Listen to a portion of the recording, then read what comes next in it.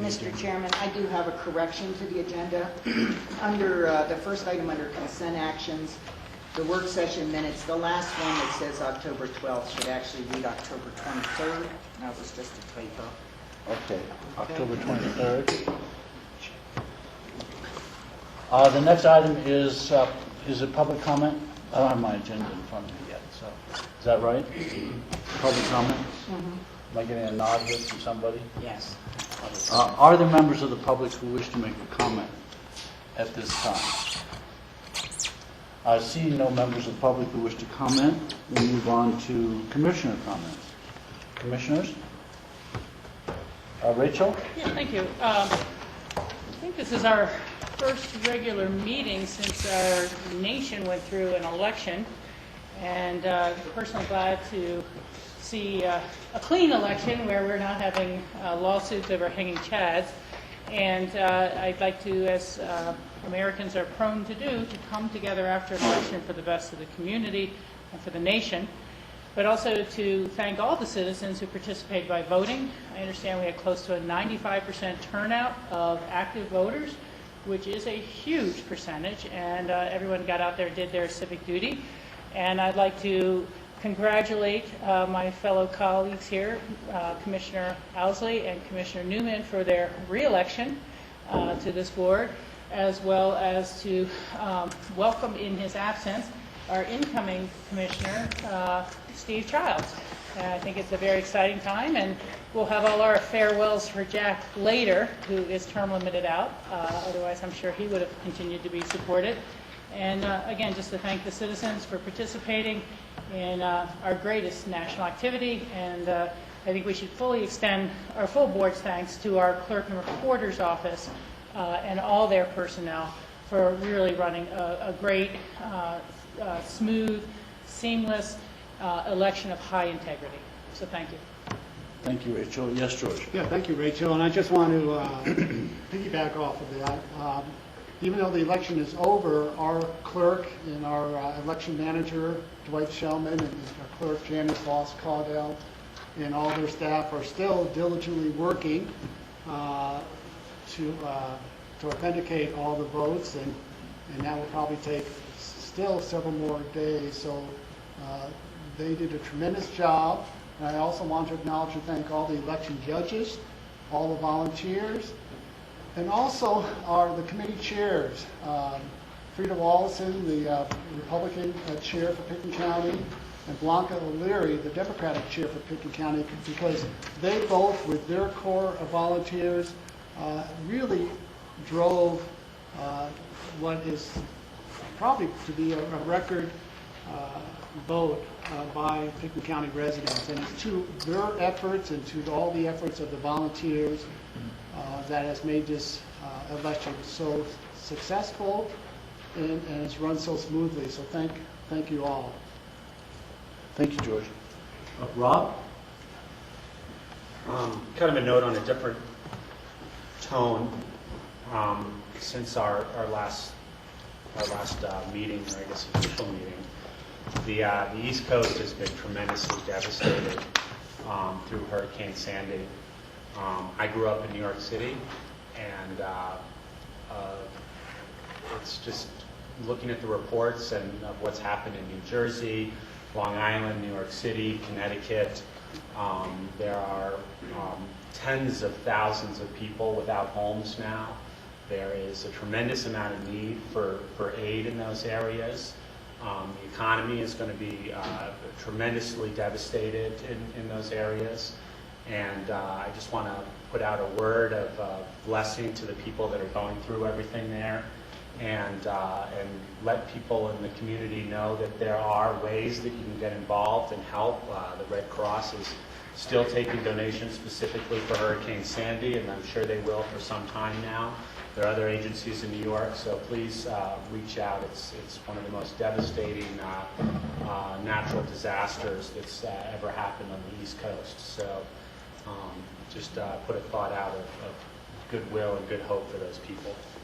Thank you, Rob. Jack, do you have any comments?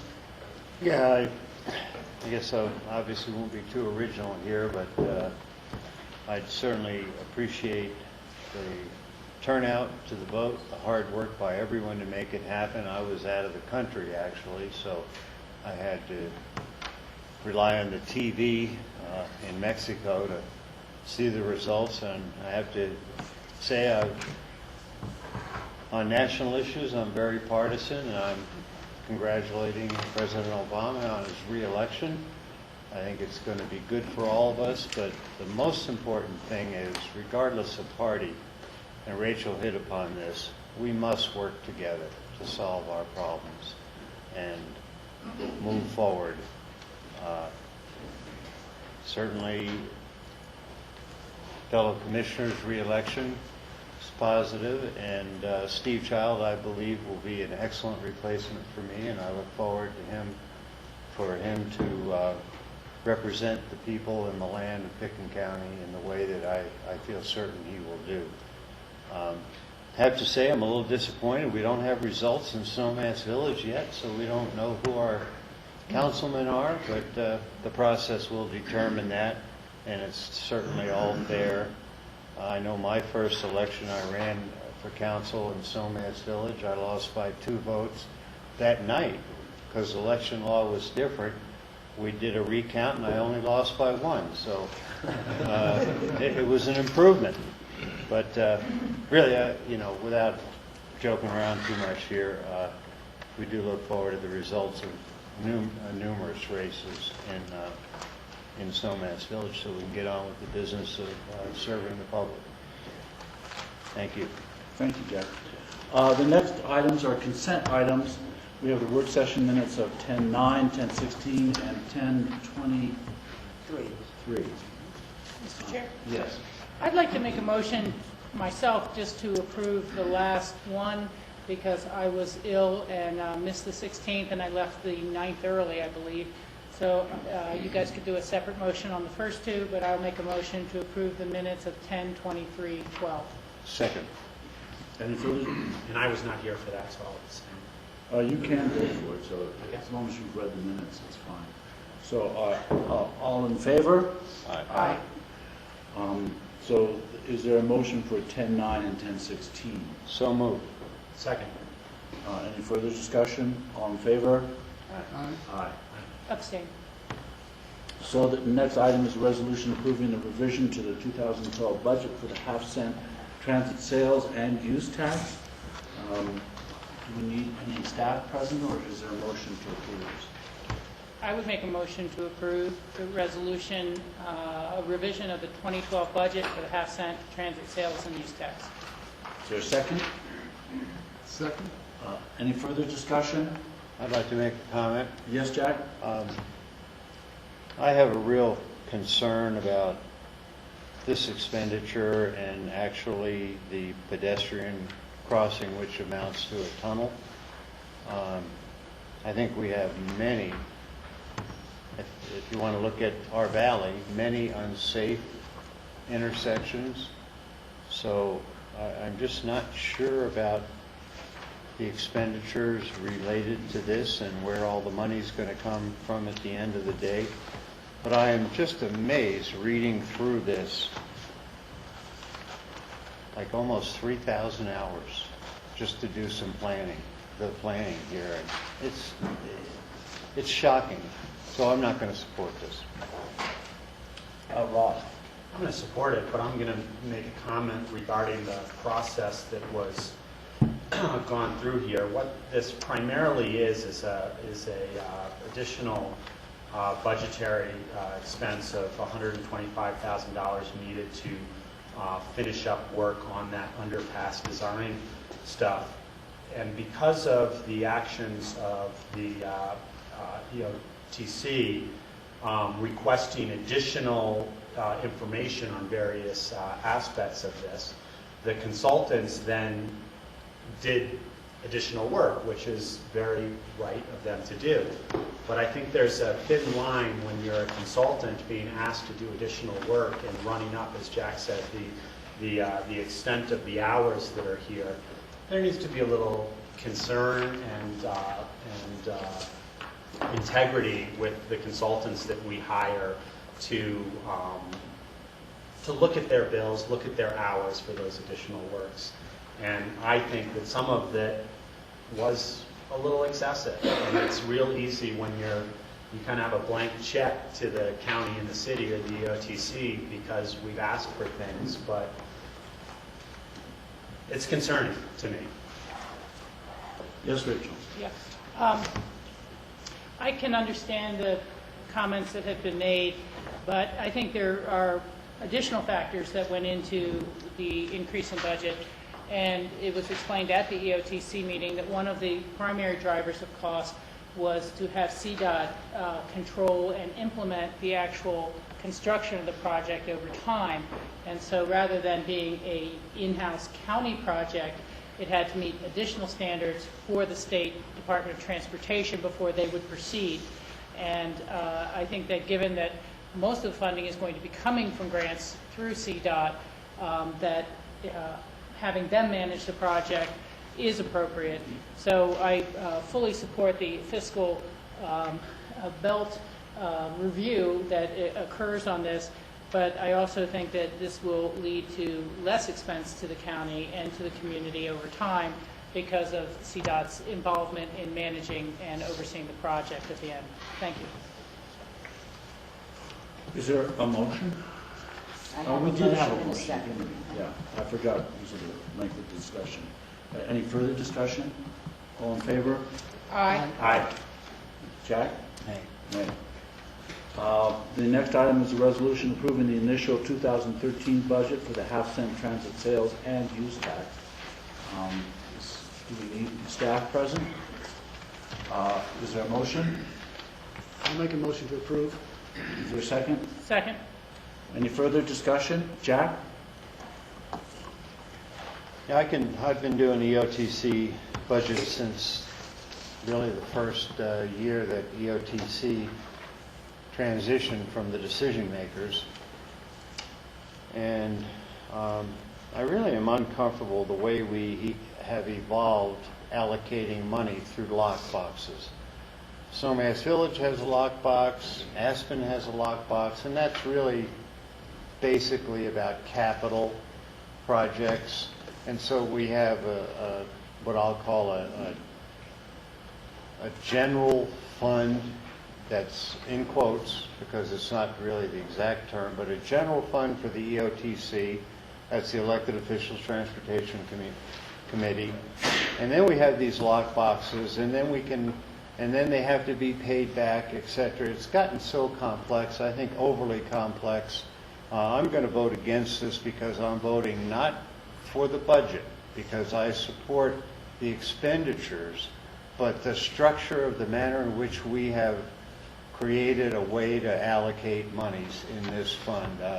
It's the first time I've had a chance to actually weigh in on this, and I'm very uncomfortable. We made something really complex that doesn't have to be. I prefer, and it was my suggestion, others didn't agree, and I totally respect that, but I prefer to have unappropriated balance, and we have a project come in that merits an allocation out of that balance. That's the way we do it, instead of this lockbox here and lockbox here, and then we'll pay it back over time. Way complex and unnecessary. Okay, Jack, any further comments? There was a motion to Motion approve. and a second. And second, all in favor? Aye. Aye. Jack? Respectfully, no, due to the structure. Okay. It'd be helpful if Jack, if we have another meeting, for you to suggest just what you suggested in front of us. And I don't think I'll be at another EOTC meeting. well, because I think we do. That is an awkward committee, and I think we could use a different way of doing business. I think you're right in many ways. The next items are consent actions. First reading set for public hearing on November 28th. The first item is a resolution setting initial airport fees and charges for 2013. We would like Jim Elwood present. I see a nod. Jim, are you? Yes. Jim, could you just give introduce yourself and just give a brief outline of this resolution?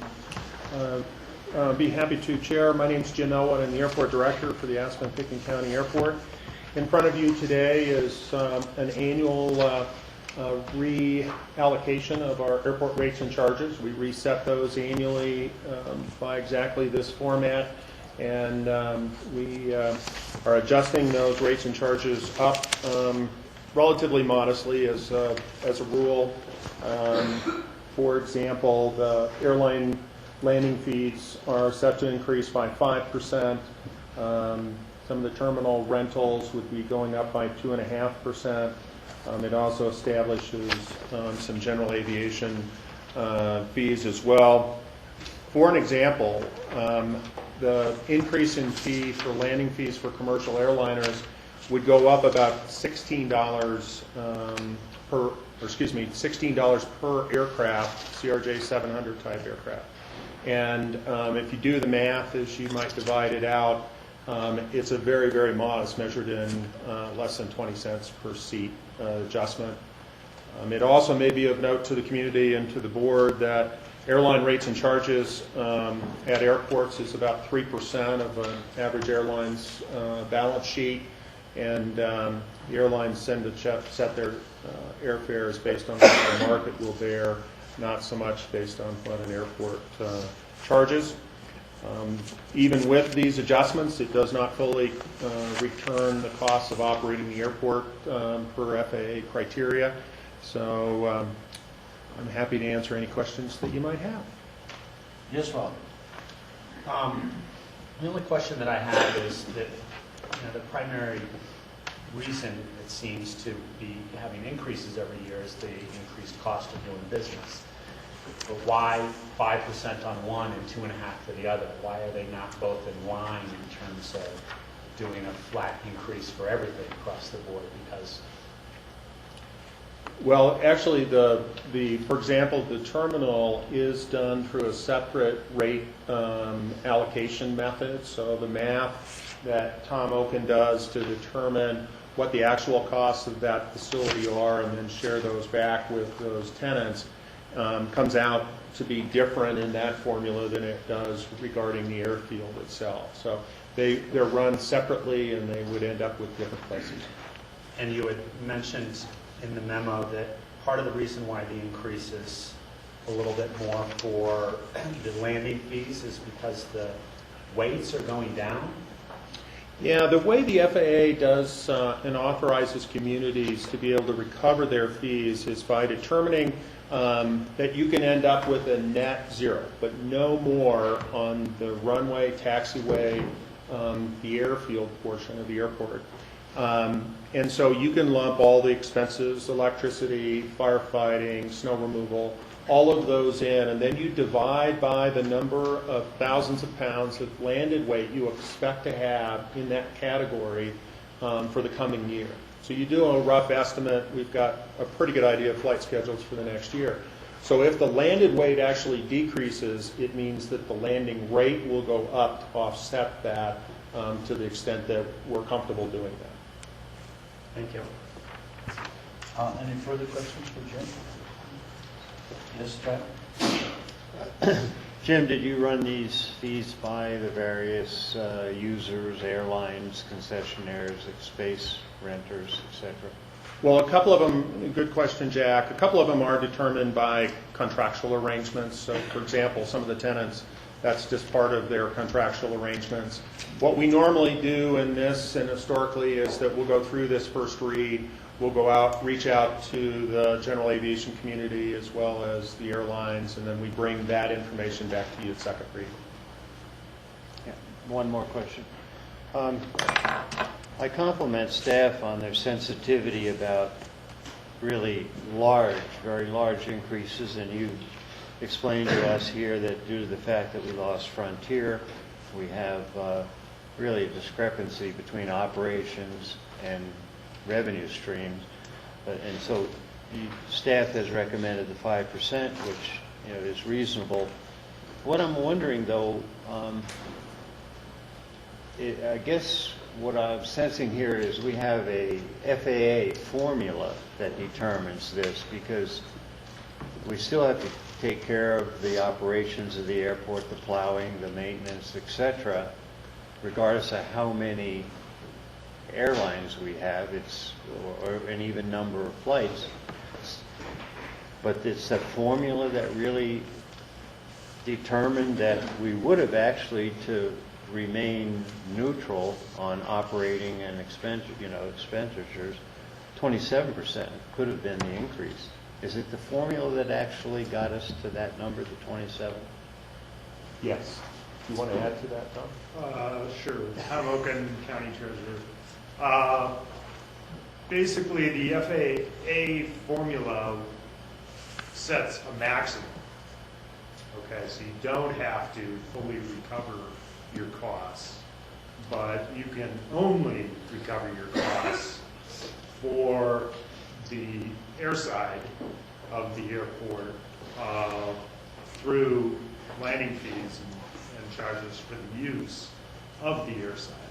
So that's the formula we run through, and to fully recover the operating costs, would have required whatever I said. 27. A 27% increase in the landing fees this year, which, would have been huge. And so even though we aren't fully recovering those costs through landing fees, in total, the operating budget for next year is showing $1 million surplus. So we're making up for it in other areas, on rental car concessions and so forth. There are other revenues that come into the airport. So in total, we're running a surplus, even though that one cost center isn't breaking even. Yeah, and this is unique for me, so I tried to get a handle on it. I appreciate the explanation, and again, compliment staff on sensitivity. You want to work with your partners, quote unquote, and I think we do very well there. Yes, Richard. Thank you. Let me just ask a simple question. The budget presentation for 2013 that we saw yesterday is based on this fee schedule? Correct. Thank you. Did we have a motion? No, we do not. Is there a motion? I'll make a motion to approve the first reading set for public hearing on November 28th, the resolution setting initial airport fees and charges for 2013. Second. Any further discussion? All in favor? Aye. Thank you, Jim, Tom. The next item is an ordinance approving the purchase of Columbines at Elk Run, Unit 104 for Picken County Employee Housing Inventory and authorizing the chair to execute the necessary documents. John Peacock, Brian Pettit, and John Redmond are all in on this transaction. John, you want to come forward and just explain to us?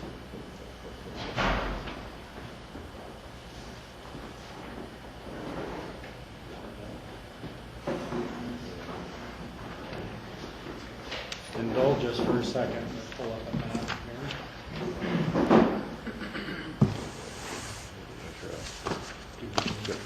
here. John Redmond, Finance Director. We're seeking approval for the purchase of a townhome in Basalt. Specifically, it's 104 Devon Court. The purchase price is $330,000. It's a 3-bedroom, 3.5-bath unit.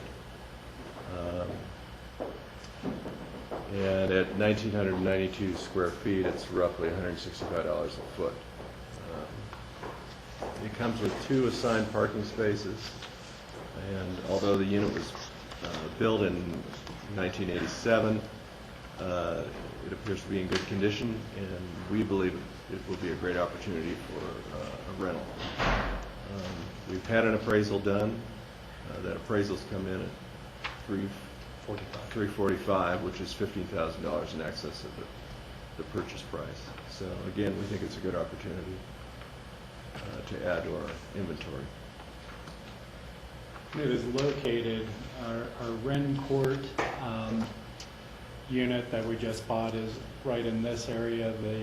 The unit we're looking at buying is listed as A, so it has good access to public transportation. good walking access into downtown Basalt, and just an attractive location and unit. This would be made available for rental to a family, and under the homeowners association covenants, it needs to be a long-term, not short-term rentals. That means 1 year minimum? 6 months. John, how long is it going to be until we acquire all the Columbines at Elk Run? Well, that all depends. Yes, George.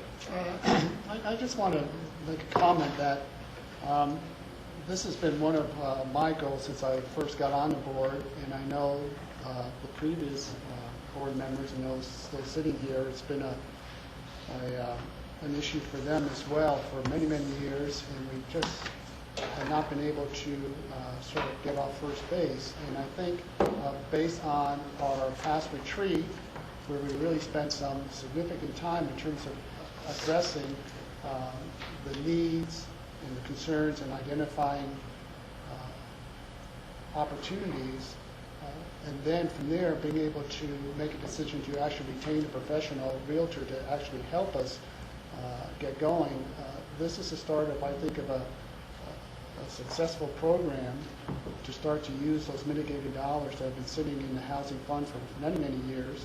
And this will be the second purchase for a fairly large units that will be specifically available for families in the Down Valley area. And so I want to thank the staff and all the work that you've done in terms of analyzing the costs, the rentals, the subsidies to make sure that this is actually going to be a good long-term investment. Thank you. So I'll support this. Jack? Yeah, I would add to the compliments. I very much appreciate the way we've kind of got off the dime here. It's taken us several years to focus, and of course the market is very important and how that plays in this.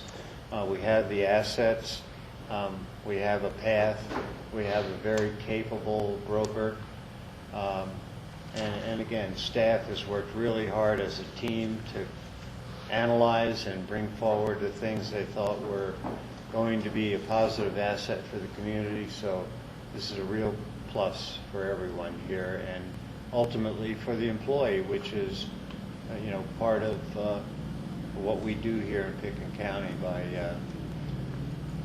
providing quote-unquote affordable housing.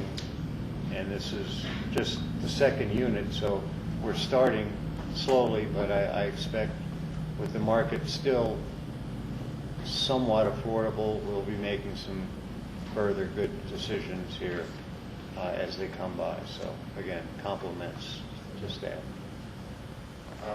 Board, any further comments? Is there a motion? I'll make that motion to approve the ordinance of the Board of County Commissioners of Pickens County approving the purchase of the Columbines at Elk Run Unit 104 for the Pickens County Employee Housing Inventory, and authorizing the chair to execute the necessary documents. Second. Any further discussion? All in favor? Aye. Thank you. The next item is a consent action. First reading set for public hearing on December 5th, 2012. This is the airport master plan. Jim Elwood is going to present, but there's a lot of people out in the audience. I can't imagine Jim's going to be the only one presenting. That would be correct, Mr. Chair. Okay. So please introduce your colleagues, and we'll get going on this. Will do. I'm being joined at the table with Tim Malloy, who's setting up the electronics. You'll be hearing from him, as well as Steve Horton from Leibowitz & Horton. They are financial consultants and specialists on this project. In the audience, we also have J.D. Ingram from J Aviation, Mark McFarland from Mead & Hunt, Dan Reamer with Kaplan, Kirsch, and Rockwell for outside counsel for the county. And I'd like to just take a moment and say we're excited to be here. It is been a long path to this point, and we are grateful for all your attention and support along the way. Jim, when did this process start? Better than 2 years ago. More than 2 years ago? Yes. I would like to kind of point out a little bit of the format as Tim finishes up putting the slides up, that we'll be pausing both at the end of Tim's presentation and at the end of Steve Horton's presentation for questions that you might have about those areas. Let's see. Some of the items that you'll leave with today, specifically new information that will be in front of you, are the planning and zoning has reviewed the documents for compliance with local planning processes. We've also received referral comments from the community, and so we wanted to be able to share those with you. I want to draw attention to the request of the BOCC will involve looking to have the second read and public hearing set for December 5th, 2012, if it's the pleasure of the board. The master plan process has been a long and lengthy one. It's involved a number of significant steps along the way, but specifically this master plan is a space reservation plan. It is designed to think about the pressures and challenges coming to the airport over the next 20 years, whether they turn out to be real or don't turn out to be real, but to think about what those pressures might be about and give thoughtful consideration to what the airport might be able to respond to those changes. We also had specific pressure within this master plan to do more in-depth understanding about what the current deficiencies of the terminal is, what are our options related to the future of our commercial airline terminal, as well as pressure from additional interested parties in becoming another fixed base operator on the airport. When we started this process quite some time ago, the board that was sitting at that time specifically gave us direction to use this master plan process to really delve into those two topics in greater detail than had been done before. Let's see. The other key component that I want to make sure I don't miss in this process is that we've tried along every step of the way to reflect community values, community expectations that they have of the airport. Given our close proximity to the community and its potential impacts, I think that time has been well served. The planning process goes back over 2 years.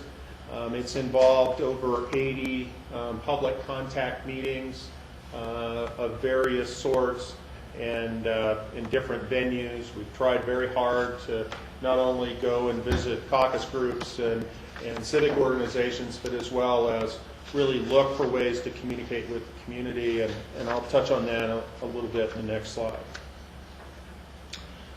The community outreach has been extensive and I think well received by the community in total.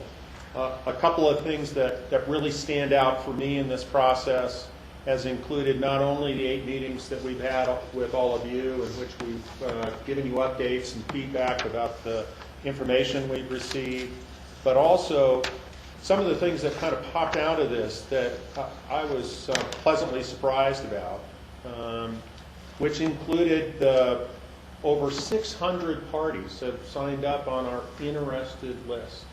And that was done through our website. There were panels in the terminal building. It was posted and made available at all of our sessions with any of the public contacts. And over that period of time, over 600 people signed up to get updates and information ongoing through the master plan process. I thought that was a remarkable number.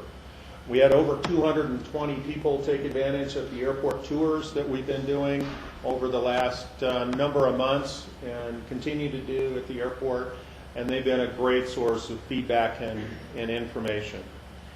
I think it really does demonstrate an extraordinary outreach to try to find out what the community's core issues, concerns, and what they saw and vision of the airport into the future. Additionally, you know that the Board of County Commissioners set up a Citizens Advisory Committee. That committee was not set up to reach a consensus, but to help make sure that the community thoughts were brought forward. Each of the constituent groups that are listed up here brought their perspective to the table for us to consider and think about. The advisory committee, I owe them a tremendous amount of thanks and appreciation. They gave willingly and in terms of their time and focus on the airport. We had 6 meetings that were somewhat long and tedious at times. Occasionally the material was dry and not terribly interesting in and of itself, but so incredibly valuable to the community and its future. So I want to just say thanks to all of those individuals. Part of the focus of this master plan was to make sure that we interfaced really well with the other planning documents that were going on in the community. And they're all posted here, so I won't kind of review those. But the 2 that really stand out for me anyway include the Velociraptor project to make sure that the connectability transit was a very high priority in all of our community meetings. About how they wanted to make sure the airport was as accessible as possible. So working with RAPTA on that subject was very important both to them and to us. Additionally, the positioning of the pedestrian crossing there at Highway 82 and how that might interface with the airport going forward was key importance as well. So we spent quite a bit of time working with those agencies and trying to be a strong participant. We also participated in the Aspen Area Community Plan, the Highway Access Plan, and the Western Maroon Creek Plan, while all trying to kind of keep it in the focus of the county's strategic plan. I won't try to read any of these comments to you because they're pretty clear and they're in your packet. And what we tried to do here was not try to get every comment possible, but we tried to take kind of a sampling or an overview of the kind of information that the community gave back to us in this process. I'd like to point out that feedback was incredibly important, and we have revised and modified both here with the Board of County Commissioners and among the staff to try to move the master plan toward these kind of comments that we received, plus many, many more that were posted on the website or directly transmitted to us along the way. I think there's some really overriding comments that we heard in the process. They were that if you're going to go forward with the terminal building, they wanted it to be as unobtrusive as possible. They wanted it to be safe and efficient. They didn't want it to be an architectural landmark for the community. That they were really interested in efficiency and a quality customer experience for any and all users that might be participants in a new terminal should it ever be built. The lower portion under environmental, I think our community has great sensitivity to environmental issues, and kind of as a reminder, should any of these projects ever be decided to go forward, environmental will be a key component of further analysis, and that clearly lands in your purview as the Board of County Commissioners in terms of whether a project were to consider going forward. I've tried to kind of summarize here very quickly. I'm going to hand the presentation off to Tim Loy to kind of go through a little bit more of the planning meat and potatoes, if you will. And so with that, I will turn it over to Tim. Jim, just let me see if the board has any questions for you. Board? No questions for Jim? Okay. Please, Tim. As a Midwestern boy, I'm proud to do the meat and potatoes part for you.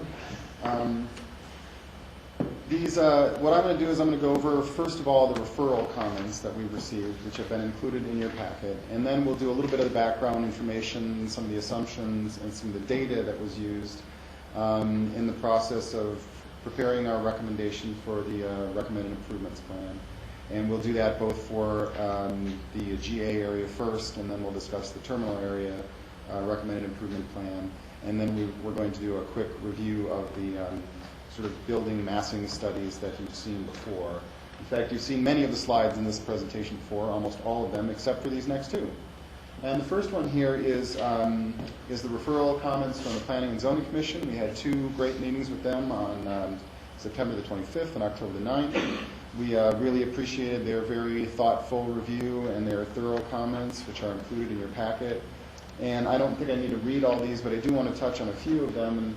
And I want to point out that in this first two bullets show that the airport master plan they found is generally consistent with the airport philosophy in the AACP, the most recently adopted AACP. And also that the airport master plan is consistent with the following policies: improving the efficient and reliability of airport services while reducing environmental impacts, improving overall quality of the airport experience in a manner that is consistent with our community character. And this was a very important aspect of the planning process. We wanted to make sure that quality of experience and is provided in this new facility should it be decided to go forward. Also reducing the negative impacts of the airport operations on the surrounding area. And you'll see that in subsequent slides in terms of some of the recommendations. And improve the convenience, efficiency, and environmental impacts of ground transportation options available at the airport. Also, a couple of other points to point out. They note that the terminal building should be designed with minimum square footage necessary for a functional, practical facility and should complement the surrounding environment rather than making an architectural statement. And this is something that we heard throughout the process, during the charrettes, during our meetings with the study advisory committee, and from some of the other referral agencies as well. And also I wanted to note that they point out that prior to commencing the design of the terminal, BOCC should adopt design guidelines to address community standards. We have actually been working on a scope of services for that, which we intend to bring forward to you, and hope to be able to kick that off, assuming the board decides to go forward with the master plan as proposed and recommended before you today. And then lastly, also, they point out that they want to make sure that the airline trail to Sky Mountain Park goes forward. We have in fact been working on that. The ALP, which is the airport layout plan, which is the document that's actually signed by the FAA that you will be forwarding to them, will include the trail alignments. We've been working on that, and the final transaction is expected to occur in January to transfer the easement for that purpose. So that's been ongoing. You know, there's a lot of overlap in these Planning Commission comments with comments that we've received throughout the process. And they've been extremely helpful in helping us modify and improve the product and the recommended improvements as we've gone along. In terms of the Jim, yes. Yeah, if you could go back to the previous slide, please.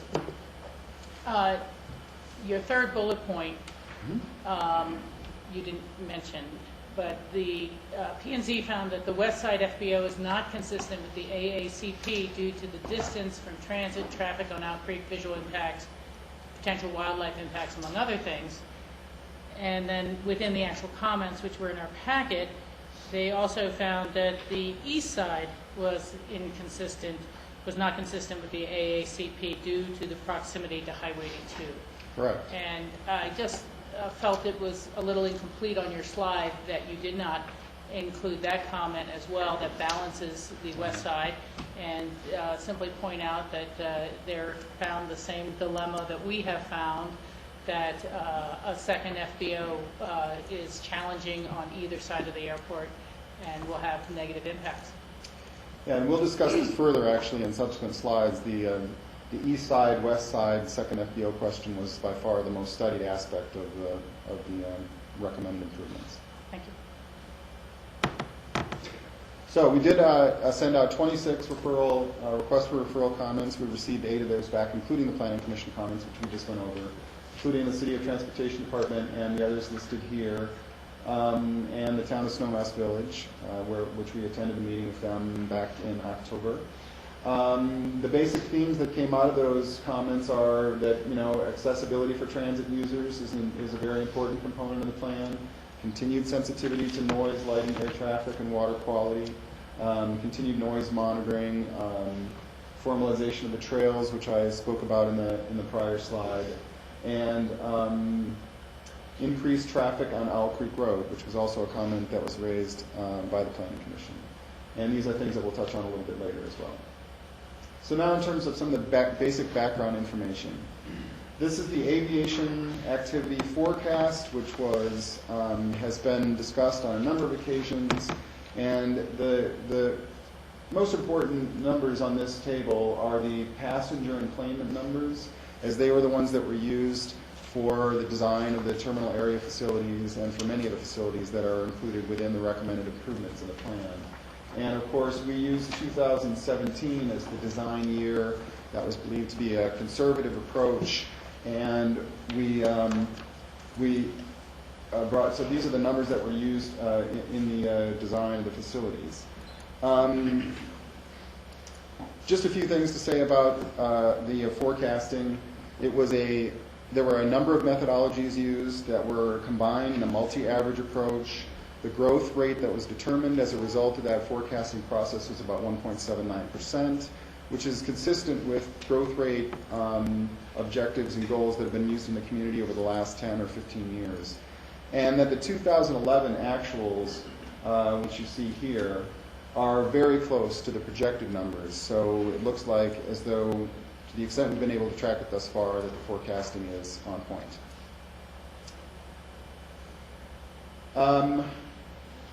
Right sizing has been discussed throughout the process, and a major consideration of this master plan has been that the master plan was largely about reserving space for facilities of the right size.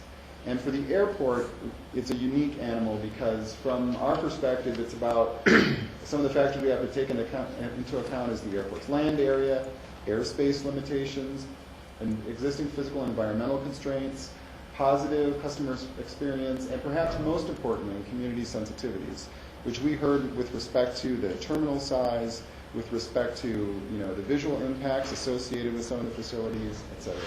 And so that was an important component of looking at right sizing for the airport. And of course, this is something that will continue through once the master plan is completed, assuming it is approved. This discussion regarding right sizing will continue through the environmental review, will continue through the design process, and this will be a focus throughout the process as we move forward. And operational efficiency, when we discuss it here, means that the airport is planned to eliminate or minimize operational breakdowns. And the example that's probably easiest to understand is that the current GA aircraft apron, when it gets crowded on busy days, causes backups for the use of the taxiway, et cetera, and it ends up affecting all users of the airport, GA users, as well as the airline users and passengers who fly the airlines. So, do you have any questions about what I've spoken about so far before we move on to talking about the actual recommended improvement plan, both the GA side and the terminal side? Yes, Jack. Tim, you just, the latter comment you just made, or the last comment, and it really works relative to right sizing. As far as the physical, we'll use the terminal for an example. The physical proposed 80,000 square feet, how does that relate to airspace, which we can't, at peak periods, you can't do anything about? Airspace is full, so that's one thing. But how does it relate on the ground? Yeah, actually, the airspace comment that I made has less to do with the terminal and more to do with some of the other facilities that we're talking about. The rearrangement of the east side in terms of how it functions, the potential for West Side Taxiway, et cetera. It's probably less important relative to the terminal. Okay, so then let's go ahead and talk about airspace. Airspace is such that we can't change that. When they're backed up, the general aviation is backed up trying to get in. Does it matter what facilities we have on the ground? Well, I think I'll defer to Jim on this comment. Well, the answer is yes. I mean, I think we've had multiple conversations about the airspace really is one of the key, if not the key, capacity limitations for our airport, and it has to do with the one-way in arrival and opposite flow on departure and some of those kind of things. But there also have been circumstances in the past where simply airplanes can't maneuver on the ground because they can't get from A to B because there are other airplanes blocking their path. That's kind of where I think Tim was going in this particular example. But as it relates to facilities on the ground in the terminal, a couple things are true. The arrivals for commercial aviation are exempt from the slot controls. So if a commercial airline is destined to be here in Aspen, air traffic control makes sure that airplane has a slot to land it in. May take a certain amount of delays because of overall numbers of airplanes trying to get from here to there, or even the airspace congestion that exists over the entire region of this part of the state. So the answer is a little more complicated than just one item, but I can share with you that they really have to go kind of hand in glove, because if you don't have the amount of facilities on the ground to reasonably match what else is going on in the air traffic system, that's when you start to have these operational breakdowns that really do challenge the system across the country, and those issues start to reflect in other airports both in the state and across the country, because one place is the bottleneck, then that's how things kind of accordion across the country. Thank you. Michael, Yes, Rachel. can you just elaborate a little on what you see as those operational challenges? Is it not getting a plane loaded on time and out, or refueled and de-iced, or what, a little more specificity? You bet. We'll go back to the commercial airline analogy. Let's say that the airplane overnights in Aspen, so it's really set up to have an on-time departure in the morning. If they get the airplane loaded on time, in the winter they'll have to de-ice the aircraft. That adds about 10 or 12 minutes to the departure time. We have a 7 a.m. curfew, so they need to make sure they have loaded the airplane, have it in position, but not depart prior to 7 a.m. There could be 4 or 5 other airplanes that have now looked to depart at that same 7 a.m. departure point. Now the airplane's delayed slightly leaving Aspen. If there's any complications in Denver, because sometimes Denver is impacted by the same weather system that we are, by the time it goes to Denver, and we'll use that as the example, deplanes all those passengers, reloads the new passengers, it's probably 20 minutes behind schedule. And so that cycle, every time the day goes along, you're probably adding a few minutes to each flight. And there are days when we get to afternoons where the airplanes now have delays that are larger. And that's where the kind of capacity of each system matters. It's one reason why we put in the de-icing pad. We're hopeful that that will expedite the airplanes being able to depart. That's one component of making the system run a little bit better. Thank you. Anything else? Great. Okay, so before we actually talk about the recommended improvement plan, I just wanted to give you a very, very quick, brief history of how we got here. As Jim said, we are excited to be here. It's been a 2-year process. When we started off on this process, there were a lot of hurdles and questions and issues to be addressed. And we went through a process that was tailored to our community to come up with the plan that's in the document that's before you. And that process started with heavy community input sessions. We did 11 charrettes with the community back at the beginning of the process, and the result of that was 9 terminal concepts and 4 general aviation concepts. So a total of 13 concepts in all that came out in very rough form from those meetings. Some of those sketches I don't think people would want to claim, but so that was the beginning of the process, was heavily oriented toward starting with the community and finding out what their interests and desires were. Then we went to the process of utilizing the skills of the consultant team and the aviation knowledge of the team that you hired to handle the master plan process. And we looked at issues like airside, landside facilities, their uses, surface transportation data, aircraft traffic activity, auxiliary and service support, on and on. So there was a long list of criteria that was used to refine those concepts into drawings that we brought forward then to the study committee and to the board during the first year or so of the process. And then once we had those concepts refined and they had received some feedback from board members and members of the community and the study committee, we went through a process of refining those further through evaluation criteria, which you see listed here. And then, of course, we were directed by the board to narrow it further. And there was also a process by which the study committee went through an input process with us, as well as a dot exercise, or the sort of process of identifying preferred alternatives. And of course, through that process, the simple alternative, which is the one that was developed into the terminal area plan alternative that you see in the recommended improvements plan, was the one that was the most vote getter, or the most dot getter, by more than double. And also that process showed that 2 FBOs, one on the east side and one on the west side, was the preferred approach.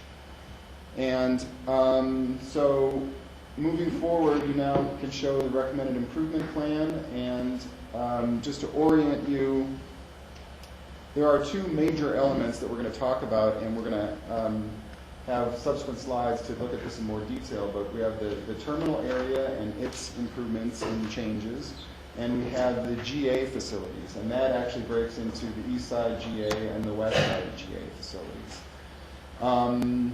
Just to remind everyone, of course, this is Highway 82, and this is the AABC North 40 county facilities. This is the transit corridor, which the airport has continued to reserve along the highway side of the airport. And then also on this drawing, you see the setback line, which we respected with all proposed structure facilities. We also were careful about making sure that we were avoiding the sensitive areas on the airport, including the Owl Creek riparian corridor, as well as this area of steep slopes that has some groundwater seepage as well. And we through the process, defined the 2 access points in our cooperation with Public Works and CDOT on the work that was done on the access control plan, and this location was defined through that process as a potential future controlled intersection, and that was important for us to help us figure out the roadway system for the terminal area. I'm not going to discuss the specific improvements on this slide any further, just to show that how all these pieces fit together. And we're going to talk now for a moment. Oops, yes, Jack? Yeah, Tim, and I apologize to everyone. Would you go back one slide before, because there was something that said airspace structures. What are airspace structures? Again, I'll defer to Jim on this. Airspace structures would include anything that might be in the way around the airport. They're looking at air traffic control tower is probably the best example of a structure that goes directly to helping airspace. So that's an example. Yeah, no, that's perfect. Just the airspace kind of threw me a little bit. We haven't heard that one before. So. Well, we also look at antennas that might be on top of mountains that would impact the airport's operational. Excuse me? The cameras? Yes. Yeah. Thank you. Okay, so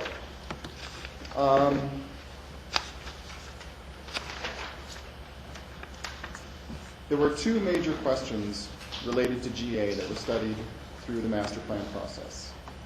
One of them was, can a second FBO meeting minimum standards as outlined in the Title 10 of the Pitkin County Land Use Code be accommodated at the airport?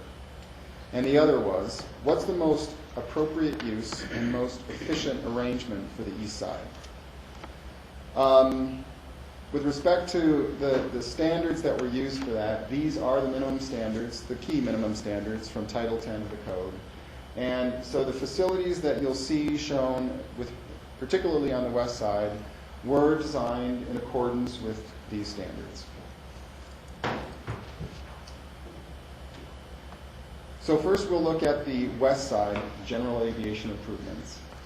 And just again to do a little bit of orientation, as you may recall, we had an extensive discussion with the board over the last year on east side versus west side, what was the appropriate arrangement for the west side, and the east side, what was the appropriate level of hangar structures, et cetera.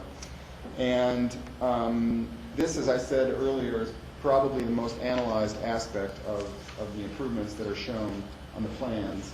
And here, the basic components, the basic components are, we're talking about a west side taxiway that has two traversing taxiways, one here and one further down the airfield close to, directly across from the terminal area.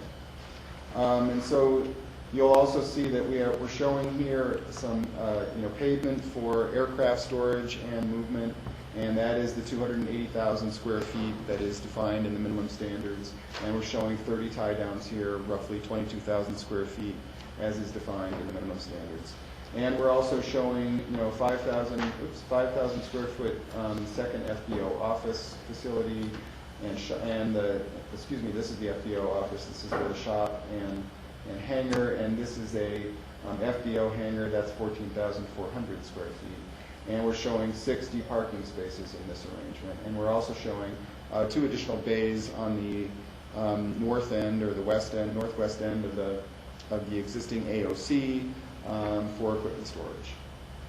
And in addition, we're showing an emergency medical services, aircraft parking and fuel storage and aircraft de-icing pad over here. This is something that came out of our discussions in the community, that there was interest in having emergency medical services utilize this facility and be on this side of the airport and a little bit out of the way of the sort of main commercial air traffic on the other side of the airport.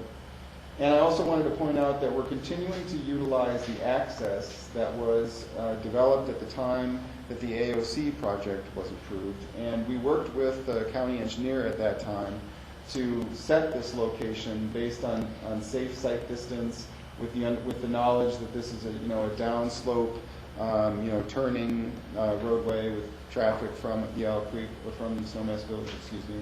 So that location was set in accordance with the county engineer back when the AOC was developed, and we're continuing to utilize that for access to this area. So now we move to the east side improvements that are proposed. And the direction that we received from the board, as well as the community, and through our analysis, suggests that the east side should continue with a single FBO and be reorganized to minimize congestion and improve operation and reduce impacts on the surrounding area.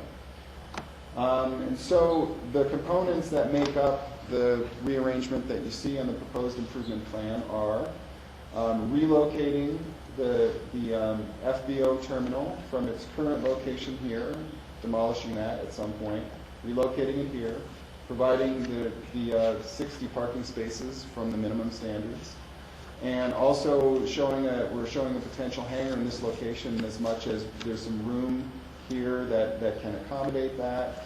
And we're talking about expanding the potential aircraft parking apron in this area, which of course, this is the existing terminal underneath, and so that is contingent upon the existing terminal being relocated. And we're also talking about a visual and noise buffer along the frontage road, which is here, as one significant way of being able to address the impacts on our neighbors to the east, the North 40, the ABC, CMC, etc.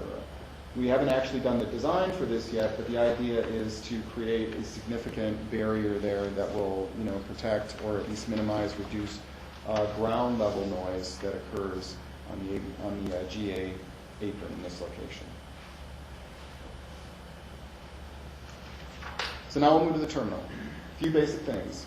The BOCC has been clear regarding the focus of improvements that are right-sized and respect community values related to scenic impacts, community character, environmental impacts, and neighborhood compatibility. So these are all things that were sort of the utmost concern in terms of looking at proposed facilities for the terminal area. I want to reiterate that what we're talking about for the terminal area will be focused on functional functional improvements, efficient, and will not be an architectural statement. It's really more about making an airport that works and respects community values with respect to sort of the aesthetic appearance of the airport, similar to what we have today. So these numbers are kind of some of the basic design numbers that were used in developing the recommended improvements that are shown in the master plan. And I want to point out that this 80,000 square foot number, which has been discussed a lot in the community, is really a space reservation number, that the actual square footage is going to be developed, refined, and defined through the design process. We're also talking about 1,300 parking stalls and a goal of 8 boarding gates, as we currently have 5, and really emphasizing that connectivity to transit. So this is a little bit more information. One other question before you go. Back on the last slide, the terminology perhaps is 8 boarding gates, because currently everyone pretty much leaves through the same door now. So are you talking about 8 separate gates to the new pads where the waiting plane would be waiting, or is it still going to be one entrance and then walk out the, just please clarify that. Well, yeah, I think that this hasn't been designed yet, but I think the preference is going to be to have more doors. We're talking about parking positions. So here we're talking about 8 parking positions, and hopefully the design will include the appropriate number of actual doors to make those 8 parking positions work as efficiently as possible. And so we currently have 5 parking positions. We don't have 5 kind of gates as we think about them when we're at a larger airport.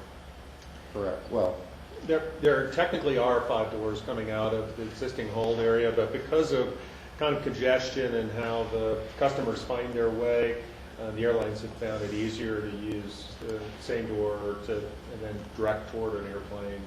Okay, I just wanted to It's get a little less than ideal. the terminology correct.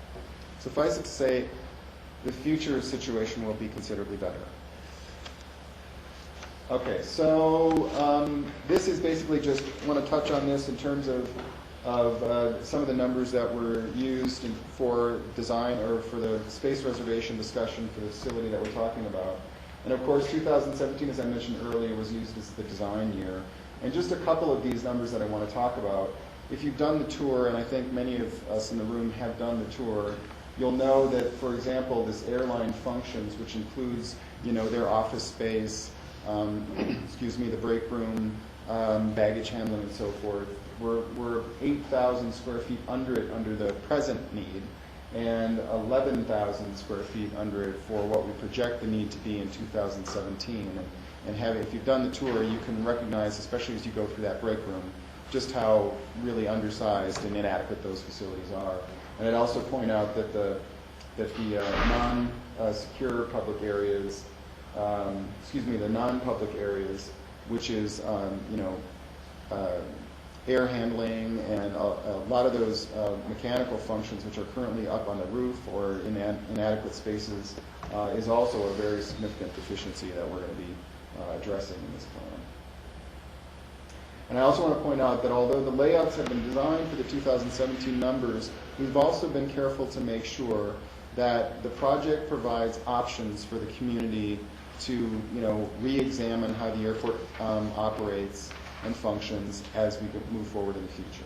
And we'll show that on slide. Here again, similar to the numbers for the terminal, we did an analysis regarding the parking needs, and we've presented this slide on a number of occasions. I just want to point out that the 29% increase that you see in the public parking space reflects the increase in enplanements and consideration of design day need. That's not peak day. That's like 85% day, like Thanksgiving, for example. So the parking has not been designed for peak day. It's been designed for a lesser load. And also, in terms of the increase for rental car spaces, a lot of that has to do with trying to minimize the amount of truckloads that we do of transporting those rental vehicles up here from other destinations during peak seasons, and also to provide more room for vehicle maneuvering and efficiency. The way it works now, it's valeted, and we've got a very small area for rental ready. So there's a lot of having to move vehicles pretty much constantly, especially during peak season. So, here we go, looking at the proposed terminal area improvements and the components and how they fit together. So you can see the existing terminal, the existing short-term parking, rental-ready lot, the drop-off area, the commercial drop-off area, the existing rental car storage area, and the long-term parking. And so first we're talking about doing this redoing the commercial apron, and this we're recommending be done regardless of whether the terminal is redone or relocated. As you are aware, having heard this before, the apron flows toward the facility, and at times the trench drains that are in front of the existing building exceed capacity, and we have problems of flooding in the terminal. So this is something we'd recommend doing regardless of redoing the terminal. Then, of course, we're showing the concourse piece here. This could be built in stages and could connect to the existing building. So that you would have, the existing hold room plus this concourse space for some amount of time. Then, of course, we're adding parking and circulation system. And here, the basic components are, parking structure, 3.5 floors below grade, landscaped on top, looking similar to, or even more perhaps park-like than what we have today, surface parking, and rental car parking and maintenance facilities, and reutilizing as much as possible the existing parking that's on the airport to augment the parking structure, which has been reduced through the process at the direction of the board. Yes, Jack? Tim, I'd like to get an understanding of the phases for parking. Looks like there's a short-term phase and at a cost of $45 million, and then a longer term at $23 million, round numbers. Could you identify how that phasing works up here? You're not going to build on top of something. I Right. guess staging is lateral. Well, first of all, phasing has yet to be worked out in great detail. What we're talking about here is very preliminary planning level phasing, not construction phasing. So the phasing that we're talking about may be a slightly different animal than the numbers that you're using, which I assume come from the financial plan. Tim, if I might jump in. Jack, in essence, what you see is the parking in first phase is the part that you see on the screen that says parking. Should a need ever be presented in a long-term basis, that's how we reserve some space to the right. In a moment, it'll pop up and say transportation. Now, that could be a park and ride. It could be the train station. It could be a lot of different things. But we felt like when you lay out a roadway system, at least as preliminary as we've done here, you want to make sure that you haven't scrunched yourself, that you're duplicating investments that you've already would have to be affected if you made any changes in the future. So we kept some of those parking or transit or whatever it is in the long-term financial plan just as a placeholder. Okay. Michael, one more. So why is it not possible to, we've identified where the new terminal would be. Why is it not possible to maintain surface parking, and then in that long-term phase, well, we need a train station, in an ideal world, okay? We need a train, etc. Then go to structured parking. Well, you may recall we did some surface parking. The biggest issue with this site, and I think you've been out there, many of the community that have gone on the tour, it's quite visible. We have a lot of transition and elevation across the site. And so to protect certain things and get roadway systems in and to do the phasing creates some challenges. Now, we've not tried to go to design level, but at the board's request, we went back and said, how do we protect as much of the existing surface parking as possible? But as you start to move south, end up, especially because of the grade elevation. For example, Tim, if you'll point to the long-term economy lot space, that's almost 20 feet higher than the commercial apron that's shown on that screen. So there's quite an elevation shift right there. And at some point, you reasonably can't cut a road through a hillside and still make it efficient. So those are kind of the challenges that would have to be worked out as a more detailed design would take place. And we also had, at one of the meetings of the board, shown a surface parking lot solution. And if you'll remember, Jack, the surface lot ends up coming like way out here. I mean, that's how far out we ended up needing to take it in order to accommodate the parking on the airport. And the decision and the direction that we got from the board at that time was, let's try and reutilize as much of the existing parking as we can, and we'll cut the proposed parking structure in half and use that as the first phase, which makes doing the second phase, should it ever be necessary, which, you know, that, again, as Jim said, the second phase might be some other form of transit rather than parking, but just leaving room for something else to happen. Rachel? Yeah, just kind of on Jack's point, but Tim, looking at this slide, to the hard left, you're showing airplanes. And isn't that currently the long-range parking lot? Here? Yeah. It used to be. It used to be. That got moved from here over to here. Okay. And so that is already parking Yep. as part Yep. of the improvement. This pavement was redone from long-range parking to aviation parking about 5 years ago? 6 years ago?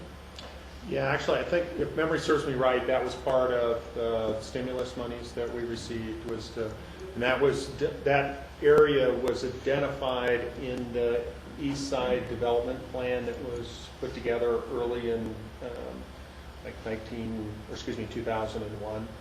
Thank you. Yes, Jack. Kind of continuing on the parking scenario. What I'm not seeing here is a reason to still build a parking structure, because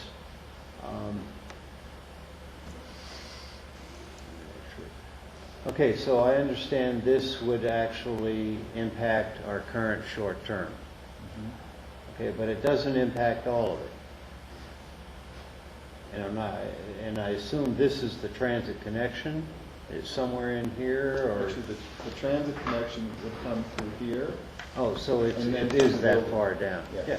So I'm still not understanding, we haven't displaced all of this parking, and why, I mean, it's unreasonable to me to consider spending $45 million for parking in this community when in fact, you know, we really prefer to disincentivize driving, parking, and that's what P&Z was partially about, you know, the transit connection, etc.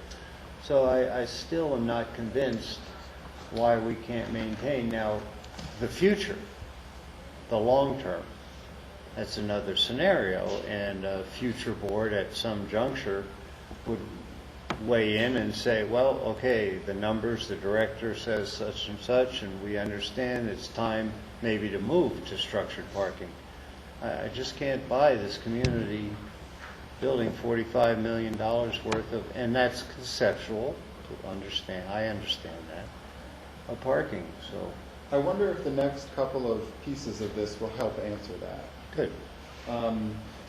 Hey, I'll sit back. I'm all for getting educated. I won't pause too long on this, but this is essentially, you know, additional commercial apron that is necessary in order for us to achieve the 8 gates that we talked about. So you can see that in this scenario, all of the long-term parking has now gone away. So now we have a serious problem in terms of long-term parking. And then if you look at this piece of it, so this is now where the terminal building, the rest of the terminal building, ticketing, baggage handling, et cetera, comes in. And we are now fully utilizing the concourse, which is shown here. And so the area within the white that you see, Jack, on this, in orange that has the white boundary, that's the actual new terminal building. And this area that you see in orange is demolition of the existing terminal building. So now we have, you know, the terminal has shifted over here, close, great relationship to the parking structure for you know, excellent customer service. in a good location in terms of getting that connection from the transit facility, which now, this is the BRT, this is where the future BRT station is going to be on the north side of the highway, and this is where the future BRT station is going to be on the airport side of the highway. And it's been designed to, be adjacent to a vertical elevation stair elevator structure that would connect to the parking structure, allow us to provide weather-protected access for transit and airline customers from the transit facility, from across the highway to the ABC, to the North 40, et cetera, right through the parking garage and into the terminal. And then we look at the next piece, and that is, so once the terminal is demolished, we talked earlier in the presentation about relocating the second FBO and taking advantage of some of that aircraft apron and parking area for additional GA apron in order to reduce that congestion, make the east side work better, and make the airport work better in terms of avoiding those delays that we have on peak days due to congestion on that apron. So now we see that most of this area is gone and all of this parking is gone, and we've continued to be able to utilize this, but we're now substituting this and some GA parking in this area and in the parking structure. Any more questions on that parking before we? Well, I'm not sure it's the parking, but and maybe in your next slide. But what happens with the remaining of the area where the terminal was demolished in this picture? It's shown. The plan is to convert this, as we did here with the long-term parking, to additional east side general aviation aircraft parking apron. Okay. It just seems that there's still a lot of orange between the new terminal and where the GA is, where you have the word terminal. Yes. What happens with that? If I remember correctly, there's some commercial vehicle parking here once this has been removed that isn't shown on this drawing. So there are other uses that show up both here and I think on this end as well. And so then in the next slide, we see about how we're making room for future options. Now this is just to say there's room here, because really you've got this surface parking area that could be redeveloped at a relatively low cost compared to other, and we can start now impinging on this parking should we go forward with some other option relative to the future. And this again, this would be additional commercial apron to get to 10 spaces should that ever be necessary. Okay, so One last you want to go back to? question. Well, yeah. As far as, now I know we're only in, planning stages. We certainly haven't done any architectural, etc. But as far as phasing of the actual terminal, we're not planning on building 80,000 square feet right away, are we? And therefore, you wouldn't have all those gates. Correct. The answer to that question really is that if we get direction from the board to proceed with further research on a terminal building, we're going to look for efficiencies in square footage. You'll have to design the entire structure so you can make sure that you've accounted for the right elevations all work together. You're going to need to do the complete build-out design on the front side, and then you can pick and choose sections depending upon circumstances that the community needs and financial considerations and all the things you might expect. But the full design would have to be done on the front side so you can make sure you've allocated, you've tied the heating, ventilating systems together, all the key components to make it a functional structure for a very long time would have to be addressed on the front side. And so that design process could include phases, though. You would design everything and then add on X amount of square foot when the demand shows. Correct. That's assumed. Thank you. Okay, so before we do a quick look at some basic graphics that show building massing, I wanted to talk for just a moment about how the aircraft apron drives the building height. And through this process, you'll see that there are some ways in which the existing ground, the terrain, how the facility will function suggests that perhaps a two-story terminal is a good idea. That decision hasn't been made. We're still showing 80,000 square feet, or the terminal footprint still is assuming one floor. But that's the kind of decision that will be made during the design process. But one of the important aspects of that has to do with how the aircraft apron drives the height. So here we see the existing terrain out there. Here's the highway, some vehicles, that berm that's intervening, existing parking areas, etc. And on the left, far left, we see this is kind of the edge of the taxiway. And that edge of the taxiway is not going to be changed. That's sort of the base elevation from which we make our changes to the aircraft apron. And here you see the aircraft apron being sloped up to the building in order to have drainage go away from the building. And there are other safety concerns related to fuel spills and chemical use on that apron that are important to consider. And it's best to drain it away from the structure.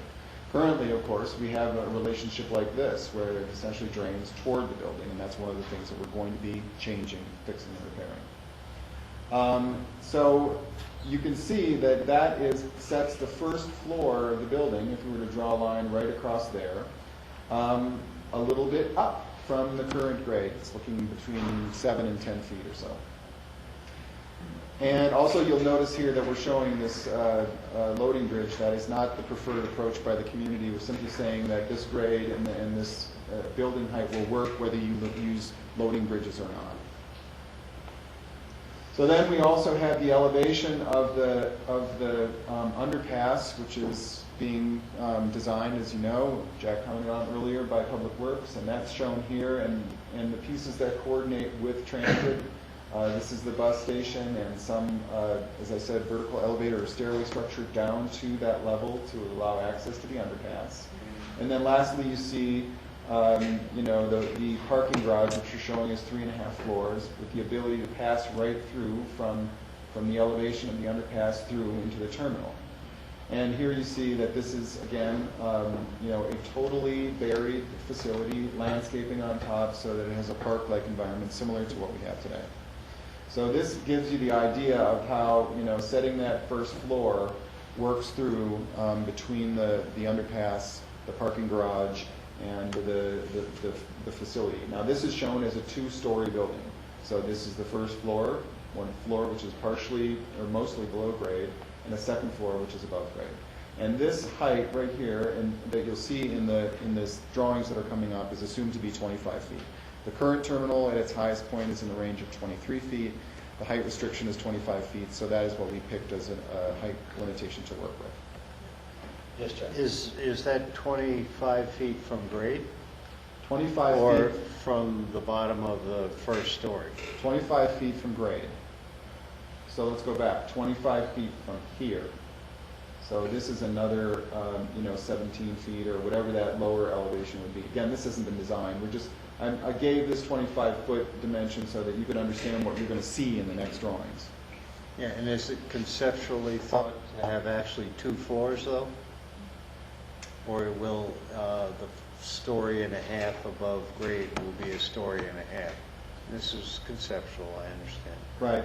What this is showing is 25 feet. That, as I said, the current terminal has points that are 23 feet. None of this has been designed. It's just let's pick that height because that's the height limitation.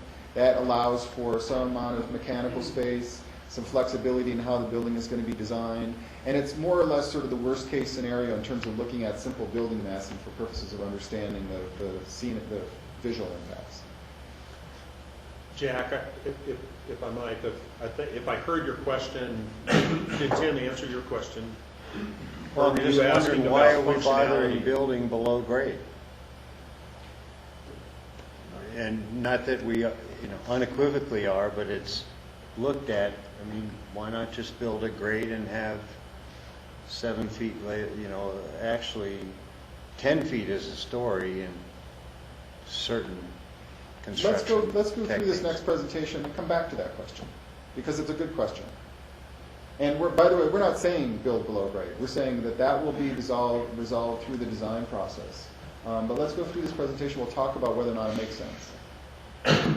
So here, you're going to see two series of slides. One taken from Baltic Avenue, which is what this is, and one taken from the new intersection across from ProBuild, the old BMC West, which is the one that's been identified in the access control plan that you all approved last year, or earlier this year. And here what we're showing is the outline here and the massing of a two-story building.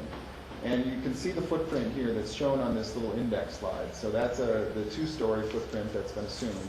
And that is outlined in yellow here on this drawing.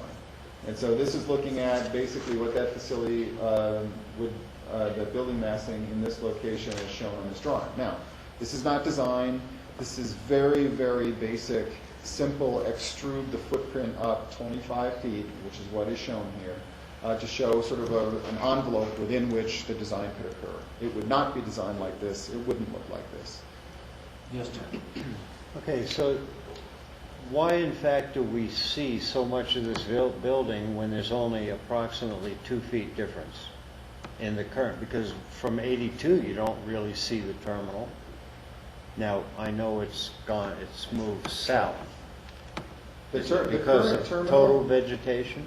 Jack, I think we had a line on one of the last drawings. The current terminal is like about in here, behind these trees. And it is, because it is to the right, it's more, I think it ends about in here and goes this way and is behind the trees.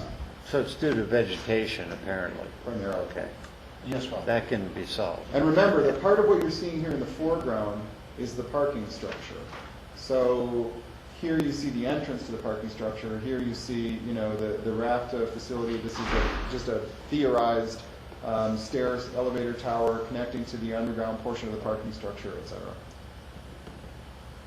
And first I'll say I totally understand that this is going to happen in the design phase of this, but it's 2 feet taller from grade, but grade has been risen about 7 feet. So it's really 7 plus 2 or 9 feet or whatever it is. So it's really 9 feet taller than the old building in terms of the elevation of the top of the old building and the elevation of this building, because you're raising the grade. But this is going to be handled in the design process. Correct. And we can step back the front of this building so it doesn't make as much of an impact. We can do all sorts of things to change the different impact of it. But I think that answers Jack's question, why this looks higher, because the elevation is actually the 2 feet plus the grade that's coming. In order to accommodate the change to the commercial aircraft apron. And, Bing, if you were to look at just a one-story building, which is what we're showing here, because the elevation of that first floor is set by the aircraft apron, as we saw in that section, the building height ends up being the same. I mean, if you assume that you're going to have, build something within that 25-foot range, the building height ends up being the same. So you can see this line here is more or less the same. Now, this blue line shows this is the one-story building, and again, this assumes 80,000 square feet, which is subject to the design process in terms of what it actually is. But you can see that the real difference in terms of the visual impact is that the one-story building is longer, and so you see more of it at essentially the same height. And again, you have the parking structure in the foreground, the entrance to the parking structure, et cetera. So am I to infer that, having just said the one story certainly goes further north, west, whatever, combination, that there is going to be, at least it's projected to be, I keep having to qualify all this, but projected to be 2 stories, because you got to have X square footage means either you stack it or you extend it. This is one of the great questions that will be addressed in the design process. But there certainly appears on the surface that there's an opportunity here to hide some of the building, get that functionality. If you think about it, you arrive on the upper level, you see Aspen, Buttermilk Mountain, the ski areas. You get your baggage downstairs. You go out in a weather-protected environment to the parking structure at an underground level. You pick up your airport shuttle or your rental vehicle or whomever is picking you up, and you exit the facility. So there are some advantages, both in terms of functionality as well as in terms of how much of the building that you actually see. There is one additional point there. Because of that grade elevation that you so eloquently stated, Rob, the broader that you spread the building to the face of Highway 82, you have more incline to try to deal with, and that's really where we are today, is by those various elevations within the existing building. So that's another piece that will have to be thought about, is if any decisions made in the future. Yeah, maybe a way of expressing that is this is the face of the building, and since the runway is going downhill at 2%, the change from one end of the building to the other, if it's 100 feet, that's 2 feet. But I think this is about 600 feet, so that's 12 feet. So you can see that the longer you make the building, the more you're dealing with that grade change as Jim mentioned. And one last question. Thanks for flexibility here, Michael, in back and forth. Setback from Highway 82, whether it's center line or whatever, existing versus proposed, is it approximately the same, or does it move closer to the highway? Let's go back and look at that. It's right. So here is the proposed setback. It's on a portion of the site that's a little deeper.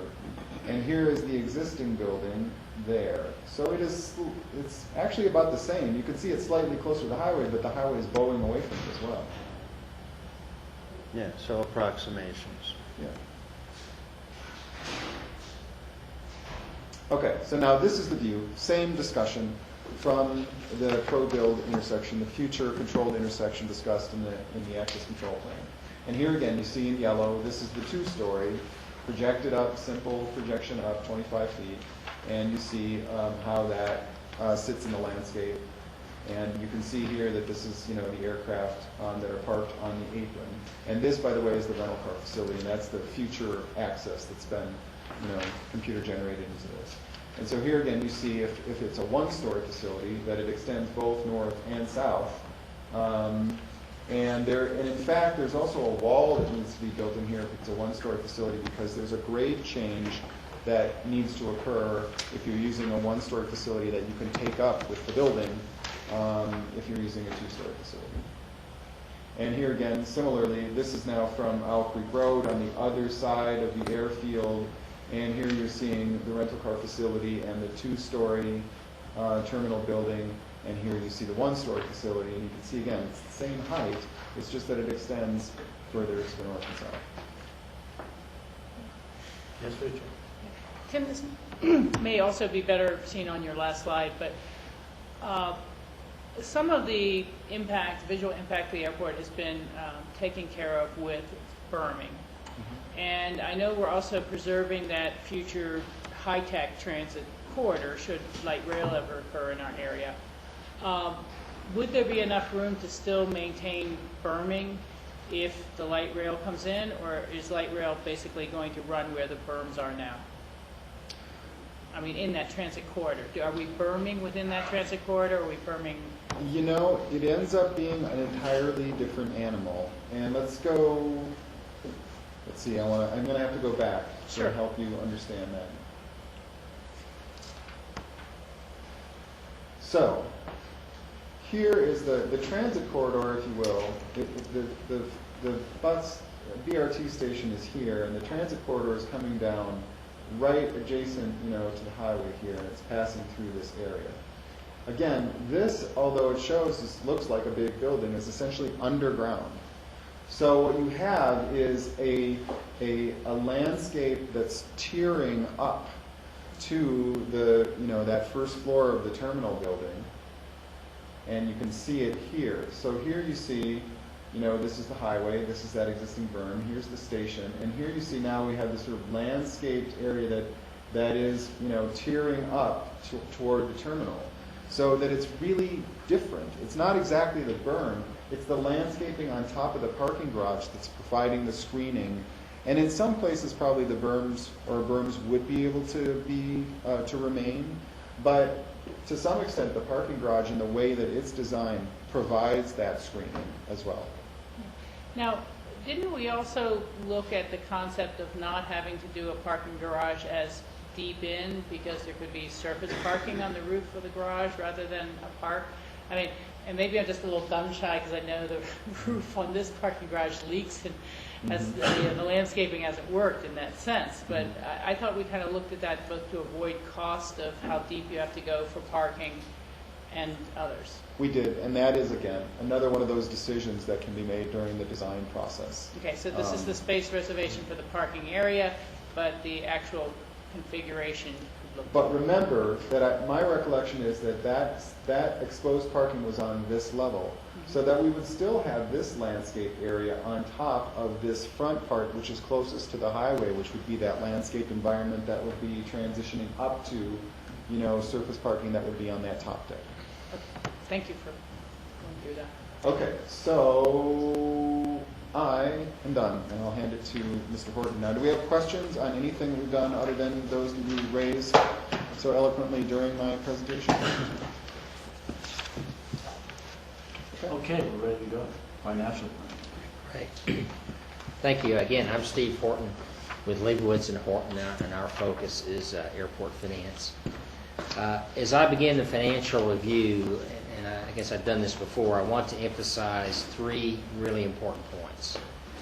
The first point is the overall goal of the financial analysis we have conducted has been to meet FAA master plan requirements to develop a financial implementation plan that is reasonably achievable.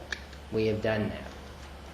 The second point is that it is my professional opinion, with 30 years of airport finance experience, that we have presented a feasible financial plan. If the board adopts the plan, what I am saying is that it can be accomplished from a financial perspective. And the third point, the finance team for the project, including key county management staff and the financial advisory board, have concurred that the plan is conservative and reasonable. And we reiterate some of those points on this first slide. The financial advisory board has been involved in all levels of detail. We reviewed all aspects of the financial plan with the financial advisory board, and they concurred that it was reasonable and conservative. Some very key points that we included in that discussion was, first of all, a risk assessment, which we've also referred to in this presentation as a sensitivity analysis or a stress test. That's where we applied negative assumptions to see what the results would be if the plan was still reasonable. We reviewed interest rates. We reviewed revenues. We reviewed all the details of revenues and the growth rates associated with them. And once again, the finance team, including the FAB, concurred we have a conservative and reasonable plan. One particularly key assumption was revenue that we would derive from a second FBO on the west side. We detailed how we arrived at that assumption, how extensively it was studied, and again, the conclusion for the entire finance team was that it's conservative and a reasonable approach. We also looked at the phasing of the parking solution, indicating that full funding for the long-term piece that we have referred to, whether that's really parking or whether that's some other transportation method, that is delayed in the current plan beyond a 10-year period. So we reviewed all those issues, and again, the entire finance team concurred it was reasonable and conservative. The overall financial plan, in the overall financial plan, we found a reasonable match between the planned expenditures and the planned funding for the recommended improvements within the space reservation program.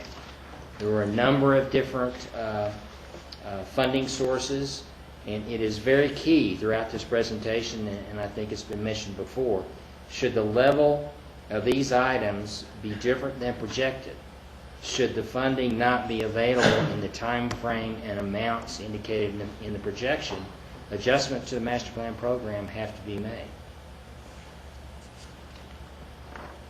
This next slide, we've included this slide because it provides a good summary of the different cost components of the terminal area plan. It does not include the other non-terminal CIP.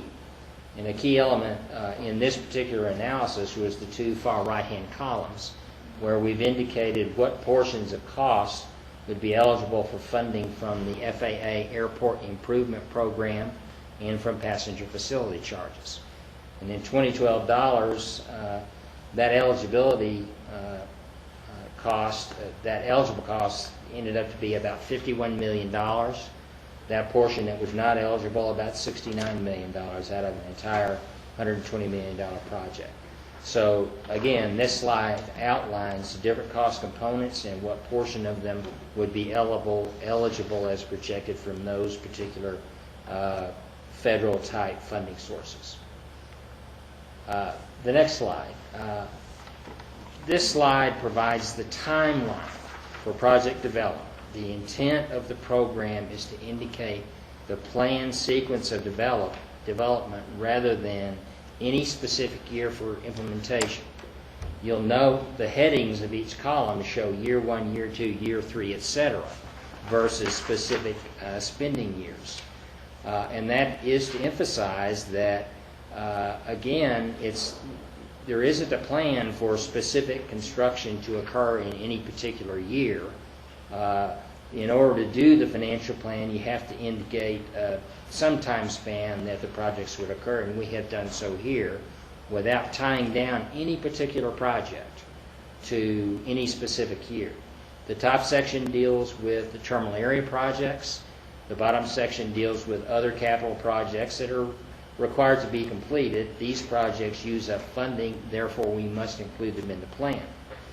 The actual development of projects depends on many factors, particularly including board approval and the availability of sufficient funding.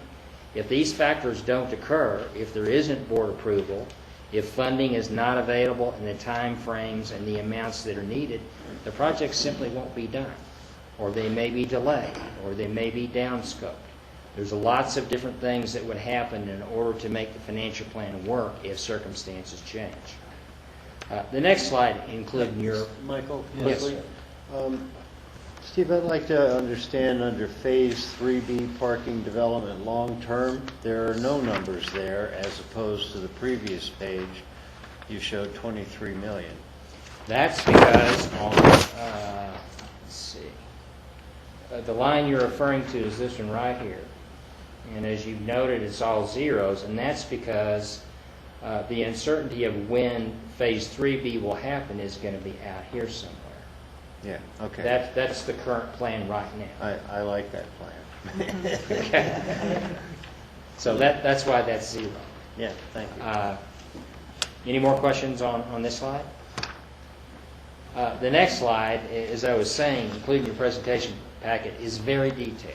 You've seen it before, and it's difficult to read as displayed on the projector because there's so much detail It's there. difficult to read in the packet, too. Yeah, I understand. We should have passed out magnifying glasses. But I'm afraid it's the nature of the beast.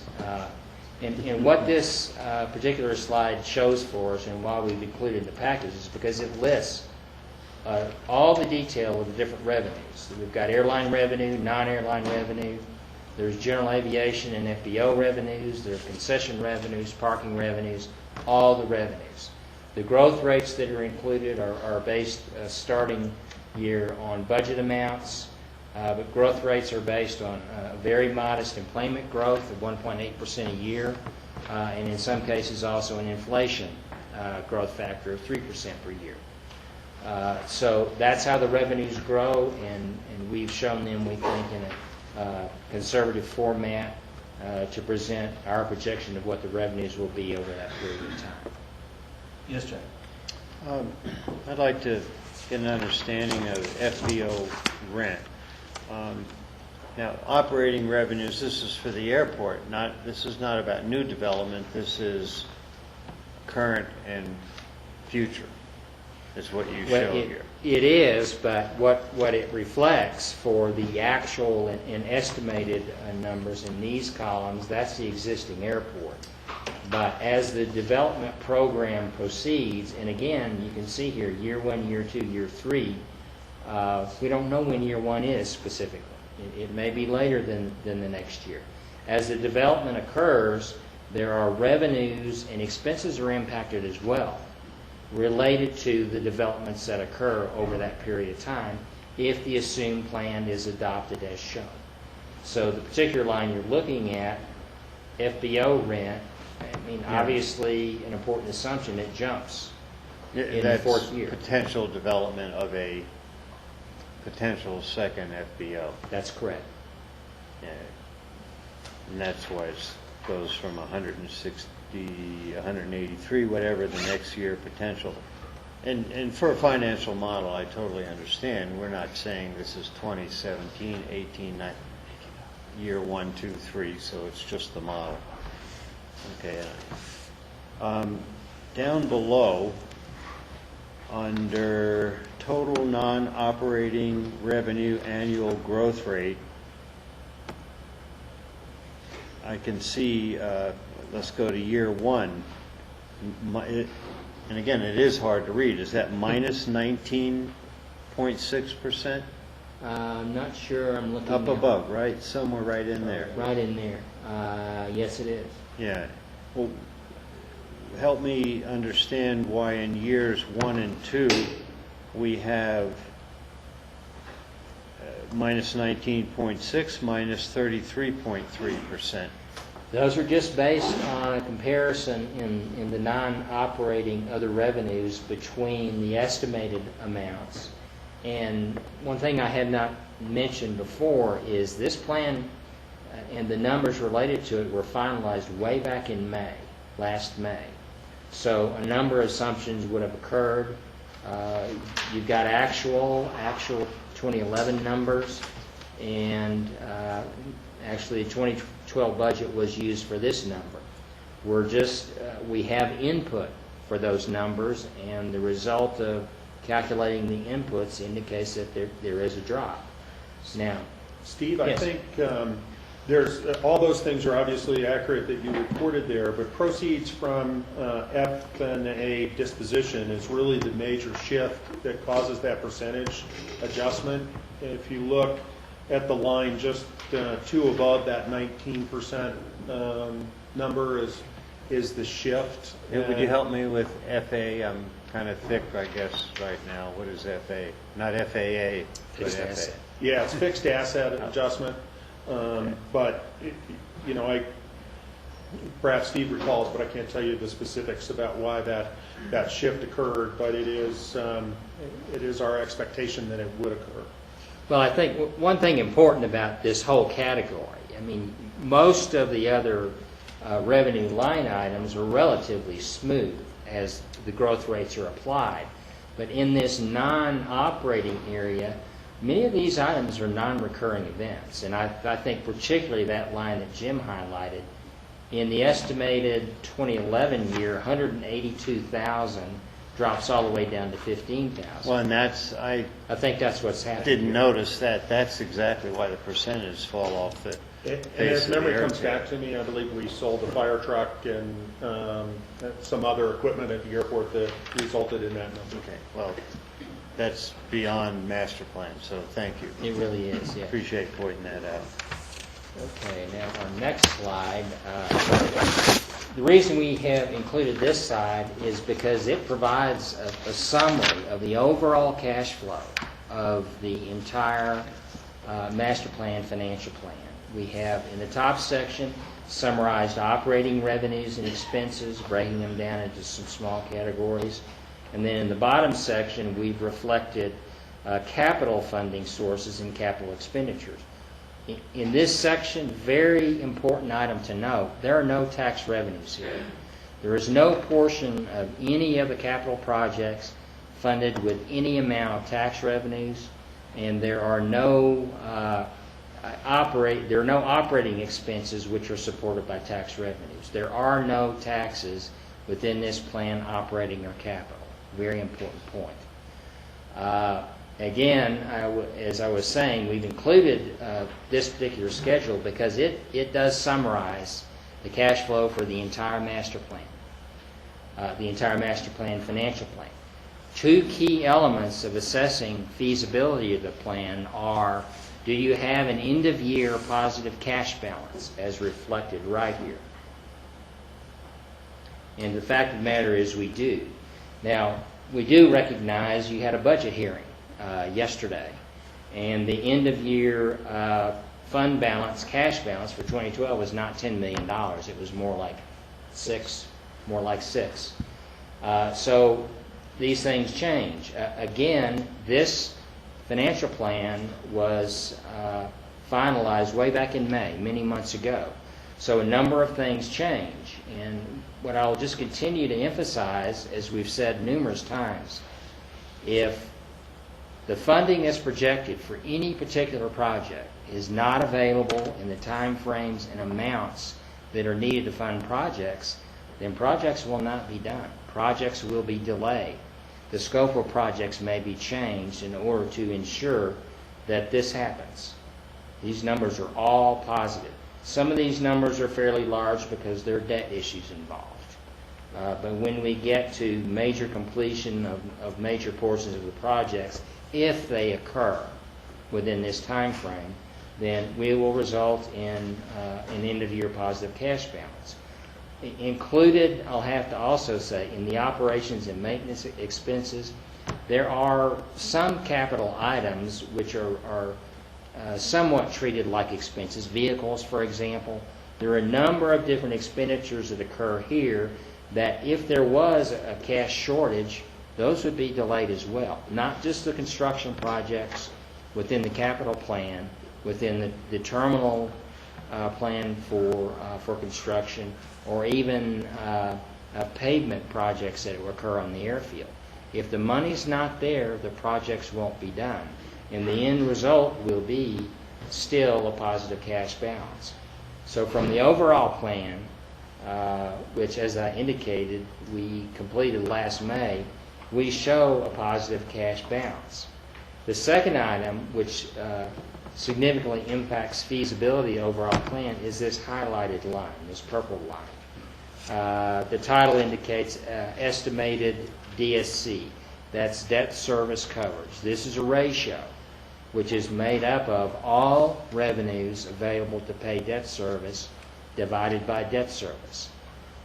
In all the financial plans that we do, we have kind of a benchmark, a rule of thumb, and that is we do not want this ratio to go below 1.5, which means if you have a 1.5 ratio, you have 50% more revenues available to pay debt service than you need. As calculated in this plan, we don't go below about 1.7 in 2016. This number grows as shown on this schedule, and as the schedule, if the schedule went out further, it would grow more every year. So this table shows us an overall summary of the financial plan for the master plan, and it provides the two key indicators to really assess whether the plan is feasible or not. Yes? I'm just curious, because you've got debt proceeds of $50 million in 2015, which is, of course, an arbitrary date number for this, and it's That's important right. to say that again and again, that this is all arbitrary dates. It's not that we're planning to do this in 2015. But you don't have debt service as a big negative in 2016. I don't get that, because I'm assuming that big debt service in 2017 and 2018 is related to that $50 million, but you've got actually a positive number in terms of funding of net debt service of $361,000. Well, what happens here, and there's only, I guess, what I'm going to say is there's only so much detail we can show. Now, I violated that with the last schedule that we showed, but there are other items in here that net against the debt service.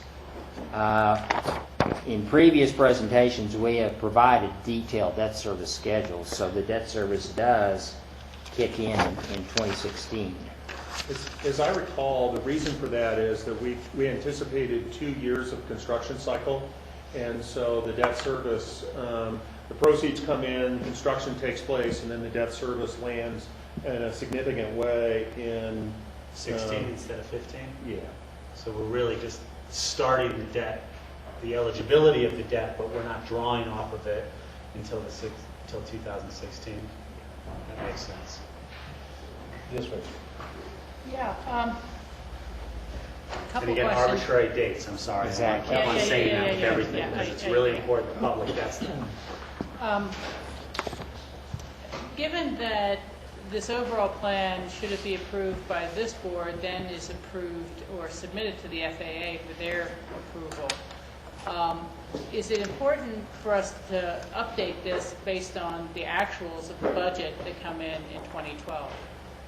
I mean, it seems to me that, especially when, our slide says, lowest year end, and this was on the financial sensitivity, is the cash balance gets down to about 515.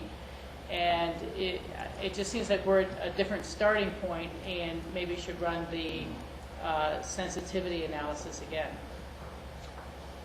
Well, the way the process works, and you're absolutely correct, it's the analysis has to be done again, and that's what happens in this entire process. Sure. As the board selects projects for approval, and you start to go through the design process, the design process includes some cost estimation points as the design goes on. And if the costs that are developed are quite a bit different, or if there are other financial circumstances that are quite a bit different than the assumptions that were made back in May of this year, then yes, you have to update the financial plan. Another key point is when debt is issued. There has to be an independent financial feasibility study to support the issuance of debt. That looks a little different than these schedules, but there are a number of key points in time as this process goes on where I think you will want to update the financial plan to be sure that you're still on track, to be sure that you still project year-end positive cash flows, and to be sure that you still have a reasonable debt service coverage number to ensure that the plan does stay reasonable, to ensure that the funding that you have available matches what is needed in terms of time and amount. What range, or was it a single point of rate of interest did you have on the debt financing? We assumed 5%, which frankly we thought was pretty high, and the Financial Advisory Board stepped in and provided input on that particular issue and concurred that is a reasonable conservative interest rate to use. That's going to be a number that may change. I think 5% is probably still a little bit high. But we want to be conservative on all these particular issues. Especially given we don't know a start year. Exactly. And really, if I can expand on that for just 2 seconds, I don't think we would need to update these financials before finalizing the master plan because, yes, circumstances change, but we meet with the FAA on an annual basis, do 5-year projections forward regarding our capital plan, and if the board decides that we should go forward and explore some of these projects in greater detail, that's the time when you start to really do it. I think the changes that have happened here are arguably, in essence for this analysis, not that significant.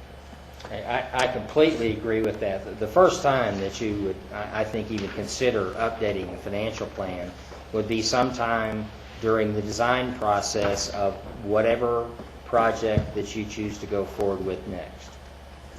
Thank you. Yes, Jay. When we look at the capital cash flow, and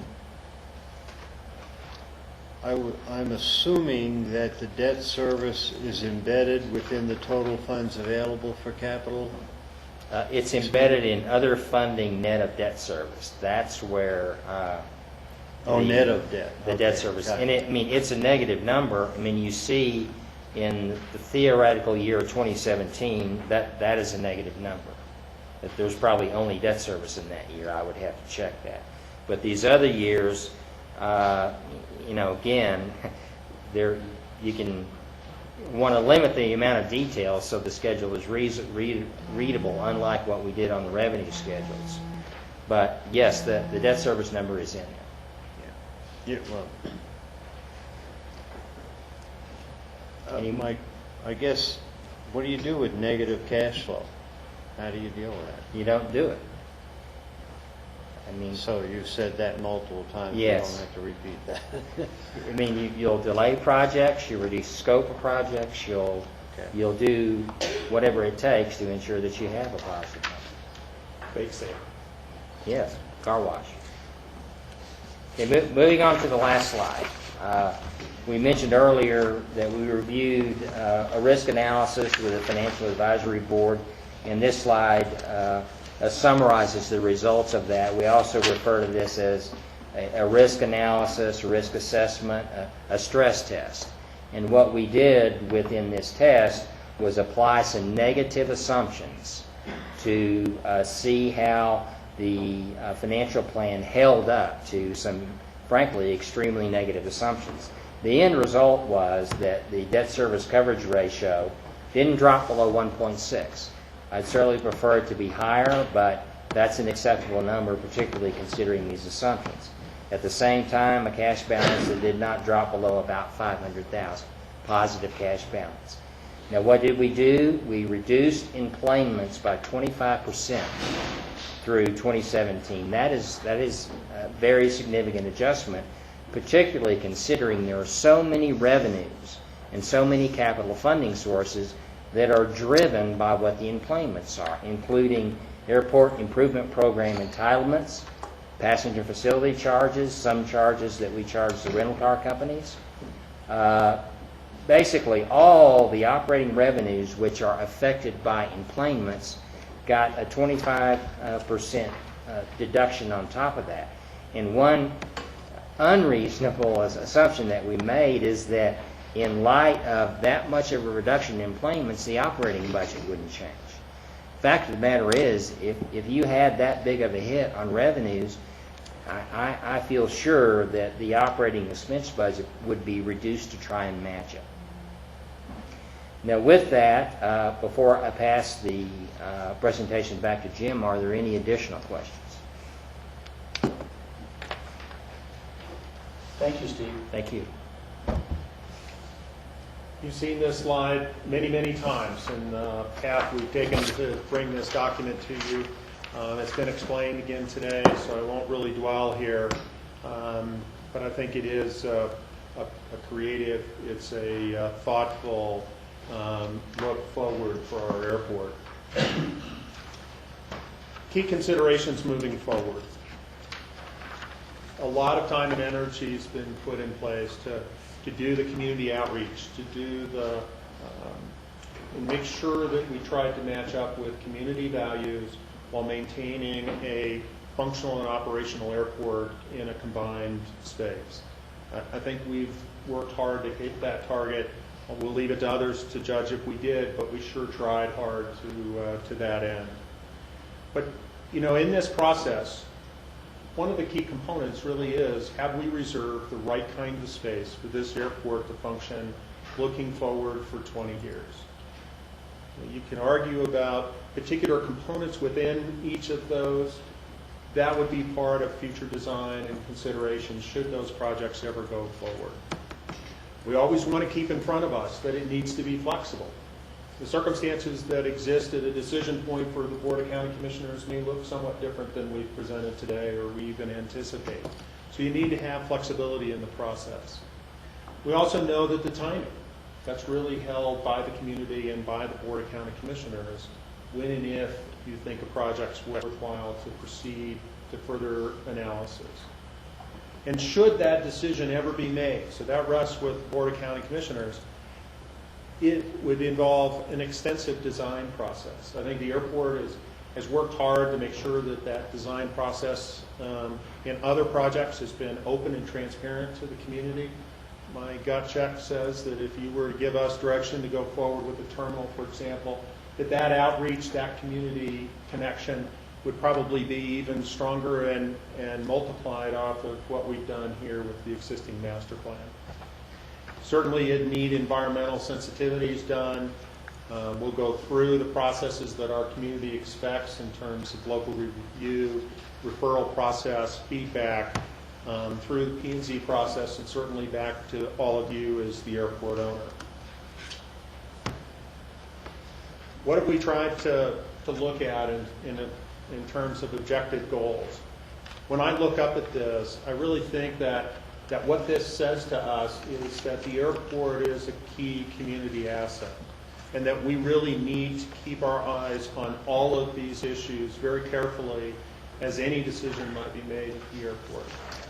And so we believe strongly at the airport staff, and I know the community's made it clear to us that they really expect us to reflect the community values and continue to work toward that goal at any level that the airport might look at. We expect to continue the outreach process. We have additional tours scheduled.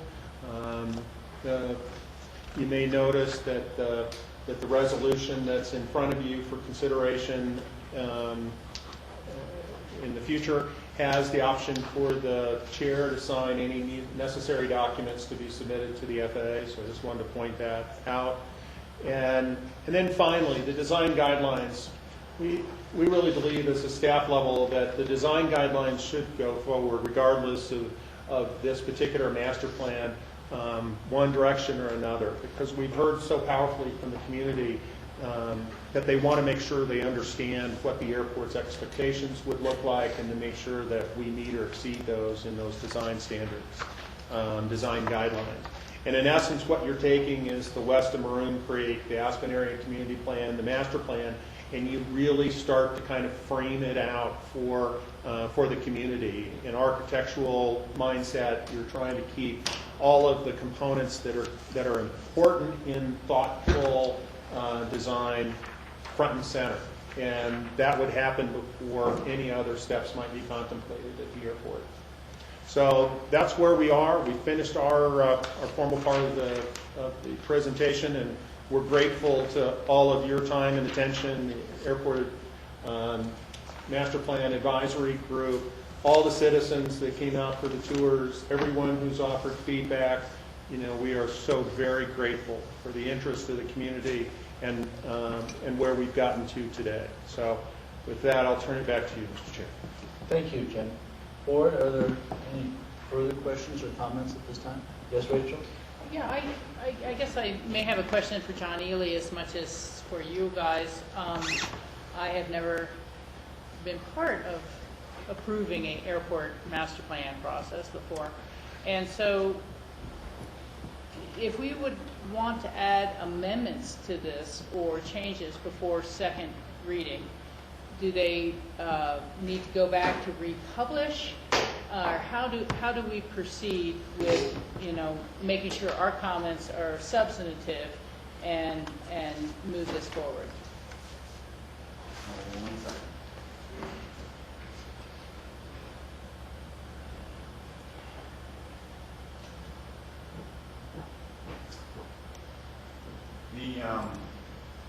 The best way to do it is to make your comments now.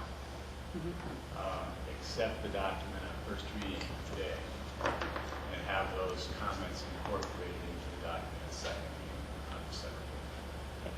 And depending on the nature of those comments, whether or not we have a third reading or not, Sure. determine that. And I'm not sure if my comments would be supported by the board as well either, but, you know, this seems to be the appropriate time to get those out. Is that okay to Sure. proceed with some comments? Well, the first, I believe that the setbacks from Owl Creek Creek need to be more than 100 feet. We were just reviewing some of the oil and gas regulations related to fracking and stream setbacks and the distance from structures, and we were looking very much to supporting, I think it was 1,000 foot, and I'm not suggesting it be that far, but it seems to me that if we have a stream setback of 100 feet for far less potentially damaging uses such as one single-family home, that 100 feet setback in that riparian area might be narrow. And, I would be much more comfortable with 150, 200 feet, something like that. And I'd like to have a look at that to see what we can do to protect that. It also strikes me that, Owl Creek could use a little restoration of its own over the years, and I'd like to make sure we have room for that. So that would be my first comment. This is a broader comment for when we get into design standards, but as much as I do not want the building to make an architectural statement, you can try so much to not make an architectural statement that it ends up, being an ugly and an architectural statement of its own.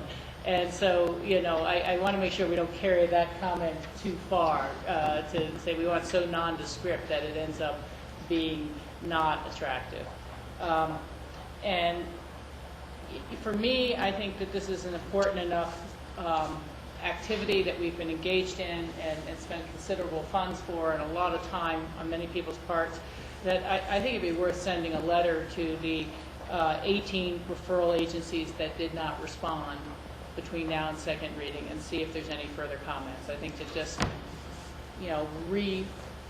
re-upping and trying to see if there's any additional comments that others have and make that additional effort. Again, it can just be a letter, but to have only gotten comments from 8 out of 27 or whatever the number was, I'd like to reach out again. And then I think that some of the concerns or requests that have been made by our Planning and Zoning Commission, others should be included in the master plan as an amendment in a way that, perhaps I'm not clear that they're the steps such as appending the request for the transit studies and best practices for, I'd just like to make our intentions clear to the public going forward, that we are recognizing the P&Z's recommendations. They asked that the airport, us, should go forward with transit studies, understand usage patterns, and what are the other best practices for mass transit at other airports. Again, I just want to make it documented that we will proceed with those steps. We already discussed yesterday at the budget meeting about moving forward with developing design guidelines for the airport. And I think it'd be appropriate, again, to add that to this document to make it clear that those are steps we would intend to take. And I'm very interested in the aspect of the airport ranch's eligibility for the National Register of Historic Places, and should that be amended to a step of our master plan that we intend to pursue that as we are pursuing airport development or things like that. But I think that part of the master plan is also stating the intent of the board in executing the master plan and direction to future BOCCs, given that we don't know when a design year begins, when actual construction begins. And I think the other one I have is that we didn't really seem to talk a lot about the east side, west side FBO recommendations in this presentation today. I understand where the recommendations come down to and why, but if it was to proceed with a west side FBO, what improvements to Owl Creek Road might that drive? Should it have shoulders instead of irrigation ditches on either side? What are the safety concerns, and how do we address those on that link to that, should that go forward? And I guess I'd make a comment in general about the space reservation. We may say this is a master plan for the year 2025 or 2030 or whatever, but ultimately we're not gaining any new land for the airport facility. So this is, in my mind, a space reservation that will exist far beyond that. As it may be updated as a master plan, but again, there's no condemning and annexing and adding more land to the airport. It is boxed in very clearly, and so this is about setting a template for how the airport will function and what availability there is for airport service needs far beyond our timing frame now. So, board, Rachel's made a number of requests. It's going to be hard to remember them all, but in order for any of those requests to go forward, I think we have to agree on those requests. So the first one that I can recall, substantial, is the riparian setback of more than 100 feet from Owl Creek. How does the rest of the board feel about it? George? I wonder, can we make that arbitrarily for any specific location, or does that start to perhaps set a precedent that when we look at other riparian areas that we're going to can't follow that? I'm not sure. John, can you address that question?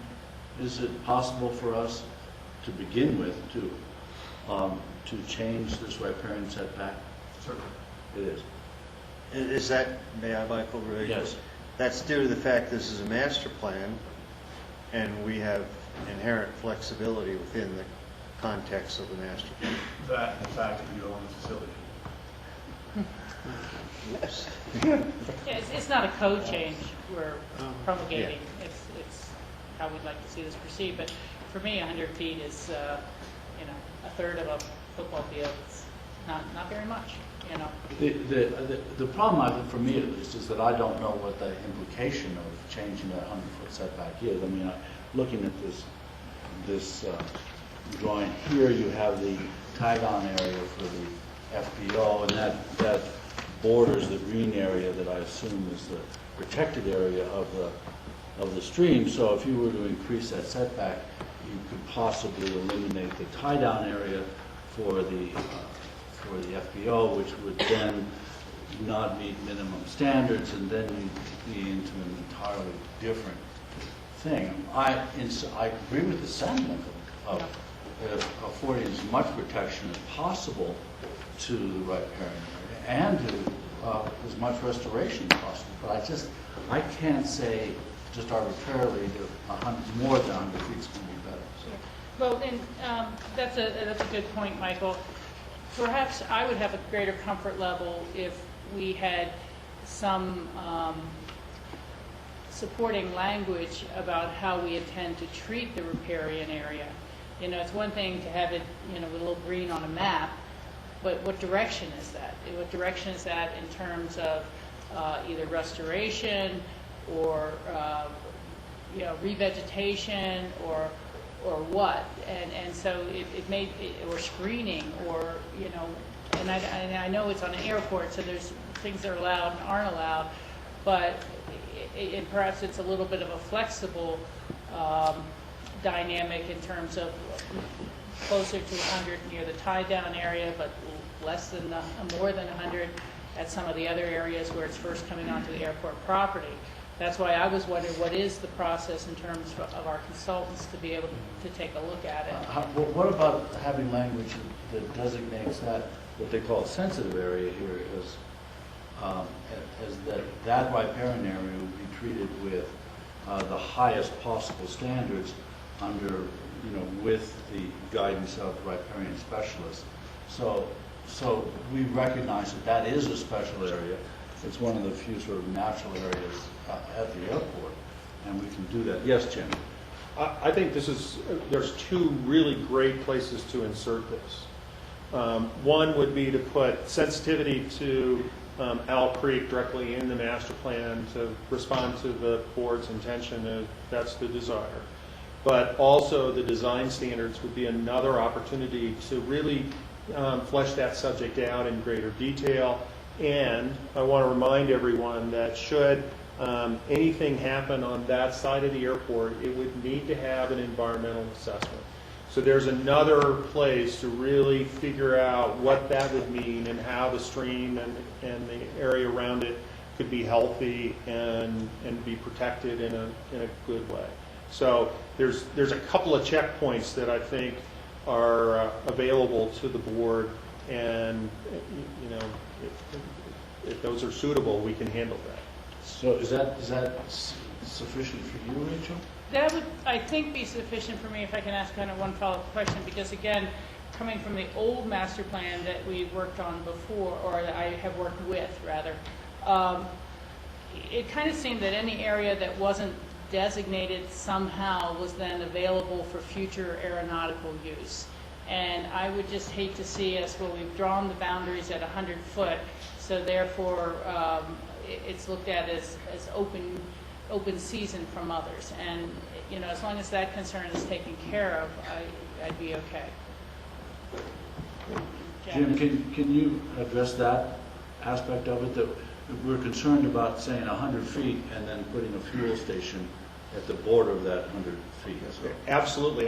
Where I was going to suggest is that we can easily include these intents of the board in a addendum or whatever that might format. We can think about how to do that. But that sensitivity is of high importance to the Board of County Commissioners. We could define that it could be further clarified in a design guideline process, and certainly any environmental review that would be required on the site to ensure its health. Is that sufficient, Rachel? Jack? I'm not satisfied, though I absolutely understand when the other processes, the environmental assessment goes forward, et cetera, we would be looking at that. But I think this is an opportunity to state something in the resolution. So I would like to use something somewhat similar to Michael's language, but substitute the word highest possible protection. So, but we don't, actually, I think we can pass this on. We can pass this on, and then once it comes to resolution form, we can have some sort of language. At second reading? Yeah. It's actually in resolution. Yeah. That's what you would be doing if it's the board's desire is to accept and pass on this at first reading as presented. And what you're doing now is you're telling staff, in effect, and the public, and any other concerned party that these are the changes you would like to see at the public hearing. Okay, so if we use the highest possible standards of protection for the riparian corridor of Owl Creek in that resolution, I think that would be sufficient. Yeah. And perhaps we can say at 100 feet minimum, but not limited to, you know, so that if we're able to expand it in some areas or as appropriate. I would like to clarify even further and say our intent is to exceed 100 feet. I can't imagine having airport facilities anywhere near that close to a sensitive area. And it's not the intent, I don't think at least it's your intent to disallow, you know, development. It's just to recognize the importance of this area. There is only one Owl Creek, one water body that goes through this airport. Well, you know, that gets difficult for me because Owl Creek, as you know, runs under the runway, and so I don't. I mean, what we're talking about is the existing portion that's above ground on the Owl Creek road side. And I just don't want to get too specific about it. I want to have the highest possible protection, but it's running underneath the runway as it is. If you put in 100-foot or better separation. Well, we're only talking about above ground. Yeah. Well, I have difficulty with the language, the highest possible protection, because the highest possible protection is not building anything. So from a legal standpoint, if we're saying we're going to give this river the highest possible protection, it's not doing anything anywhere here. And I struggle with that language. Well, perhaps it's more like protective treatment or something like that. But I think our intent is somewhat clear to staff, and I've let staff try to think if there's a, you know, how they would like to word it so this intent goes forward. well, yeah, no, I think all you have to do is say, in view of the development proposed in the master plan, we would expect the highest possible protection being afforded to Owl Creek. That recognizes, number one, that you have development, and number two, that you have high protection. So I would be fine with that. So let's leave it up to staff we've had a thorough conversation here. The other, I'll try to think, one of the other major points that Rachel made was a historic designation to the airport ranch. I haven't actually heard her say that before, so I don't know exactly what it means, so I'll have to ask you to elaborate on that. Sure. You know, I'm going from the planning and zoning referral comments to us. The areas designated in the master plan update for development on the west side of the airport avoid steep slopes, severe wildfire hazard areas, and wildlife habitat areas. 100-foot buffer on either side of the creek has been designated sensitive area. The next sentence says, the airport ranch has been identified as eligible for inclusion on the National Register of Historic Places, and portions of the site could be impacted by the west side general aviation area, which contradicts our county's goals for maintaining rural character and heritage. So that's on page 3 of the P&Z memo. I guess I would like more information about how we could protect that historic area, whether protection of that historic area could be used as mitigation for the improvements to the airport that are conceived here, and how does that affect the remaining airport land as it goes up towards Shale Bluffs. And I think that I just don't want to step over these recommendations by the P&Z or these comments that have been raised. I'd like to find ways to incorporate those into the master plan. So I was unaware that it was eligible. Who made that assertion that it's eligible for addition to the National Historic Register? Jim? I may have a little insight for the board on this subject. There is a question about whether any of the structures might be of historic nature.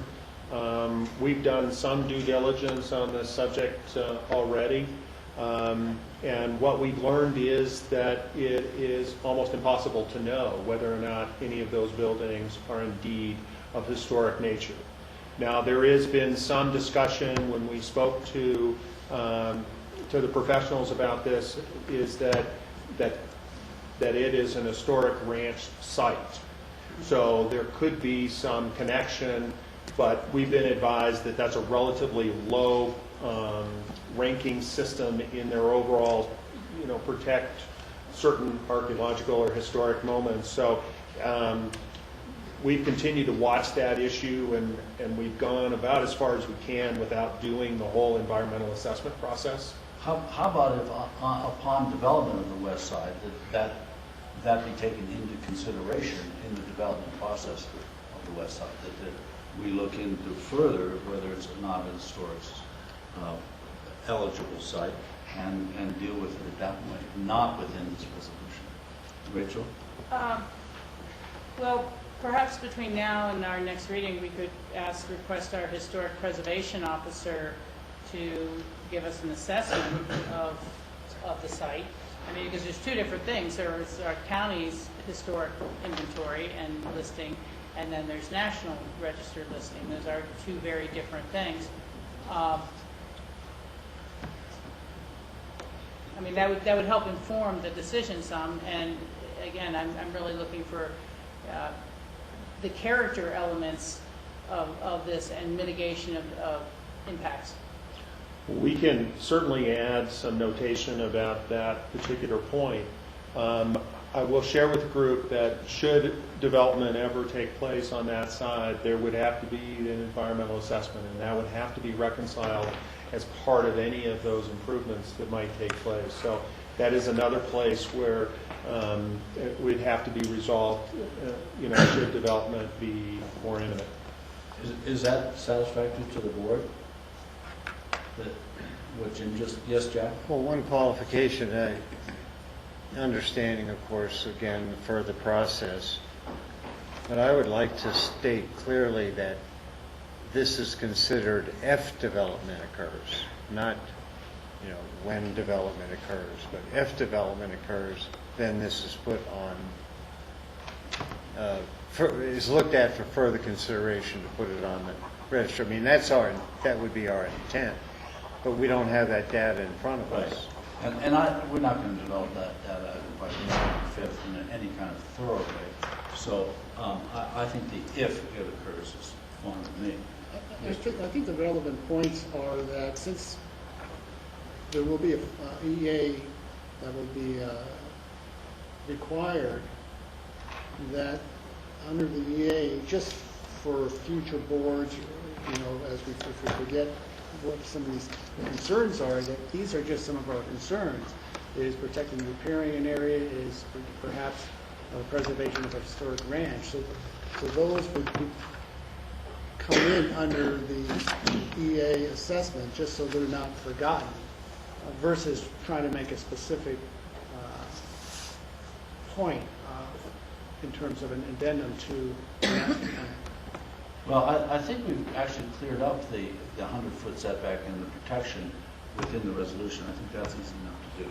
This historic preservation, I think, falls into the category that you're suggesting, which is, and Jack's suggestion, if at a later date where development occurs there, within the purview of the EA and the concerns of the BOCC, the historic nature of that area to be looked at. That should be sufficient, I think. The other concerns that Rachel had were the nature of Owl Creek Road and and I actually think that's for further consideration too, that further development of the west side has implications for development of Owl Creek Road, at least to that point where the development occurs. So I think, I'm not sure that we need to add it into this resolution, but that it is present and that's a concern of the commission. George, you have Just a question on that. Rachel alluded to that early in one of her comments, because she wasn't sure whether there was I think what you said, you weren't sure whether there was a recommended space reservation for a second FBO, whether it be east side or west side. And I thought I read here that you're recommending that if there's going to be a second FBO, that it would be on the west side. But I didn't hear you actually say or read that you do not recommend, or you take off the table the idea of second FBO, another FBO potential on the east side.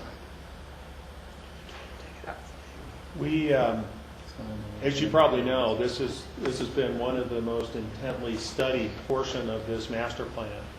And we, between a combination of feedback we received from the FAA and you heard directly from the FAA, along with the issues that it just causes in terms of overall congestion, view plane issues, and others, it is not our recommendation to have a second FBO on the east side of the airport. And should a second FBO be pushed on us through that RFP process and as identified in the county code, then the location would be the west side. Okay, thanks.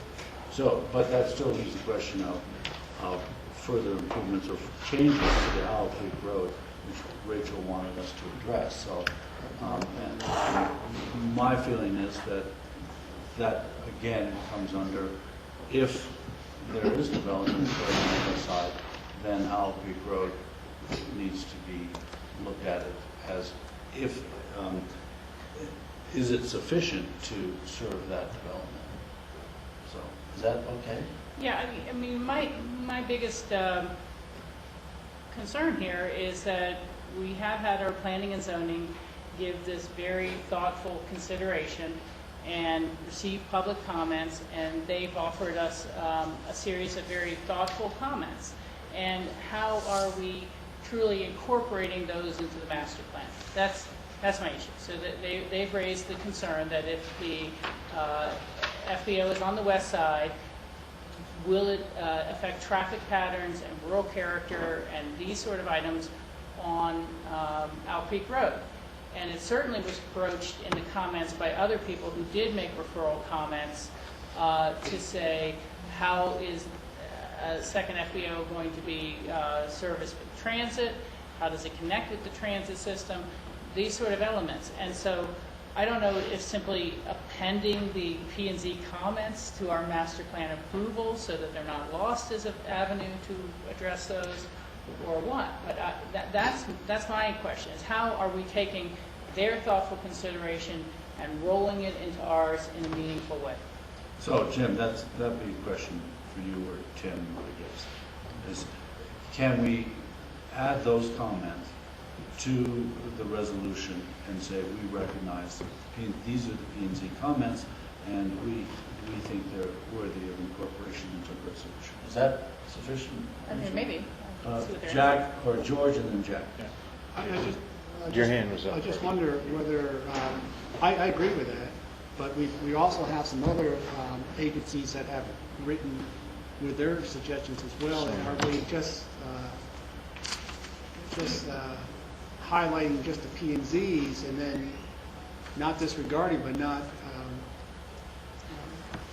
addressing the other ones? I recognize that, George, and I might have been missing the page in the course of this packet, but I thought that there was recommendations that say the open space and trails recommendations that amending the plan to include these trail connections and these sort of things were going to occur. Now, I could be wrong, but I agree with you. Jim or Tim alluded to that fact and said they were in the process of being added to the plan. So, Yeah. Jack? George, you done? Just to make sure. The town of Snowmass Village has also stated that they are concerned about Owl Creek Road. Very brief comments, but that's a very major one, and it should be because it's one of one of, if not the major artery to Aspen, certainly Meadowbrook Valley. But Rachel, I would have a concern about adding the P&Z comments, because if I were to take the P&Z comments at face value, we could not adopt this plan. I truly believe their comments about West Side development would prohibit that. It's not consistent with the AACP, and they have other concerns, wildlife and traffic and all that. But so if it is the board's intention to ultimately move forward with approving this, then I think we should state in the resolution, though we know, sometimes you have to be redundant, but it's an important point about Owl Creek Road. I would add that point in the resolution. I'm happy with that too. As I said, my big question is how do we make sure these thoughtful comments are incorporated in some way in our master plan processes going forward? So, yes, Jim, do you have an answer to that? Possibly. And this is perhaps how may need some assistance from John Ely on this subject, but what I've heard consistently is that those referral comments are of great sensitivity to the board in total. And what if we were able to attach the referral letters as an extension to the resolution? And as part of that, Looking for some expression of that you even heard it, John. There's a poker face. Well, he's got to finish. I was grimacing that. Okay, because I was looking for a way, because as I've heard, there are particular interested points that are especially sensitive to the board, but yet all those referral comments have value to the board. And so how do you make sure that they get the kind of recognition going forward that they have earned? I mean, maybe it is similar, Michael, to what you suggested on the riparian zone issue, that within the resolution there is a section that relates to should FBO West Side development occur, bullet point, that these must be addressed in the EA. The road character questions, the road safety questions, these other elements. And so maybe that's how it is addressed. Just by memorializing that we anticipate that they will be addressed in the EA. John, now you have a comment. Well, I'm not quite sure what the intent is, to be honest with you. I mean, Well, I think the intent all is- of the comments of the P&Z and of all people who have submitted comments are part of the record right now. So that's there.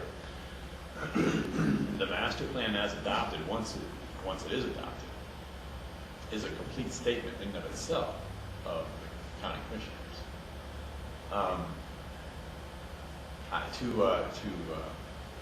To call a particular comment out is fine within the recital, say, of the resolution which adopts the plan, but the plan itself is complete in and of itself. So there's nothing added or detracted from the master plan by simply saying, well, we got a comment from here, these were concerns from here, and all that kind of thing. If you want to, if you'd like to put something in there about your desire that a federal agency in the NEPA review process considers, 1, 2, 3 type of an issue, we can do that, but it certainly doesn't. It's no more than that. Yeah. So I'm trying to see where you want to, what you're trying to accomplish to maybe to assist more. I'm not sure what to suggest. I think we're trying to accomplish a recognition of the work that the P&Z did in their review of this master plan and their particular comments. And so, I mean, I would be satisfied by attaching those comments to this master plan and saying in that master plan that the Board of County Commissioners recognizes the importance of P&Z's comments, and to the best of their ability will deal with it. Doing something like that in the resolution, perhaps, but if you're approving a master plan with that sort of layout, and then you're appending the P&Z's comments, which run contradiction to that particular layout right there,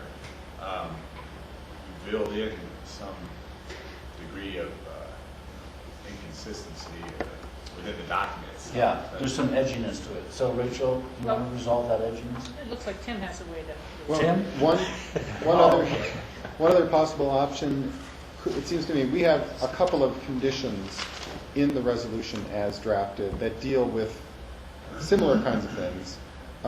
What if we were given the opportunity to try and look through the Planning Commission's recommendations and based on the comments that we've heard today, come up with some additional conditions that could be part of the resolution, but didn't involve attaching the whole P&Z comments that include some findings that I think are of concern, and bringing that back to you in a amended draft resolution for our hearing on the 5th.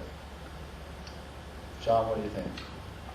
I don't have any problem with that if Tim is dialed in to the concern. To be honest with you, if I were tasked with that, I'm not exactly sure what I would produce after hearing the discussion. And certainly, it's going to go to a more in-depth discussion on second reading anyway, by the nature of how we adopt master plans and adopt resolutions. So that's where we're headed. Okay, board, is Tim's solution sufficient to address? What we're trying to address here is P&Z's comments and their concerns. Is that sufficient for Tim to draft up within the resolution? Yes, Rachel? Yeah, I'm comfortable with that approach with some of these broader issues that we've talked about, like future road impacts on Outreach should there be West Side development, and looking at the historic nature of the historic property. Again, should there be impacts from West Side development, how that should get treated. I am a little less comfortable after John's comments about how we're treating the riparian area, because he's kind of saying the master plan is a master plan, and if it's not amended or changed or shown differently on the drawings, then it doesn't have any weight, no matter what you've kind of said on the side. And so, so I'm getting a mixed message from you, John, about how we address these concerns to make sure they go forward. With the example of the riparian corridor, if the board wants to change the degree or level of protection or distance of development from the riparian corridor, then I think that needs to be incorporated. That expression has to be in the plan. In the plan. So, and just let me, and I think what we've said is that a 100-foot setback is our county code, and that's why we have it. But because it's at this intersection of the airport and this riparian zone, that we want special attention paid to it, and the highest possible standards applied to it. That's fairly straightforward, it seems to me. Yeah. I thought we resolved that. I thought we did too, when it seemed that we could put it outside of the master plan. And so I started by saying I haven't been through this sort of process before on something of this magnitude, but I guess I had anticipated that some of the concerns from the P&Z resolution would have been molded into the master plan before we saw it.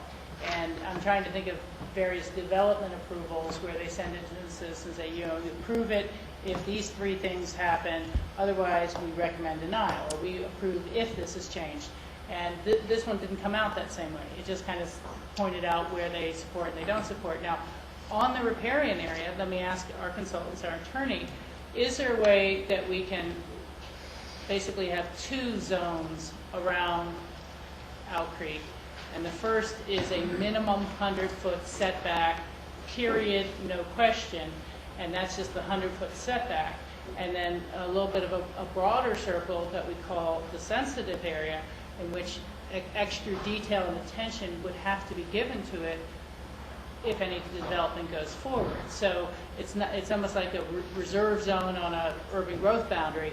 It's not permanently put off if it needs to be encroached upon, but it is identified as still being important for its consideration. You know what I'm getting at, Tim? Yeah. It's kind of, maybe there's a way that's how we can handle the riparian area, so it shows up on the map, and it's not just a footnote that gets disregarded. As it does now show up on the map, at 100 feet. At 100 feet, and so I'm saying 100 feet would be sacrosanct, nothing shall go within the 100 feet, and then we, have a yellow edge around that to call that the, buffer zone to the sensitive area or something, so that it's highlighted that we would like to see minimal disturbance and restoration and protection in there. Well, just one thought, as opposed to a map, as opposed to adding a line to the map, what if we were to define certain aspects of development that would be avoided? Say, for example, surface drainage into the riparian habitat, the kinds of things that you would want to ensure that wouldn't be done to protect water quality, as has been identified as a concern by everyone. And some of those other things, that no vegetation would be, no vegetation above, grasses, et cetera, would be disturbed as part of construction, that kind of thing. So would the 100-foot plus some other criteria about things that would be protected if development were to occur on the west side be appropriate? The difficulty is, I think, being too specific. And I think you have to have, and I think Rachel's idea of more mapping, as you point out, is too specific. But the highest possible protection. For instance, if, cottonwoods start to grow in that area and become quite large, it seems to me that the FAA is going to say, well, those represent obstructions to safe air service. That's right. And you're going to have to go in there and reduce their size. So you can't make it entirely sacrosanct at this area, but you have to do it in the best possible way. Rather than get too specific, I think highest possible protection afforded to this area is the best way to deal with it now. Yes? We can also add those notes on these drawings. We've made and intend to make the adjustments, for example, on open space and trails with their, we plan on having those finalized in the final drawings that are created.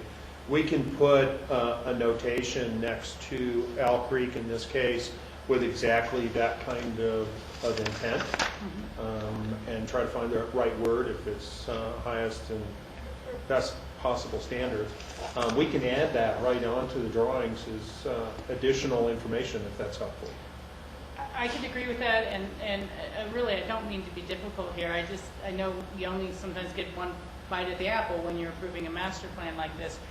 And perhaps it's language that it is 100-foot minimum, no disturbance and protected area, and that if in the approval of any final thing, we Right. say it's 125, but that the 100 is the minimum, that is a no disturbance, highest protected area, and that it's the floor, not the ceiling for protection. What if we were to do it in a manner similar to the way the code does it? They have a 100-foot minimum, I forget if the standard is 50 or 100 feet, I think it's 100 feet. And then you would do an analysis. If you were to do development, you do a riparian analysis, and you would, by virtue of the data and information provided via that analysis, make a decision at that time that, in fact, yeah, this is really valuable, and therefore you need to increase that setback to 180 feet or 200 feet, something specific to some real study. Yeah. We've had examples of where they, can show that within a 2-foot range, we're not finding any more of the riparian vegetation. Now it's a transition zone. But yet the transition zone into pure riparian can be just as significant as others. So that's why I'm thinking it should be a minimum plus an intent of the board Right. that Right, further boundaries where it doesn't interfere with hangar space or whatever may be appropriate and may be required. So 100-foot minimum, plus at the time of development an analysis that would suggest whether or not some additional setback is necessary. Something along those lines. Okay. Jack?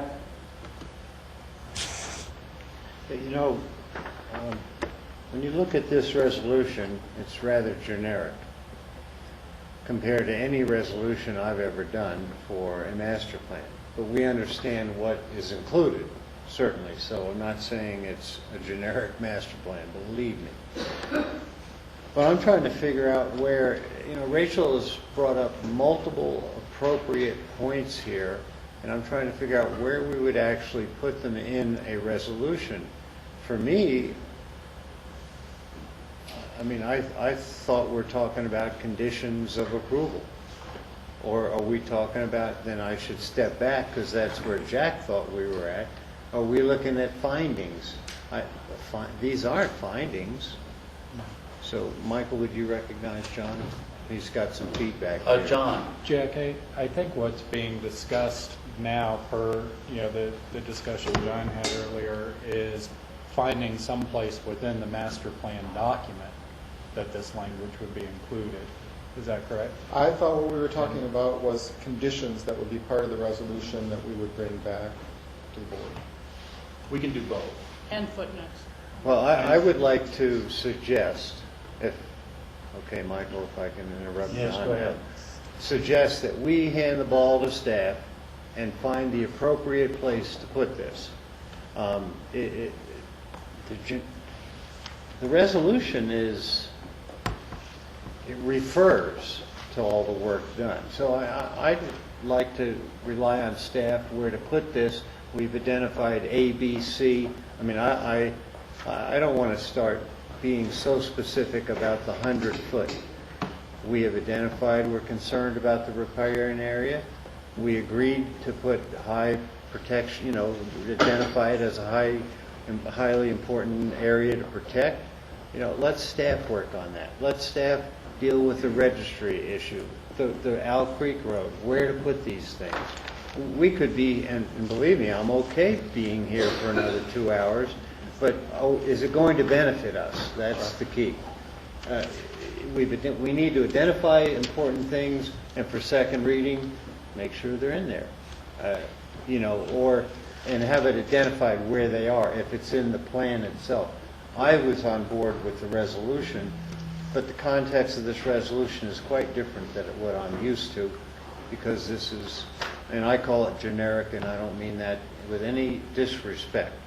It's just usually a master plan that I've done, and I've been around in a couple different boards enough to have, 15 pages of a master plan conditions. So I'd like to leave that to staff. Okay, so Jack's recommendation is to leave the inclusion of these concerns Just long as to it's there. staff, either within the resolution or within the planning document itself. And- Is staff up to that challenge? Yes? We are. Okay. George, do you have a comment? No. No, that's fine. Okay, so, Rachel, did I capture Yeah. Well, I think that discussion will be very helpful to moving these other two more quickly. But we have committed to pursuing with a design guideline standards before we ever even consider looking at terminal RFPs. So that should be noted somewhere, whether it's in the master plan or the resolution. And I think that the other recommendation of P&Z was that one of the next steps should be to embark on transit studies to understand current usage patterns and best practices at other airports. And so I just believe that I want to make that a commitment on behalf of the airport again before we start designing final, before we move into a design phase for the airport. My problem with that particular request is that other airports, there simply aren't any other airports that are like the Aspen Airport. And that if we were to look at other studies of other airports, I think we'd end up with a lesser standard than the community would actually want for transit within this community. So I think some transit component is worth studying, but I don't think relating it to other airports is at all fruitful. So, but I don't know how. Yes, John? I think we need to be just careful about what the scope or expectation is, because this could quickly turn into a regional transportation plan, which would probably be outside the scope of what the airport should be doing. I do think that P&Z in their letter gave some specific examples, that what they're looking for, there's some best practices that possibly the airport could identify and look at implementing, one going through design to encourage less use of rental cars and that sort of thing, and maybe make the public transportation more attractive. And I believe, I don't have it up right now, but I believe like the specific example that they actually gave in the letter had to do with the logistics option of could you have baggage delivered so that you don't have that barrier to using the bus or transit.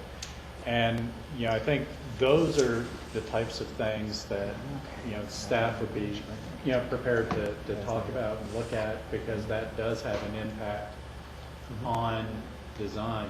I do want to be sure we're not setting an expectation that somehow we're now responsible as a result of this master planning process for figuring out the future of a light rail system. No, and I agree with that. That's not my intent either. Yeah, I just wanted to be sure that we have that I scoped think it's certainly, appropriately. it dovetails in with the greater community's concern about the number of parking spaces. Do you really need that many parking spaces? How are we laying out the parking spaces or phasing them? And it just seems like a natural next step to me after the master plan. If we're going to proceed to terminal design at some point, it would be to answer those questions. So are you saying that doesn't necessarily need to be added now, but that upon, just as the adoption of design standards going forward, we need to have transit standards going forward at some future point? Or that the design take into account the types of logistics considerations and such that may make use of mass transit easier. I mean, I think it's fine to state that intent. I would just be cautious about somehow that bleeding into us doing a transportation plan from the airport. So is that sufficient, what John just outlined? Yeah. Okay. And staff, are you clear on that? Okay. Are there any other board comments? Well, the last request I had made is whether we should try to contact the other referral agencies with a second letter to see if they'd like to make our December 4th meeting to give us any input. Well, here's my suggestion on that, is that they be notified that the final hearing, or at least the reading, is going to occur on this date. But if somebody at this late date, if they didn't feel compelled to do a referral comment at this point, I would be, I'm not, after 2.5 years, I'm not interested in the last 2 weeks. of getting somebody's referral comments, quite frankly. But they can welcome to attend this hearing. I agree with the courtesy of just just a communication and leave it at that. Okay, so we'll do that. Thank you. Is that it, Rich? So send Yes. a reminder letter to those agencies that didn't respond. That we're holding this last for this. You can send first it to all public hearing. 28 to tell them when the final hearing is, Yeah. but Now, of course, in order to get it in your packet, we're going to have to give them a deadline of 10 days prior to the... no. This is just so they No. can show up. if Just they- notify and that's Notice it. Got it. The axe is gonna fall, the tree is gonna fall, the sky's gonna, And this is to all, not just the ones who didn't Yeah. respond. It's not an opportunity Just for the ones that didn't respond. It's a reminder. It is just the ones. just a A reminder. reminder, yeah, not an opportunity for Yeah. comments. Okay. So, any other comments or additions or deletions going forward? Is there a motion? Well, I was going to hope someone else might make comments. I'm ready to make mine. Okay, good. Okay, I believe it's our job as Chicken County Commissioners to understand, and more than understand, know what our community values are and understand what our concept of community character is. I also believe that it's important for us commissioners to understand what it means to move the community, move community infrastructure forward to provide the best experience and product for our guests and residents. And when I look at all the work done in this master plan by staff, the committee, the public, the board,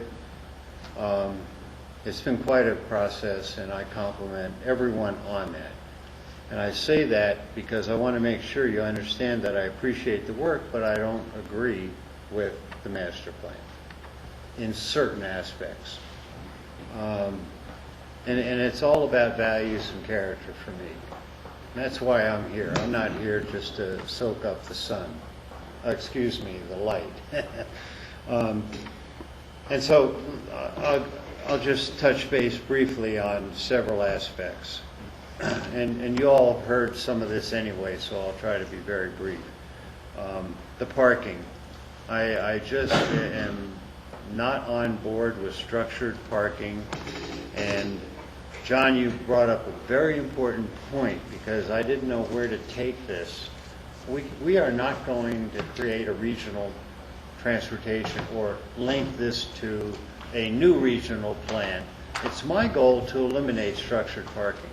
I'll state it totally. I mean, short term. Long term is one thing.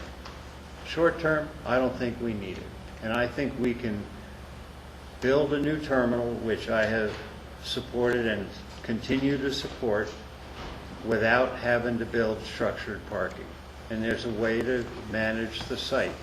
And we have great planners here, consultants and planners. Heck, I've worked with Tim since I was on P&Z since 1993, so we work well together. So inherently. But my intent is really short-term, not to build, and therefore not to have to pay for speculated $45 million for parking at this point. Visual impacts. I really appreciate the work done to try to understand the visuals, 1 story, 2 stories, 1.5, all of that. And I'm okay because I know at the end of the day this also will have a heck of a landscaping plan. So that's going to help me both with the parking element, if the board approves and someday we have structured parking, as well as what I support, which is a new terminal. So I'm good there, but I am concerned as far as the 80,000 square feet. I'm just not on board. I don't think we need it. We're not building the Taj Mahal here. But I have a problem because I've created it, since I'm not supportive of 80,000 square feet, what is the number? So what I like to do, and I've suggested this before, and it might be practical or not, but I like 60,000 feet with the understanding that someday, long-term, there could be 80,000. And this is all about the space reservation. We end up the same place, but we don't communicate up front that we're planning for 80,000 square feet. And I believe, I agree with P&Z that it's possible that 80,000 square feet starts driving the planning. And so, but that's a process all in the future. But I have to explain to you that the 80,000, I can't digest it. Especially if we're at 40 to 50 now or something, which is an inefficient building. By building just what we have now square footage wise, we become way more efficient, I believe. So that's one of the reasons why I don't go all the way to the 80. East Side development, we have it, new East Side development. P&Z has indicated that they feel additional development there is inconsistent with the master plans. And I can understand their opinion. I have certainly heard the FAA said there's a concern about safety over there, etc. So, okay, maybe we don't put a second FBO there. I think that's probably desirable. Well, then we get into the gist of the matter about the BOCC's discretion as the sponsor for the airport. And as far as I'm concerned, the BOCC's discretion has, and this has been stated publicly, so I'm not making any great earth-shattering opinion here or sharing it. Our discretion relative to the second FBO has been taken away by essentially our grant assurances. But we're still assured, I need to use that word, assured, we have discretion. So we have a conflict here. And I do not support West Side development. I don't think it's necessary, and I would support spending more money on additional legal opinions, research, whatever it takes to prevent West Side development. It's not consistent with community character. It's just, people stop me, whether it's down valley, up valley, regardless of what part of the community, and we all have had feedback from citizens, so I assure you I'm not the only one. People just do not, the ones that talk to me, do not want to see West Side development.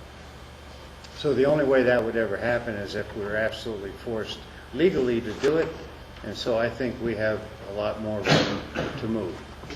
So I'm not going to support it. I think visually it's highly impactful, and all the things P&Z said about their concerns, Owl Creek Road, wildlife, etc. I'm not going to be redundant and repeat all that. As far as activity for, and the reason why, not only about character and values, but about need, and this is a critical piece. I don't think there's a need for West Side development. And even though we've had some explanation about airspace, etc., it hasn't changed my opinion, though I appreciate the feedback. I don't see need. Based airport, and I think I understand what based aircraft mean. 2012, we have 90. 2027, 107. You mean we're going to develop the West Side for 17 additional airplanes? I'm not too sure about that. And I understand other services could be provided there. On the other hand, I don't like the idea of cutting up the pie just to divide the pie, because the pie is one size. That's the physical element of the airport, the land mass. So that's my opinion. I don't support West Side development in any way, shape, or form. I do have a question about affordable housing. I think I asked this, but I didn't make a note. John, are we required as the sponsor to mitigate housing if there's further growth at the airport? Not particularly. However, it's something that I think the board has always wanted to consider incorporating improvements that, or any decisions that improvements that. Yeah, well, and I respect your opinion, but I would hope a future board, if further, because I do expect the terminal to get redeveloped at some point. I mean, that's a real positive. As this occurs, I hope the board does decide to create an element of, and no further discussion about how much, element of housing, because I believe we should live with the same standard that the private sector does.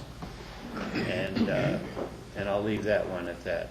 As far as the financial analysis, I think it certainly is in depth and way above my ability, understanding of how deep all that analysis went. But I do understand the presentation. And one question I have about that is the second FBO revenue stream. In about, I think it's year 4 and 5, it goes up to about 3+ million, but year 3, it's about 183,000. Well, I'm not privy to leases and, you know, what the market rates are, but it seems like an extreme jump. And I would assume years 4 and 5 were related to development of and having leases for a second FBO. But that just seems extreme, where we have one revenue stream here and then a new revenue stream. There's such a gap. Is that competitive? You know, getting back to all that legal stuff. I'm just going to make my comments. I'm not going to ask for answers because some of it might be proprietary, as it were, in an exec session. So at the end of the day, I respect and appreciate the work. I support the terminal. I support enhancing and keeping our airport vital, but there are elements that I either do not support, for example, again, West Side development, or prefer structured parking to be a long-term asset looked at as opposed to short-term. So, and I could understand down the road, I mean, hey, my crystal ball is probably, not probably, I'm sure it's absolutely no better than anyone's and probably less than others with other more in-depth experience about airport development. But I'm of the opinion that you don't ever build anything before it's needed. So that's my parking scenario, as it were. So again, appreciate all the work, and I'm going to have to respectfully decline to support this. Thank you, Jack. George? Without going into a lot of details, I support this plan. This is really just the beginning of a design process. It's not the end of a process. And all these questions and concerns that have been discussed today, we'll be having these conversations for some time to come, I'm sure, as we start to think about timing and then actual size, needs, community values. But those are design elements, and we're here today to look at approval of the overall master plan, which looks at a space reservation for the future, given the financial capabilities that we've shown that we have, given the input that we've seen from the community, broad base. I think we're ready to move this master plan forward as a space reservation to meet the requirements of the FAA, actually. So I'd like to be ready to put forth a motion for approval. Let's finish up with the rest of the comments, if that's okay. Rob? Yeah, thank you. a lot of hard work gone into this program, this whole master plan. And I am going to piggyback on some of George's words. I'm in favor of this, mainly because I view it for what I think it really is, which is this place setting, arbitrary dates going forward in terms of when things actually get done, and a guideline for the possibility of multiple different decisions that could be made in the future. I think that's really a good way of saying it, that this is a guideline for multiple different decisions that could be made in the future. The decision could be building a 60,000 square foot terminal. The decision could be a second FBO. The decision could be that we can't find a second FBO that fits. The decision could be a 100-foot setback, or the decision could be a 200-foot setback from the river. These are all possibilities of decisions that could be made in the future using these guidelines that have been put together. There are some important assumptions in here that will help us make those decisions. One, we don't get a new terminal without a second FBO.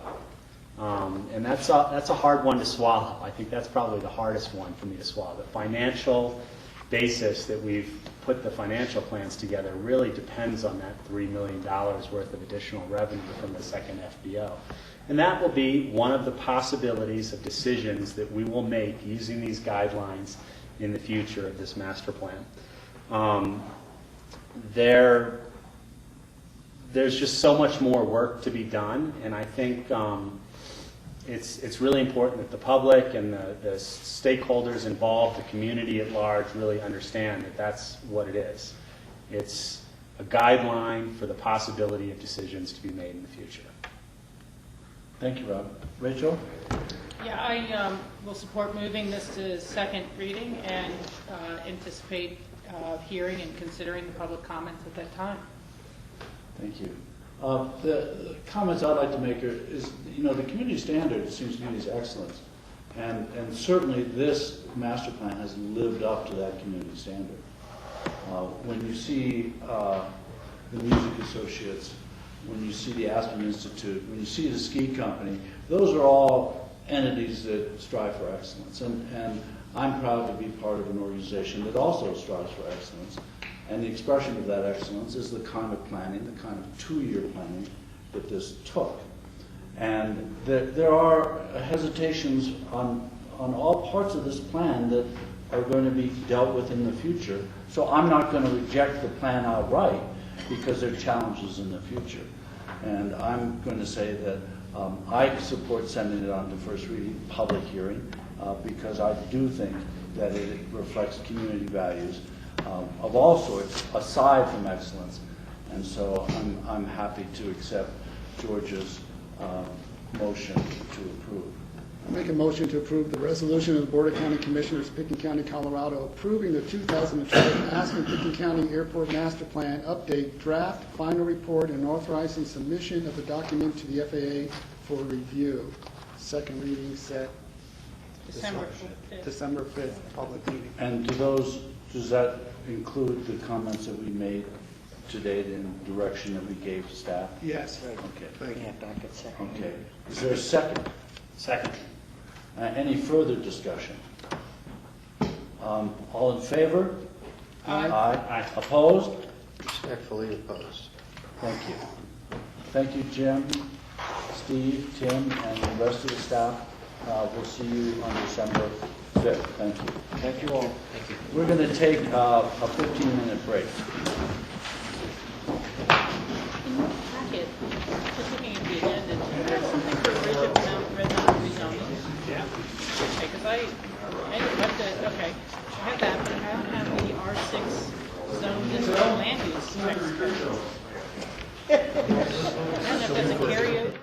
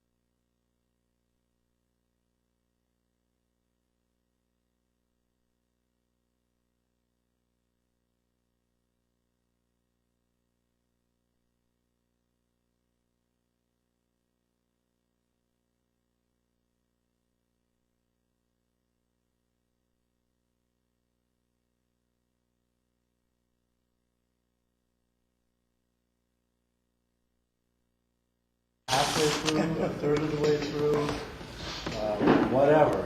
And it's up to the subsequent people in front of us to let us know exactly how long this is going to take. So, resolution, we have a consent public hearing, second reading. We have a resolution accepting a grant offer from the Community Office for Resource Efficiency. Jack Wheeler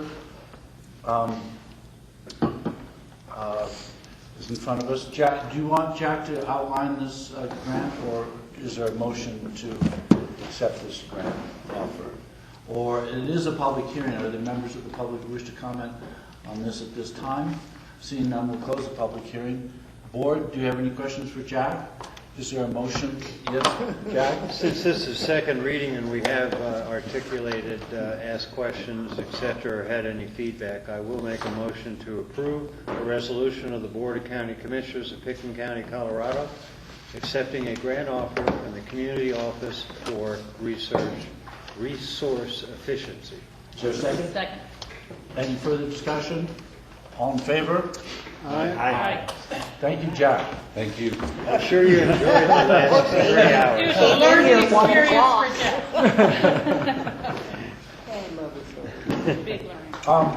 The next item is number 8, ordinance amending Title 9 roads and public places of the Pickens County Code by adding a new section titled, new section 9.08 titled Address Standards. Cindy Hooman is here to present. Thank you, and I'm expecting Jenny Boltman to show up any second, but in case she doesn't, where we are is that you had the first reading of the ordinance in early October, and since that time, we amended the ordinance with your direction and recommendation, several items. I think the biggest item that of concern to the board really was how this would be implemented. And so there is a line in the ordinance that discusses that this will not be implemented in terms of sweeping changes to any of the neighborhoods without an implementation plan that the board reviews and approves. So just so you know that we will not be going into any of the older situations where we know that addresses should be revised for health and safety purposes until we have an implementation plan that the board approves.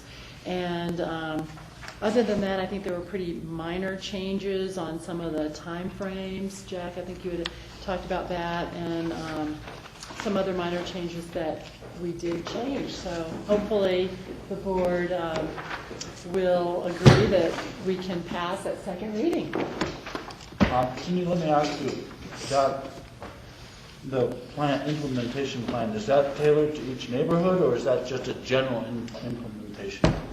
It would be a general implementation plan about how it would be tailored to neighborhoods, but not specifically calling out neighborhoods. Mm-hmm. Any other questions for Cindy or Jenny? Thank you for coming, Jenny.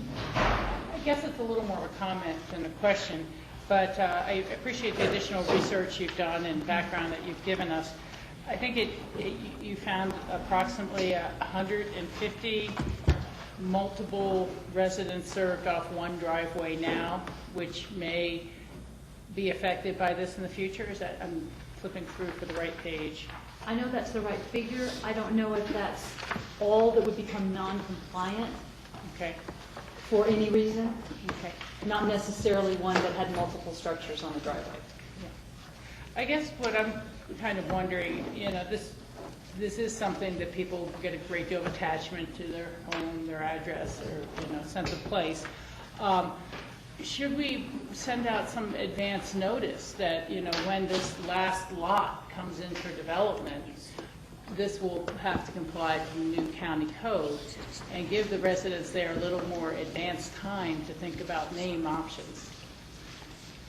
Rather than getting something in the mail, it's under construction, it's got to be done now by the time the new residents gets a CO or whatever it is. But I think that maybe, we should take the extra step of mailing to those residences and saying, these are concerns here, and eventually it will, if we're following this implementation pattern, when the last lot is developed or redeveloped, there will be a requirement to come up to code, and we'd like you to have the opportunity to think about advanced names. I mean, maybe that's more of a question for the board as to whether you think that that would be appropriate outreach or unnecessary.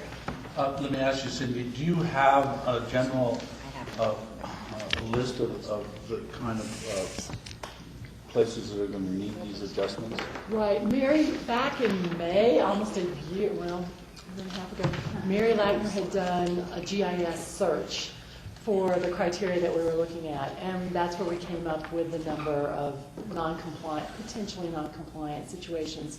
And so we do have some names of addresses and all, but that, I believe, the idea is that we'll come back with an implementation plan that would say, you know, when we go to a neighborhood to talk about change, that we in fact would, you know, probably start with a letter and then offer to come and talk with the neighborhood and go through that. We could do an advance notice, but what I think we found, and these guys can chime in, but people really don't pay attention until it's right time. We did go to the caucuses as you asked us to, and people were, you know, agreeable and, you know, helpful and all, but I think that people really aren't going to pay attention until it really is in their neighborhood. So we could do it. We could certainly send out a letter. We could do all kinds of things. I kind of want a clarification. Are we talking about two different things? There's the ones that are already going to be non-compliant. It sounds like you're looking for us to look at the ones that would become non-compliant if they added a structure. Well, at least what I got from the implementation plan was we're not going to go out and pursue every non-compliance right off the bat. That'll be triggered by some activity, such as someone coming in for a building permit to redevelop their home, or the vacant lot that was down the same driveway now is getting a structure built on it. And that's where I was wondering, those kind of small neighborhoods of 4 homes or whatever that were identified, you know, should there be notification or not? I mean, again, maybe it's more of a question for the board.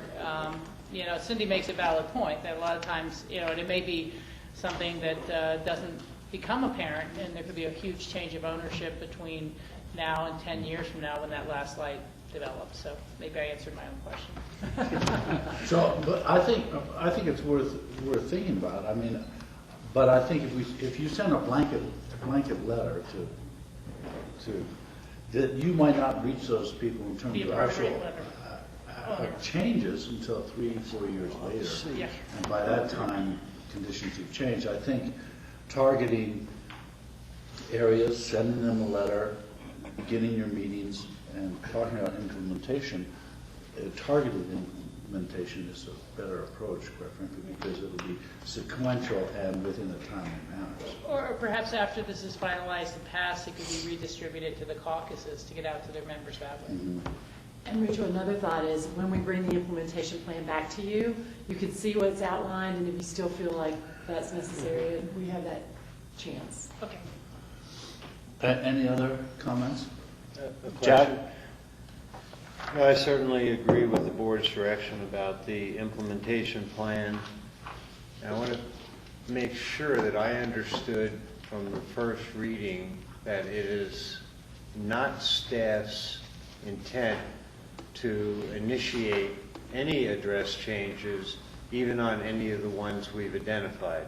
It's just going forward from once this is passed, if a certain circumstance generates that need, then there will be a discussion about that circumstance. And then that will have to be run through or whatever, you know, the implementation plan would relate then. That's how you're going to approach it, right? Correct. That's correct. Okay. We don't have the time, staffing level, that kind of thing, to go on a hunt. So we'll only address, so to speak, things that come up in front of us. And then going forward, we'll apply these rules to all future addresses.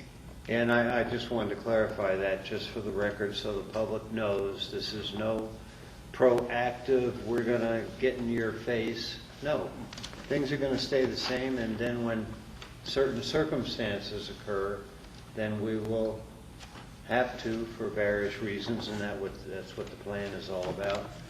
Then we'll address it. No, I shouldn't use that. Then we'll deal with that issue. But the basis of the implementation is for health and safety. And so that has to be, the public has to know that this is not just an arbitrary, we don't like the order or rationality of your address. We are worried about your health and your safety and us servicing those items. So that's the foundation of this address change. So, any other questions or comments? Is there a motion? Yes, Jack? I'd like to make a motion to approve an ordinance of the Board of County Commissioners of Pickens County, Colorado, amending Title IX, This is a parentheses. public hearing. I'll get to that. I didn't want to interrupt Jack. Sorry, I interrupted it. Yes. Okay, roads and public places of the Pickens County Code by adding a new section 9.08 titled Address Standards. Is there a second? Second. And it's as amended, correct? Didn't they amend these for second reading? Oh, as amended for second reading. Thank you, Lindy. And this is a public hearing. Are there members of the public who wish to comment at this time? Seeing none, we'll close the public hearing. Any further discussion, board? All in favor? Aye. Aye. Thank you very much. Thank you. Thank you. Now the second phase.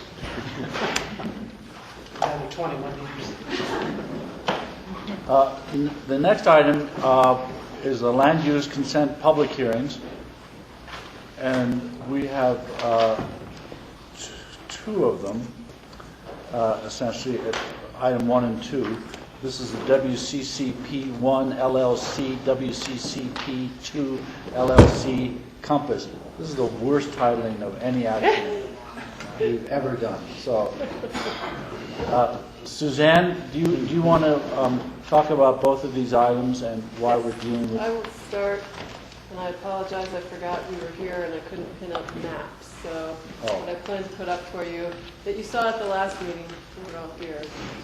If we need to, I can bring it up to the table and reorient you if that would be helpful. So this is there's an ordinance and a resolution in front of you, both of which were approved on first reading at the end of September. The ordinance is for a rezoning, and the resolution relates to master plan amendments, lot line adjustments, activity envelope, and extension of vested rights. And I think just briefly, to recap, I guess, we're dealing with the 3 lots that were part of the Compass subdivision exemption, one of which contains the school parcel where the Aspen Community School and Early Childhood Center are located. The other 2 are residential parcels that were created under the state's 35-acre exemption and obtained development approvals back in 2005 and 2008. The school has sold off those parcels for development purposes, that money going back to the school to accomplish, I think, all of the things that Jim discussed with you at the last meeting. So the new owner of those 2 parcels has been working with the school and working with their own site development plans, and that's kind of what brought out these amendments to do some tweaking of the lot lines between the residential parcels and the school parcel, which then requires a rezoning since the school parcel is zoned public. The residential parcels are zoned RS20, so anytime we change the lot lines, unfortunately, we're also changing the zoning. So we're dealing with that. They're asking to increase the size of the activity envelopes and create some additional envelopes for landscaping and ponds, dealing with some changes to the accesses, the road corridors, and the main road alignment, and also some amendments to the prior conditions of approval. So that's the very short version. And as I said, you had approved on first reading with just a couple of, I think, outstanding issues that I'll discuss. I think, actually, I'll end with the one really item to discuss. There were several things I think that were agreed upon that are now reflected in the conditions related to the employee housing deadline and extending that deadline out. So basically within would be the housing for 4 employees provided on site would occur within 1 year of completion of the new on-site wastewater treatment system. So the condition has been amended to accommodate that. A request was made to extend the deadline for completion of the road and septic improvements that are in the permitting process at this point. And we agreed that those improvements would be completed by December 31st of 2013. The only caveat being if the state has not issued the permit for the wastewater treatment system by March 1st of this year, then that deadline would automatically extend, because their concern being if the permit's not issued at that point, they won't be able to start construction of it next construction season. So that's reflected in the conditions. There was some discussion about the covenant prohibiting further subdivision of the property. There is an existing recorded covenant to that effect on the property. You had asked the county attorney to review that, see if it needed any revisions to make sure that it's up to snuff with today's standards. And John has been working with Fred Pierce on that to revive that covenant. So when all of the amendment documents are recorded related to this approval, that amended covenant would also be recorded at that point to John's satisfaction. So I think those are the items that came up last time. I think I've amended the conditions to address those. So the final outstanding issue was the total square footage on the lots, the residential lots. The applicant had made a request. Right now they're limited to 7,500 square feet, utilizing TDRs, 2 TDRs on each lot, or competing in growth management. They came in to ask if they could go up to 8,250. And they also had asked to extend the vested rights for an additional 3 years from April of 2013 till April of 2016. So those two issues, I think, kind of got intertwined at the last discussion. And the suggestion had been made that the applicant continue to use 2 TDRs on each parcel to get to 7,500 square feet, that one additional TDR would be brought into the mix for the 2 lots to provide the additional subgrade space that they were requesting, which at the time was 750 square feet on each lot. So basically they would be splitting that TDR and only using 1,500 out of the 2,500 that usually is available through a TDR. So instead of 4 TDRs being used on the 2 lots, it would be a total of 5 to accommodate the 8,250 that they were looking for on both lots. The applicant has agreed to that basic concept. The only, I think, additional request that they've made with that is that the applicant have the discretion to determine if it's 750 square feet on each lot, or maybe it's 1,500 square feet on one lot and none on the other. All of it, in either case, or in any case, however it gets divided up, it would be subgrade space and would comply with the definition attached to the resolution. So that's kind of the applicant agreed with kind of where we left off at the last meeting. That would be the one change to what had been proposed. So at this point, the resolution does reflect that request of the applicant and the other changes that have been made. Jim did pick up on a few corrections on the resolution. When we're ready, I can go through those. But for now, I'll stop and if you have any questions about.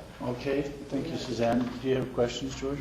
A couple questions. Suzanne, you say in your memo that this is regarding the extension of vesting rights. Staff would note that site plan review is required for parcels 1 and 2, and that site plan approval would grant a new 3-year vested right.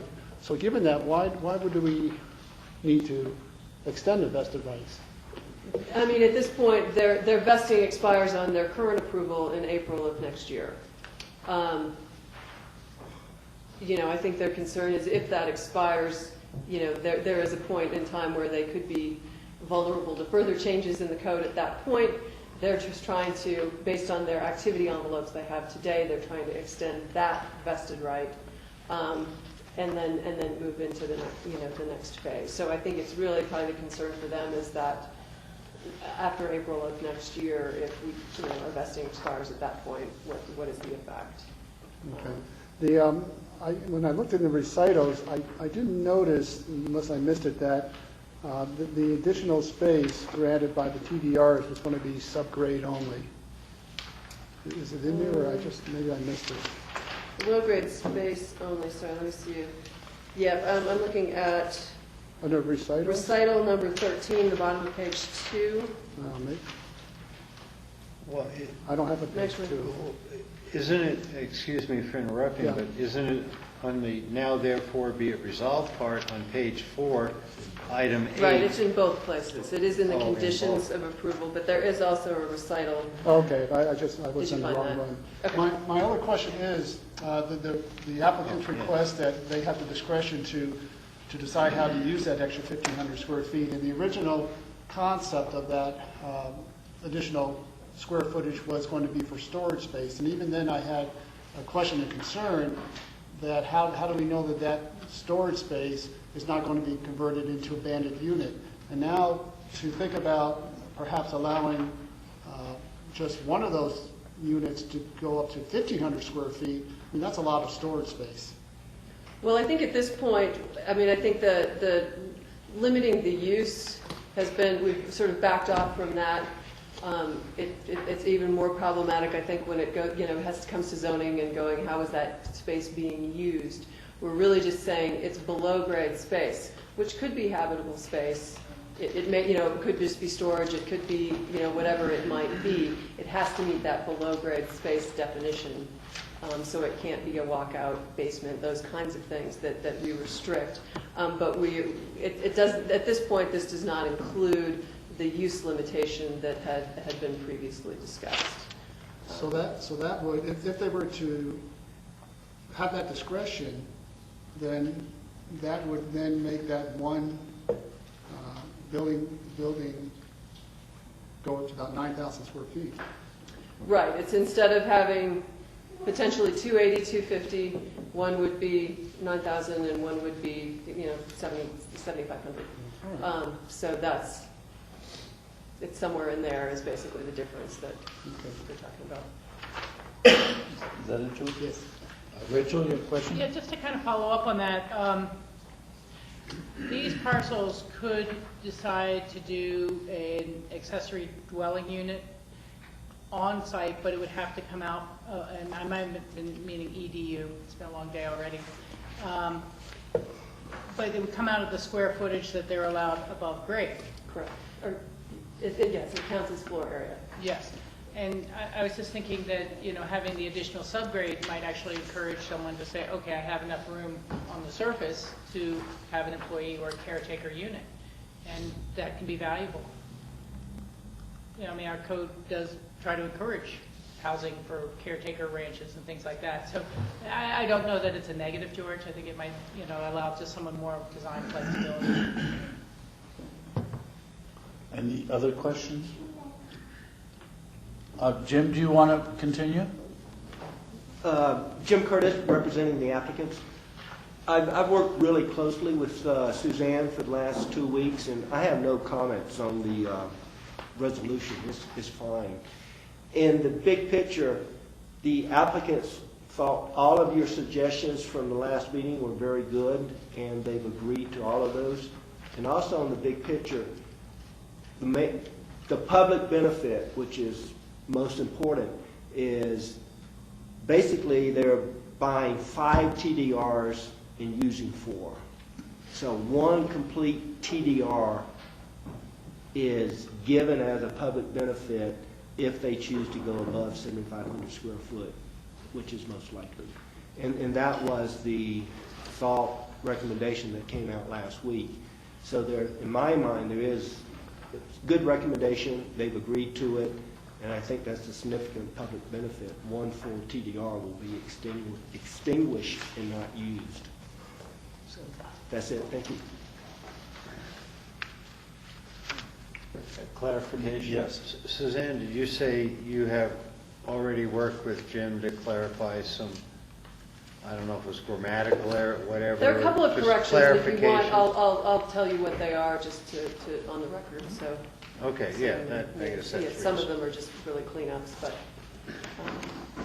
You want me to Yes, go ahead with please. those? Okay. Now that you've got it. It'll be quick. Now that you open the door. Jim's great. He comes in and shows me, exactly what needs to be done, and it's great. So, first in the title, he just pointed out that where it says an amendment to Resolution 036/2008, we also need to include Resolution 128/2005, which was the first approval, because we are amending conditions from that first approval. So that one's pretty straightforward. Next, jumping to condition number 8 on page 4. Condition number E3 of resolution number, I put the wrong resolution there. It should have been the 2008 resolution, which is 036-2008, rather than the 2005 resolution. So change the number, and then down at the very end, second to last sentence, where we talked about the below-grade space. So it reads, the 1,500 square feet shall only be used for below-grade space. It says, as that term is defined in the land use code as of the date of this approval, attaches Exhibit A. We had a conversation with Joanna, and she said, if you're attaching it, it's actually better just to say, as attached, as shown in Exhibit A. So it basically would say for below-grade space, as defined in Exhibit A. So we remove some language there. And then just one more addition after that sentence. Jim asked to add the statement that the TDRs may be obtained from any eligible TDR sending site, which is status quo of the code, so it's fine to include. And then the final sentence would remain as is, which is another thing we'd agreed to the last time. The applicant would not compete in growth management to attain the floor area for either parcel. That was also part of what they've agreed to. So those are the only changes. Jim, let me ask you, what's the sequence of development of the septic system and of the turning radius on the driveway vis-a-vis this development? We are trying to get both of those under construction April, May next year, and these people are going to be 2, 3, 4 years post that, based on what I know. So you are proceeding forthwith with the development, the safety improvements to access to Woody Creek Road and the health improvements with the septic system. You're going to see invitation to bids in the newspaper, hopefully on November 26th, with the intent of opening bids on January the 17th, 2013. Okay, thank you very much. Sure. Any other questions? This is a public hearing. So are there members of the public who wish to comment at this time on this? Seeing no members of the public, I'll close the public hearing. Is there a motion? Yes, Rachel? Let me ask, can we make motions, that public hearing was for both of these two items? I think, are they both public hearings? They're both public. The resolution is actually a continued public hearing. The ordinance on second reading is not. The public hearing was at first reading, so it's just the okay. Well, let me. However that affects your motion. Now I'll make these one at a time. I would move to approve the WCC P1 LLC, WCC P2 LLC Compass for Lifelong Discovery Rezoning, second reading. Second. Is there any further discussion? And that is also as amended. As amended. Right? Actually, that was the rezoning was the ordinance. The rezoning There was no fine. change to the ordinance. Yeah, Okay, correct. there wasn't. Thanks. Any further discussion? All in favor? Aye. And is there a motion for the second part of this? Well, that went so smoothly, I'll try again. I would make a motion to approve the WCCP1 LLC and the WCCP2 LLC Compass for Lifelong Discovery PUD master plan amendments to the BOCC resolution number 036 2008, subdivision exemption for lot line adjustments, activity envelope review, minor amendment to development permit as amended. And amendment. clarification, did not that also include one additional reso? Correct, in the title, addition, In the also title. Resolution 128, 2005. So as amended. As amended and included. Is there a second? Second. Rob seconded that, and is there any further discussion? All in favor? Aye. Thank you very much. Just a note, like always, Suzanne has been wonderful to work with, and even when we disagree, she's still wonderful to work with. You guys should know that. Thank you. Thank you, Jim. Good luck in getting that permit from the state. Rock and roll.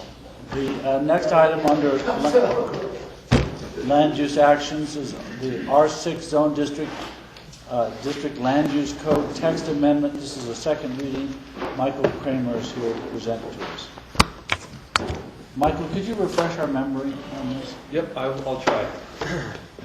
Okay, this is the Ridge of Red Mountain R6 Zone District, and the first item on your agenda is the text amendment. And the second item on your agenda is the rezoning, and this is the second reading, and we've already had the public hearing, so this is our public meeting now. And basically, the request implicates 5 lots in the Ridge of Red Mountain zone or subdivision, and Wendy Whitman is here representing the 5 property owners. We've gone through the land use review at the P&Z and the first reading at the board, and the board has done a site visit at the properties too, if you all remember. But basically, the request is to rezone to R6 and to make these 5 lots within the Ridge of Red Mountain subdivision conforming in size. Right now, the 5 lots are basically not conforming. They're considered legal non-conforming based on zoning changes that have occurred over the years, and they're over their floor area. So the applicant's requesting to rezone to R6 to make them conforming. And then in doing so, we're also amending the R6 zone district to create a tighter zone district so that this idea of rezoning to R6 doesn't proliferate the rest of Red Mountain. So basically what happened at the last BOCC hearing was that the P&Z recommended a gross floor area maximum of 5,750 square feet. And the Board of County Commissioners thought it was prudent to limit the gross maximum floor area for the R6 zone district to 3,500 square feet. And when that happens, when the board has a different idea than the P&Z, it has to go back to the P&Z for comment. And we did that with the P&Z, and the applicant was there and made her case for a larger gross maximum floor area. And the P&Z actually agreed with the applicant and thought that it was prudent to have a 4,000 square foot gross maximum floor area. And in the P&Z's wisdom, they thought that with our zoning for heights in the county, one can basically have 3 floors in the county. And with these awkwardly shaped lots at the Ridge of Red Mountain, you're basically only going to have a 1,000 square foot footprint. So one would have a first floor of 1,000 square feet, one would have a second floor of 1,000 square feet, and then one would have a third floor of 1,000 square feet. So 3,000 above grade. And then with the gross floor area maximum of 3,500, you would have obviously 500 square feet below grade. And Wendy argued to the P&Z that we should have a 4,000 square foot gross maximum floor area because it only makes sense that if you have a 1,000 square foot footprint, you should be able to go down 1,000 square feet too, and that gives you a 4,000 gross floor area then. So the P&Z agreed with that and recommended that back to the Board of County Commissioners. And staff has drafted the ordinance and the text amendments to reflect the board's desires, but you can accept the P&Z's comments or not. It's up to you. Any questions for Michael? Yes, Rachel? Yeah, it has been a little while since we've looked at this one, but I'm trying to recall, is it that the R6 zone district is really not used elsewhere in the county Yeah, there's no other place in the county that is zoned R6. currently? But we could have other people, not necessarily Red Mountain, but others apply to become R6 or to subdivide their property as R6 or... Well, you could, but it's limited to the UGB, so our urban growth boundary is the only place where R6 can be applied. And we also placed a maximum lot size for this zone district, and it's a quirky number. We put 11,999 as the maximum lot size, and that will discourage or greatly limit the number of people that can use this zone district anywhere in the UGB. As the maximum or the minimum? Maximum. Maximum. Yeah. So if you have more than 11,999 square feet of lot size, you can't rezone to this. And that was the whole idea that you're talking about. It will limit subdivision of that then. It'll limit someone rezoning to that R6 and then subdividing. Okay. I suppose that given those very tight parameters, I would be okay with the 4,000 square foot concept.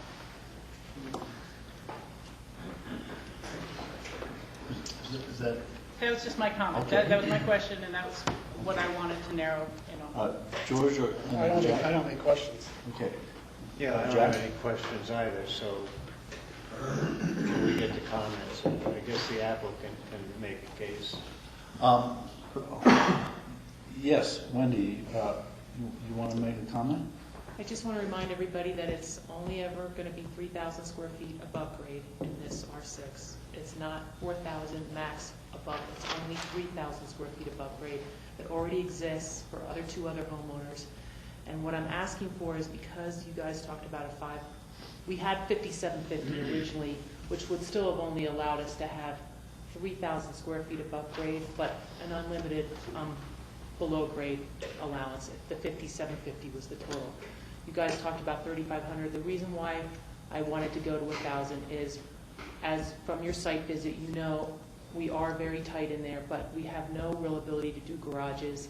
Getting a potential new house, I mean, this is my whole world. It's very important. I could easily cash out of this property and apply for employee housing and get a garage and a reasonable basement. I didn't understand why you would restrict basement to 500 square feet on Red Mountain when our houses are already going to be so restricted by our strange lots. And if we can fit, my footprint is going to allow 700 square feet, I'd like to have the basement to have a decent mechanical room, decent storage, because we have such tight storage, lack of garage, stairwells. The basement's really important. Now, I don't have to have 5750, but I thought a reasonable compromise was at least the amount of what was built over it, so that we'd have something that makes sense, even though our lots will never really make sense.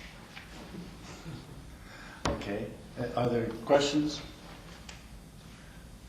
No questions? No questions. Okay. Is this a public hearing? No, it is not. It is not. Is there a motion? Yes, Jack? Comments? Yeah, comments, questions. Okay. Different. Comment, we did a site visit, and I understand where this started from. I thought one of the main drivers was about the ability to get a mortgage and not be non-conforming and all of that. And we, I believe, have met that goal. We did a site visit. That site visit reinforced for me that something I'm sure we all know, it's a very constricted site, these few homes here, and I think we're being liberal at 3,500, quite frankly. So I'm going to stick to 3,500 because that's where we landed at the first hearing of this, the first iteration of this hearing. And it's protecting subterranean. You're trying to, I can't comment, right? I don't understand it, so it's frustrating. Well, just, Yeah. you just have to listen to the comments and Okay. we'll go from there. George, you have comments? Yeah, as I recall, one of the impetus of this request was to try to change from a non-conforming status to a conforming status. And we did that through this unique zoning district that staff came up with very creatively to address this, but not to allow it to be abused. Then we also, as I recall, were trying to develop some equitability amongst all the homeowners up there to come up with a sort of a number that would work for everybody. And then lastly, I remember the request was to allow the ability for the homeowners for a little extra storage space. And we weren't really talking about a whole nother level of buildings. And so based on all of that and those conversations, I still support 3,500 square feet. Comments from Rob? I'm okay with P&Z's recommendation of the subgrade of 1,000 square feet. Okay, and you were too, weren't you, Rachel? Let me ask you, Michael, what are the size of these 5 lots, the house sizes on them? would this 4,000 feet make all the house sizes consistent then? Well, consistent? In other words, there were a couple that were outside the 3,500 range, weren't there? I'd have to look and see, but this will accomplish creating conforming lots in that zone district. Yes, If I understand that. helps, yeah. But one of the impetuses for this was that there were a couple of houses up there that were far larger because they'd gone through development at an earlier stage when it was possible to do it, or maybe they just did it. So, do you remember what that was? Yeah, and maybe Wendy can correct me, but I think there's a couple up there that are like maybe 3,000, 3,100, and either if you choose 3,500 or 4,000, it really makes no difference in the grand scheme of things versus, conforming versus non-conforming. Okay. Because that's Wendy? because we're trying to make a conformity of 3,000 square feet above grade. That's all we're going to get with this. We're only disputing what kind of size basement you're going to let me have. Right, but will all 5 lots up there then have 3,000 above? Yeah, there's already 2 homes that have a little over. One's 3,200 and one's 3,050. So we're just talking about if we ever tore those houses down, what's a fair size basement for a house that would have 1,000, 1,000, 1,000, and that's what P&Z said. Let have 1,000. You don't want to go down to a 500 square foot basement. That's their vote, because we're not voting for 4,000 additional. We're saying 3,000 square feet for everybody, and what size garage, what size basement, subterranean that you're not going to see, can we have? Mm-hmm. So, I don't see any, I don't have a problem with allowing 1,000-foot subterranean space. More power to you if you want to dig in the basement. Is there a motion? I'll make a motion to approve the ordinance of the Board of County Commissioners of Pickens County, Colorado, amending Title 8 of Pickens County Code, specifically the 2006 Land Use Code for Land Use Code text amendments. Is that correct? That's the first one. You want to do both together? No. No, sir. And I'll second, but I want to ask for clarification because I'm going back and forth between this. Where is it specifically clarified that the 1,000 square feet is specifically subgrade for a basement? It's not. What will happen is that the R6 zone district has a floor area ratio, and that floor area ratio is 0.30, and that limits to what one can build above grade. The rest of it has to go downstairs in the basement. So there is no provision here that says what you're asking, Rachel. Okay. But the zoning dictates where it can go above grade, and the rest of it will go down grade. Okay. Or below grade, sorry. Is there a second? Yes, I'm seconding it because this is written as P&Z sent it to us. If we were going to reduce it, we'd have to be amending it. No, actually, it's written the way the board wanted it.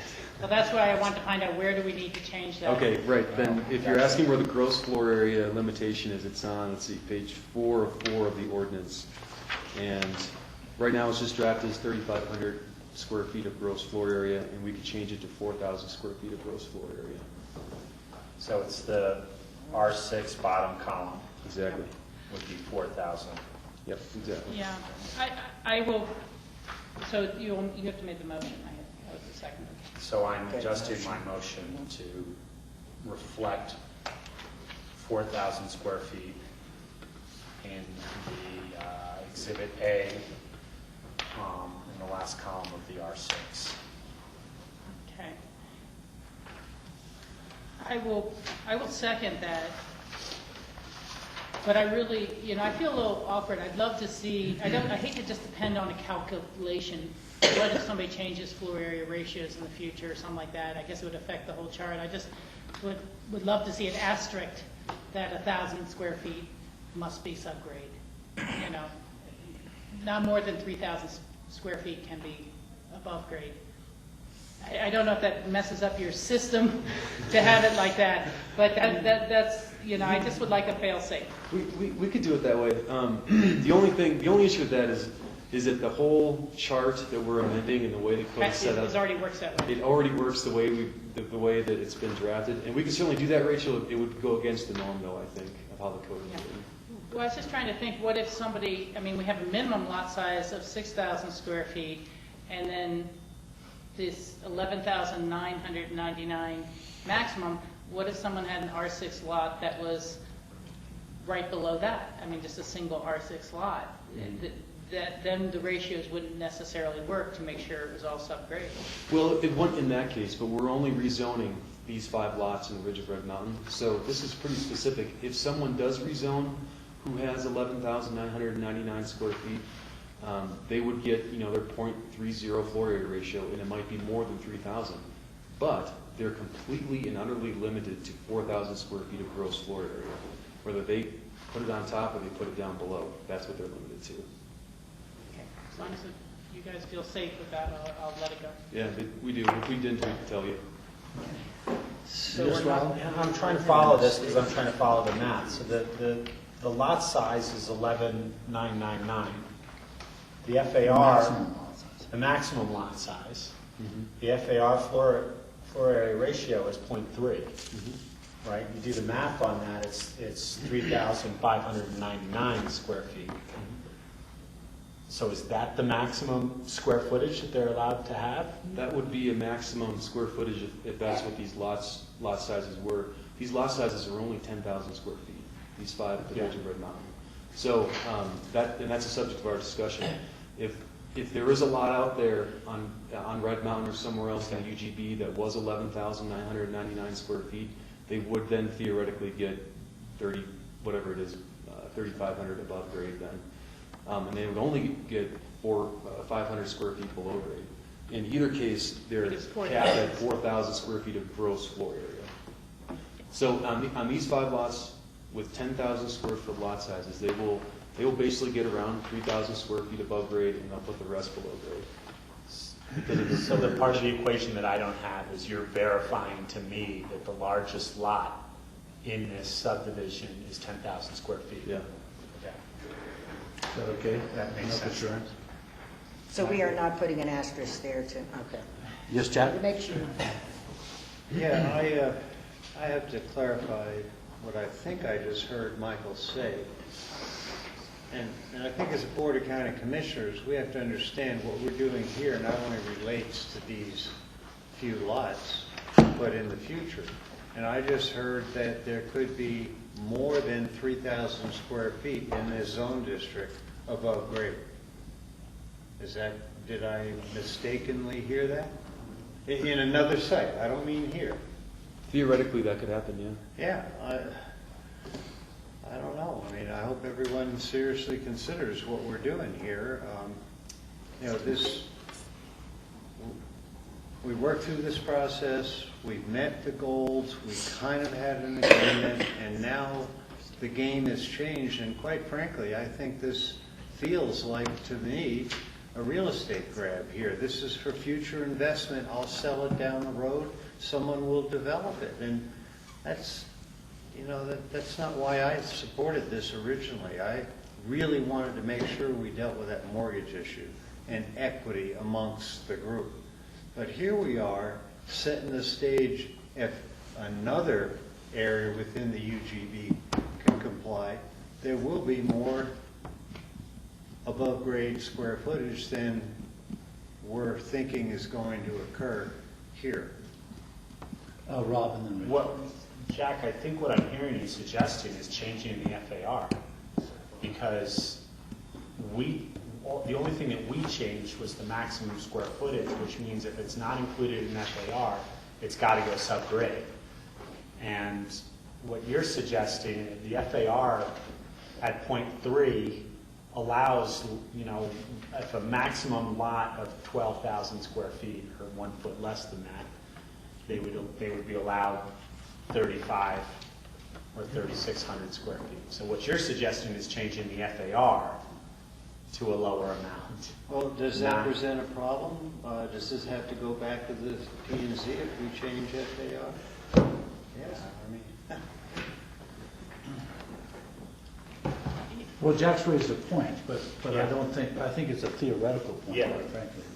So Michael, what you're saying is the likelihood of someone else applying for an R6 zone district is minuscule.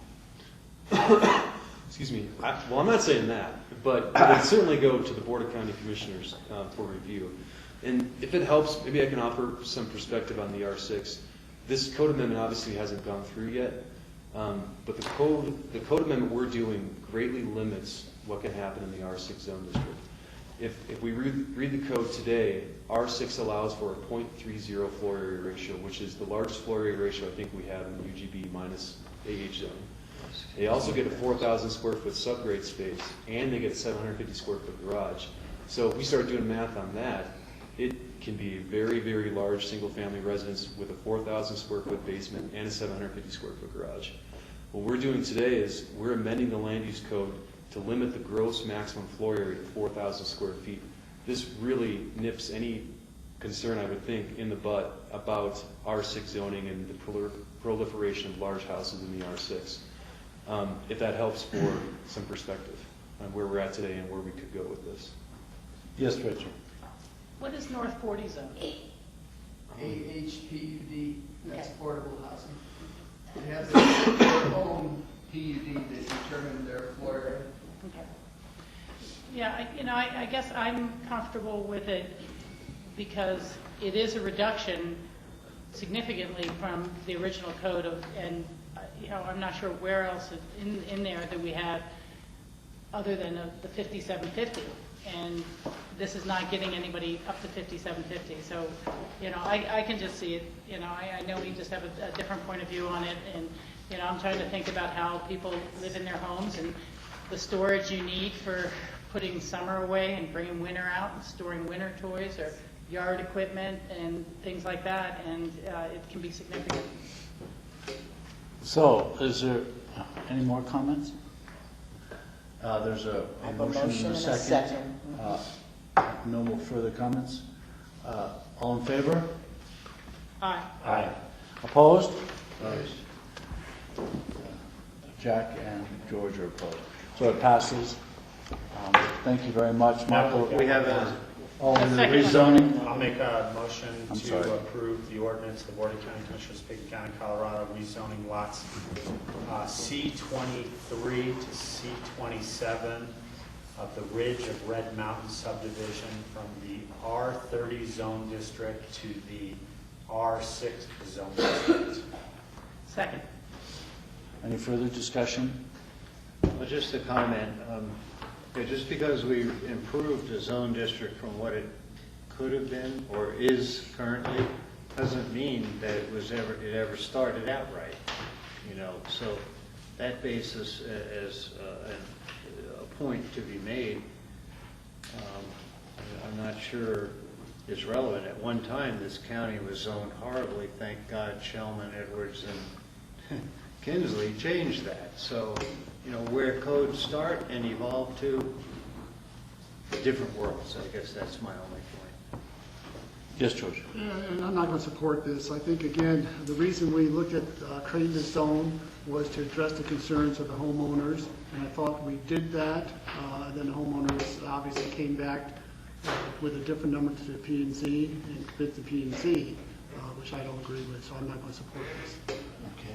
Yes, Rachel? Yeah, I guess we all have our different takes on this situation, but when I look at it from our very first larger packet and the site visit and everything like this, it seemed that Fritz Benedict was trying to create some sort of de facto AH, affordable housing, without a deed restriction by having extremely constrained sites.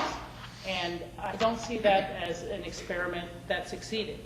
I don't think these will ever be as expensive free market because of the very small lots, but I don't see a reason to try to keep them kind of in an AH configuration that becomes less livable on Red Mountain, and without having that deed restriction. I think it's kind of a little bit of a live and learn situation where you learn that those things, which everyone likes to think just as incentives and guidelines and stuff will keep something affordable, really doesn't work.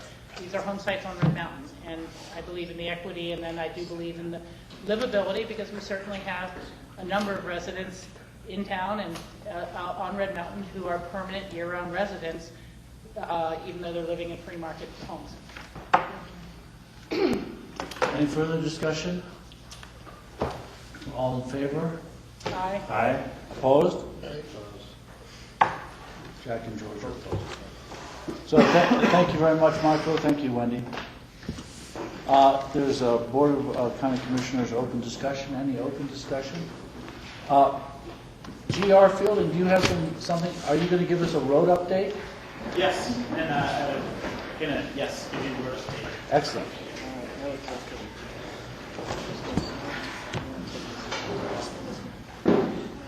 I have to take off to Redstone if the board's okay with that. I think we can have open discussion by ourselves. You never know. I know. Thank you. Good luck getting to Redstone. Yes, GR. Thank you, Michael. I'm GR Fielding, the county engineer. I just wanted to give the board an update on several projects. Obviously, with the weather, we're done paving and we got everything accomplished. We have received our proposals for the Woody Creek Road retaining wall project. They did come in over what we had budgeted, but after we started the design, we sort of knew that was going to happen. We're currently in contract negotiations, so what I'll say is our proposals came in about $175,000. We had budgeted $135,000. And at the time that we had our work session on that, what we talked about was funding the rest of that out of the contingency line item. At this time, most of our contingency line item is tied up with another wall project, that being out on Snowmass Creek Road. But we do have significant savings still from our paving and our chip seal projects. For instance, we have over $150,000 in savings from our Brush Creek chip seal project. So what we're proposing to do is to fund that additional $40,000 to $50,000 for the Woody Creek Road project out of project savings from earlier this construction season. Rachel? Were those savings from original budget, or were they savings off of the contracts? It depends on original budget for the chip seal program and off of the project for the paving projects. We had some significant savings on Castle Creek Road for our paving project. But again, between budget and bid, or on actual bid? Well, that's what I'm saying. On our Brush Creek chip seal projects, between what we budgeted and what we got back for bid, we had significant savings there. Okay. And from the bid to delivered project on Castle Creek, we had significant savings there. So yes, both is, okay. Yeah. And those are sufficient to make up the difference on the... we could do this project probably 2 to 3 times. Okay. Yes, George? 2 questions. One, wouldn't this come before us as a budget supplement request then? Since it's already allocated budget, I don't believe that it has to go through supplemental. It's allocated within the broader road budget. It's already in the road program, so. My other question is, how do we make out in terms of budget for the Cold Creek Culvert? We are wrapping up our project numbers right now, but it looks like we should see probably about $50,000 in savings overall on that project. Okay, great, thanks. Any further questions? Are there any other updates, GR? Are we going to be, I apologize to interrupt you, Michael, are you asking for approval to go ahead and reallocate those dollars out of the savings? Yes, and I don't necessarily think that it has to be, it's not necessarily a formal approval. It's not what we discussed at a work session. And the idea then is that if we had an overage there, we'd fund it out of one line item. And since that idea has changed, that's kind of the update. And I wanted to get the board's, thumbs up to move in that direction so that we can go into and finish our contract negotiations and start moving on the project, because obviously our season is dwindling. Yeah, and I have to say, I appreciate staff coming in, even though it might be a little gray as to the operation of this. From my perspective, staff should not take for granted what we'll do. You're asking, and I'm real good with that. Rachel?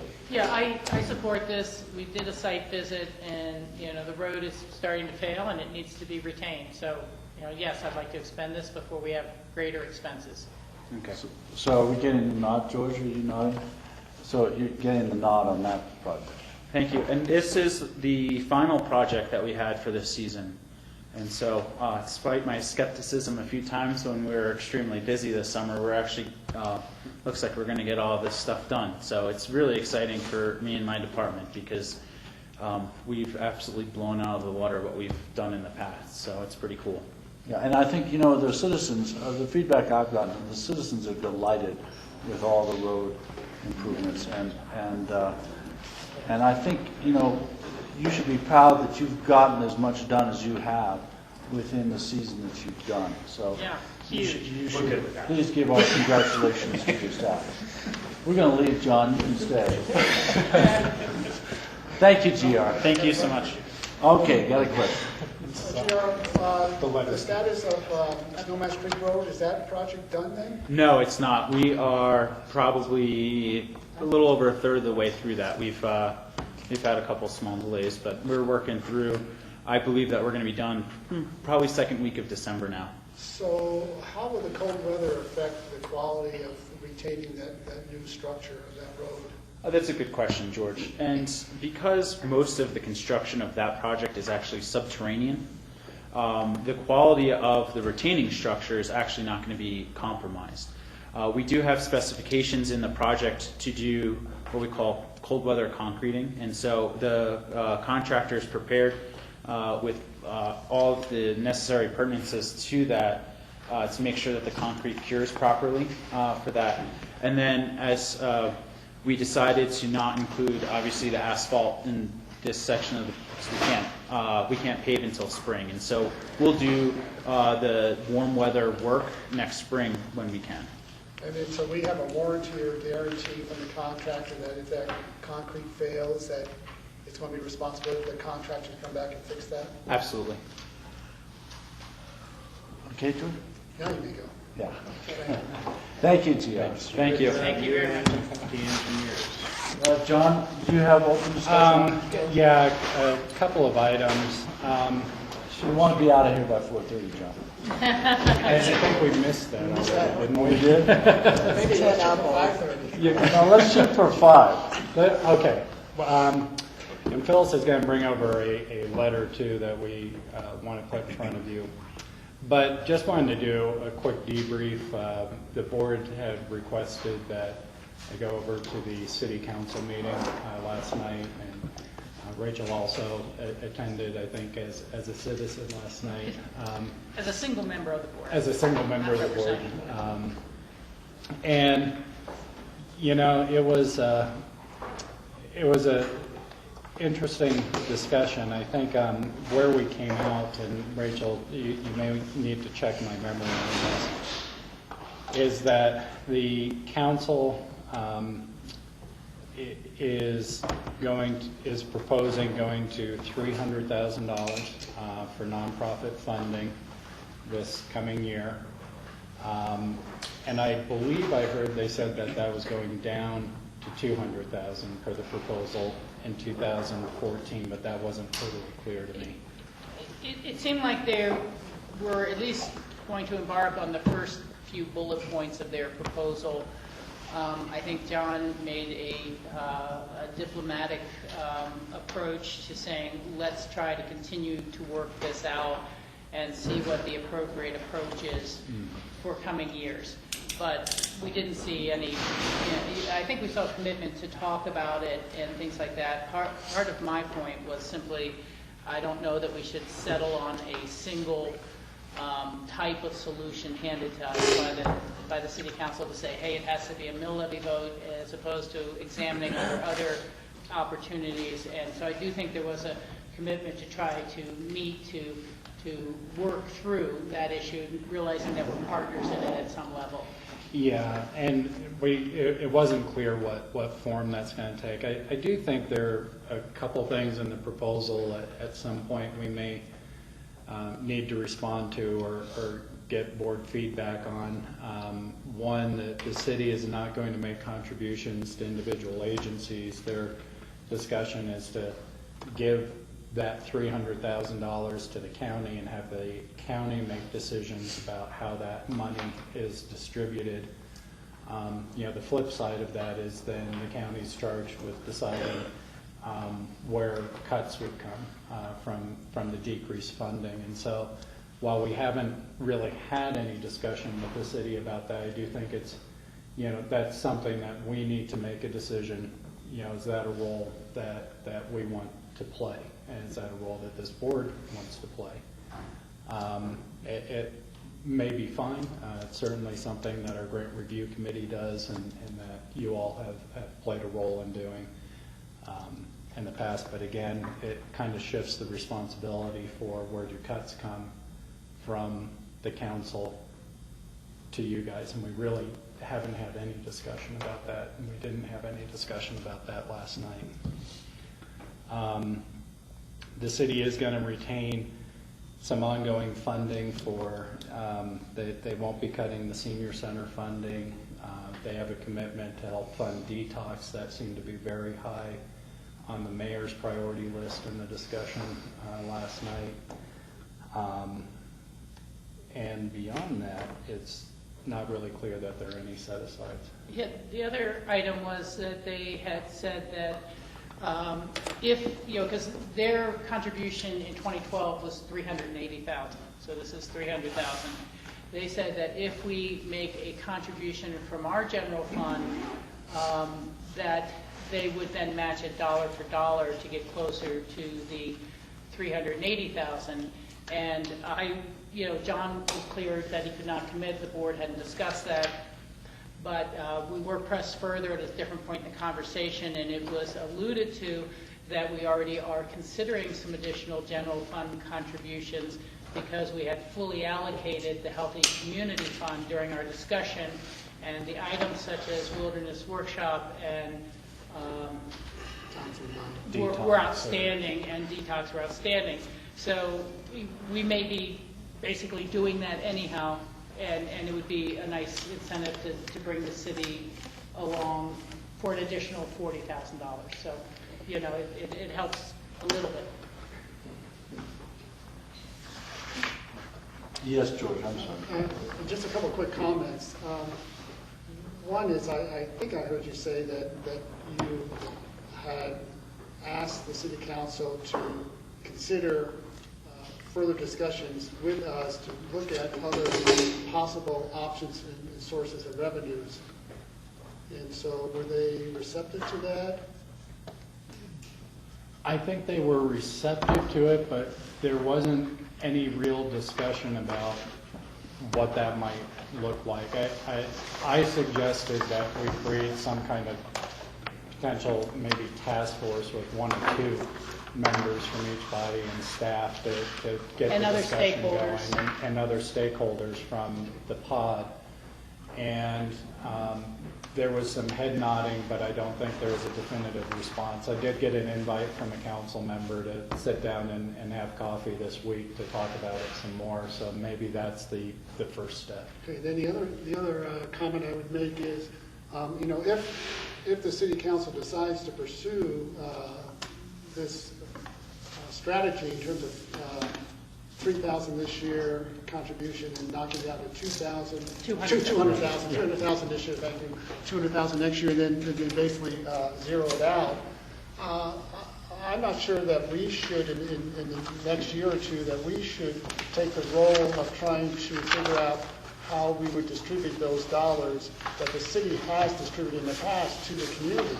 I think it further would recognize I believe the city's role and contribution to continuing to contribute to the needs of the Health and Human Services agencies. So I don't want to take that responsibility away from them and put it on us to,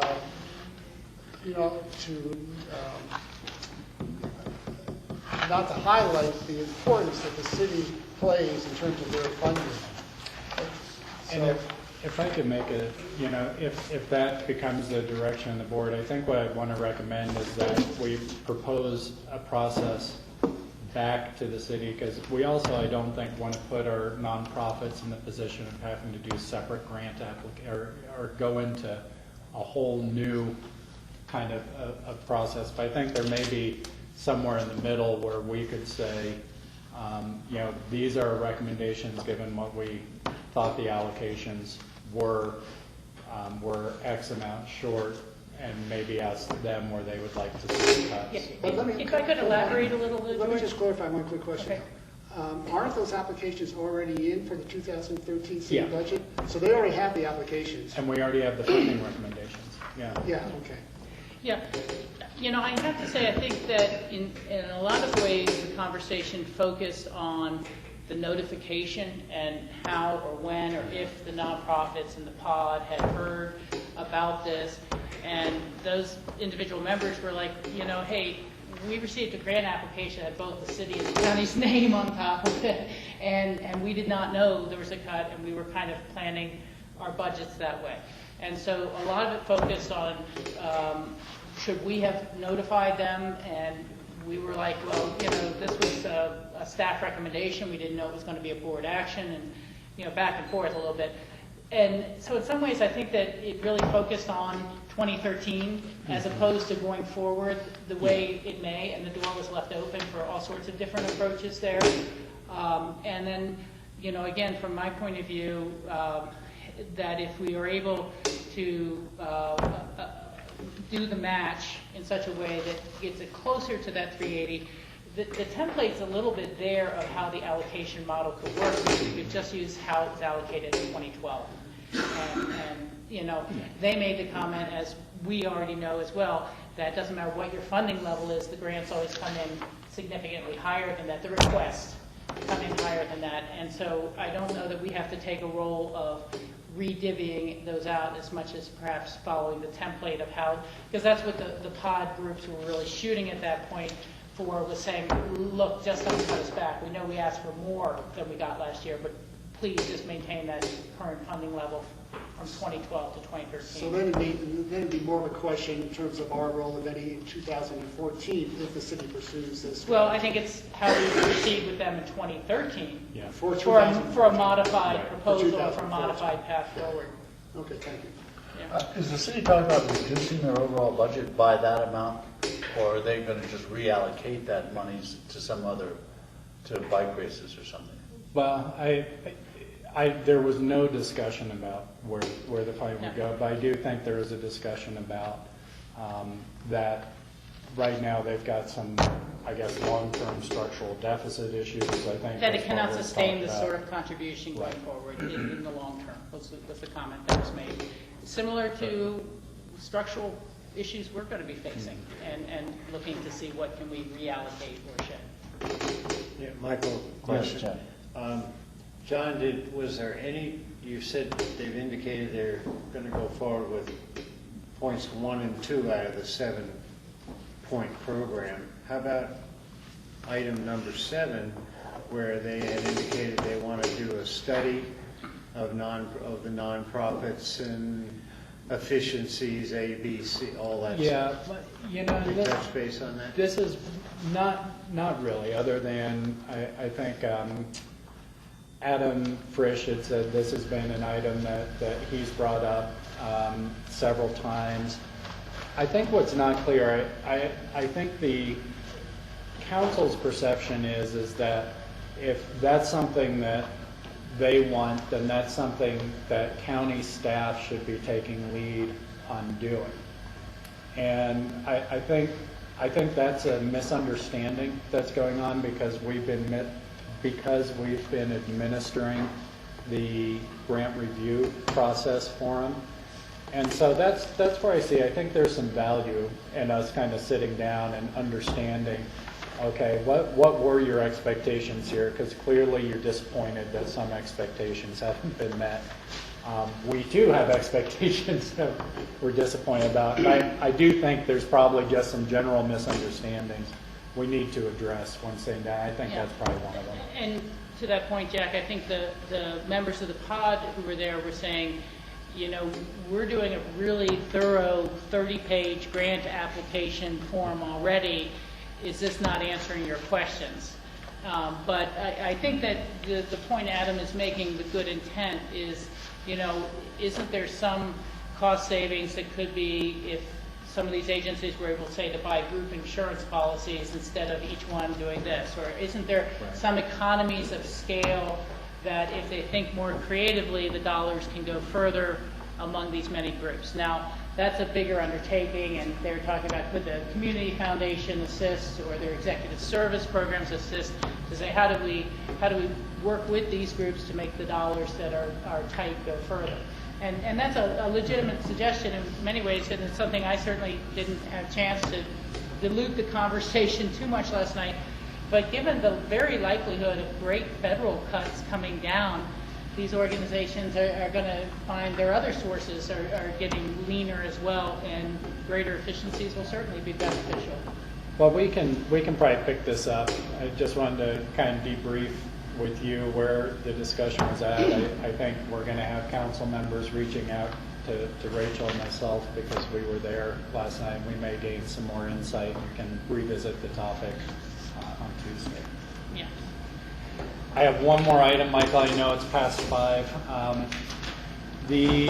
And Rachel, you may also know more about this to fill in, but the yeah, I can start if you want. Okay. Yeah.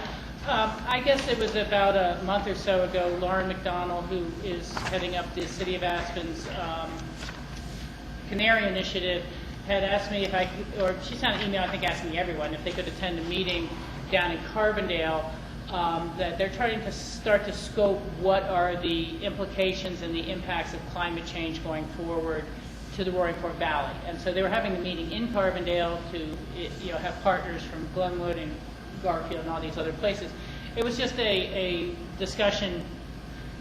There was no commitments. It wasn't a process. It wasn't putting the county in the hook in any way. But I was able to mention things like, well, maybe community health will see more communicable diseases or different types of diseases, or maybe we'll have Westmore. What are the potential scopes? Rivers drying, and so on and so forth. And one of the participants was John with the Aspen Global Change Institute. This is letting us know that the Aspen Global Change Institute has found a national grant, and they are asking would we sign as a supporter of them pursuing this grant to study and come up with what those long-term effects of climate change would be on the valley so we can do the right type of preparedness for it. There is no local match. There's no commitment financially from Picken County. They're just looking for people who support their grant application. And I think is it to NOAA?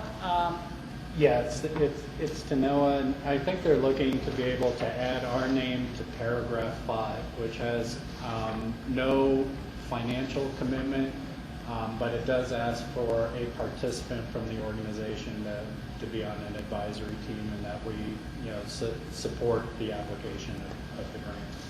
So the board wants to put the application. Rachel, you want to be on that board? I will make that commitment. Hopefully they'll schedule the meetings. But if others would like to, I'm not, trying to jump ahead in line. Okay, so we got approval for that. Okay, that's all I have for you guys. Board, is there any other open discussion? Should we adjourn the meeting? Adjourn the meeting. Adjourn the meeting. Thank you, Caitlin. Thank you very much. I'll send Lauren an email.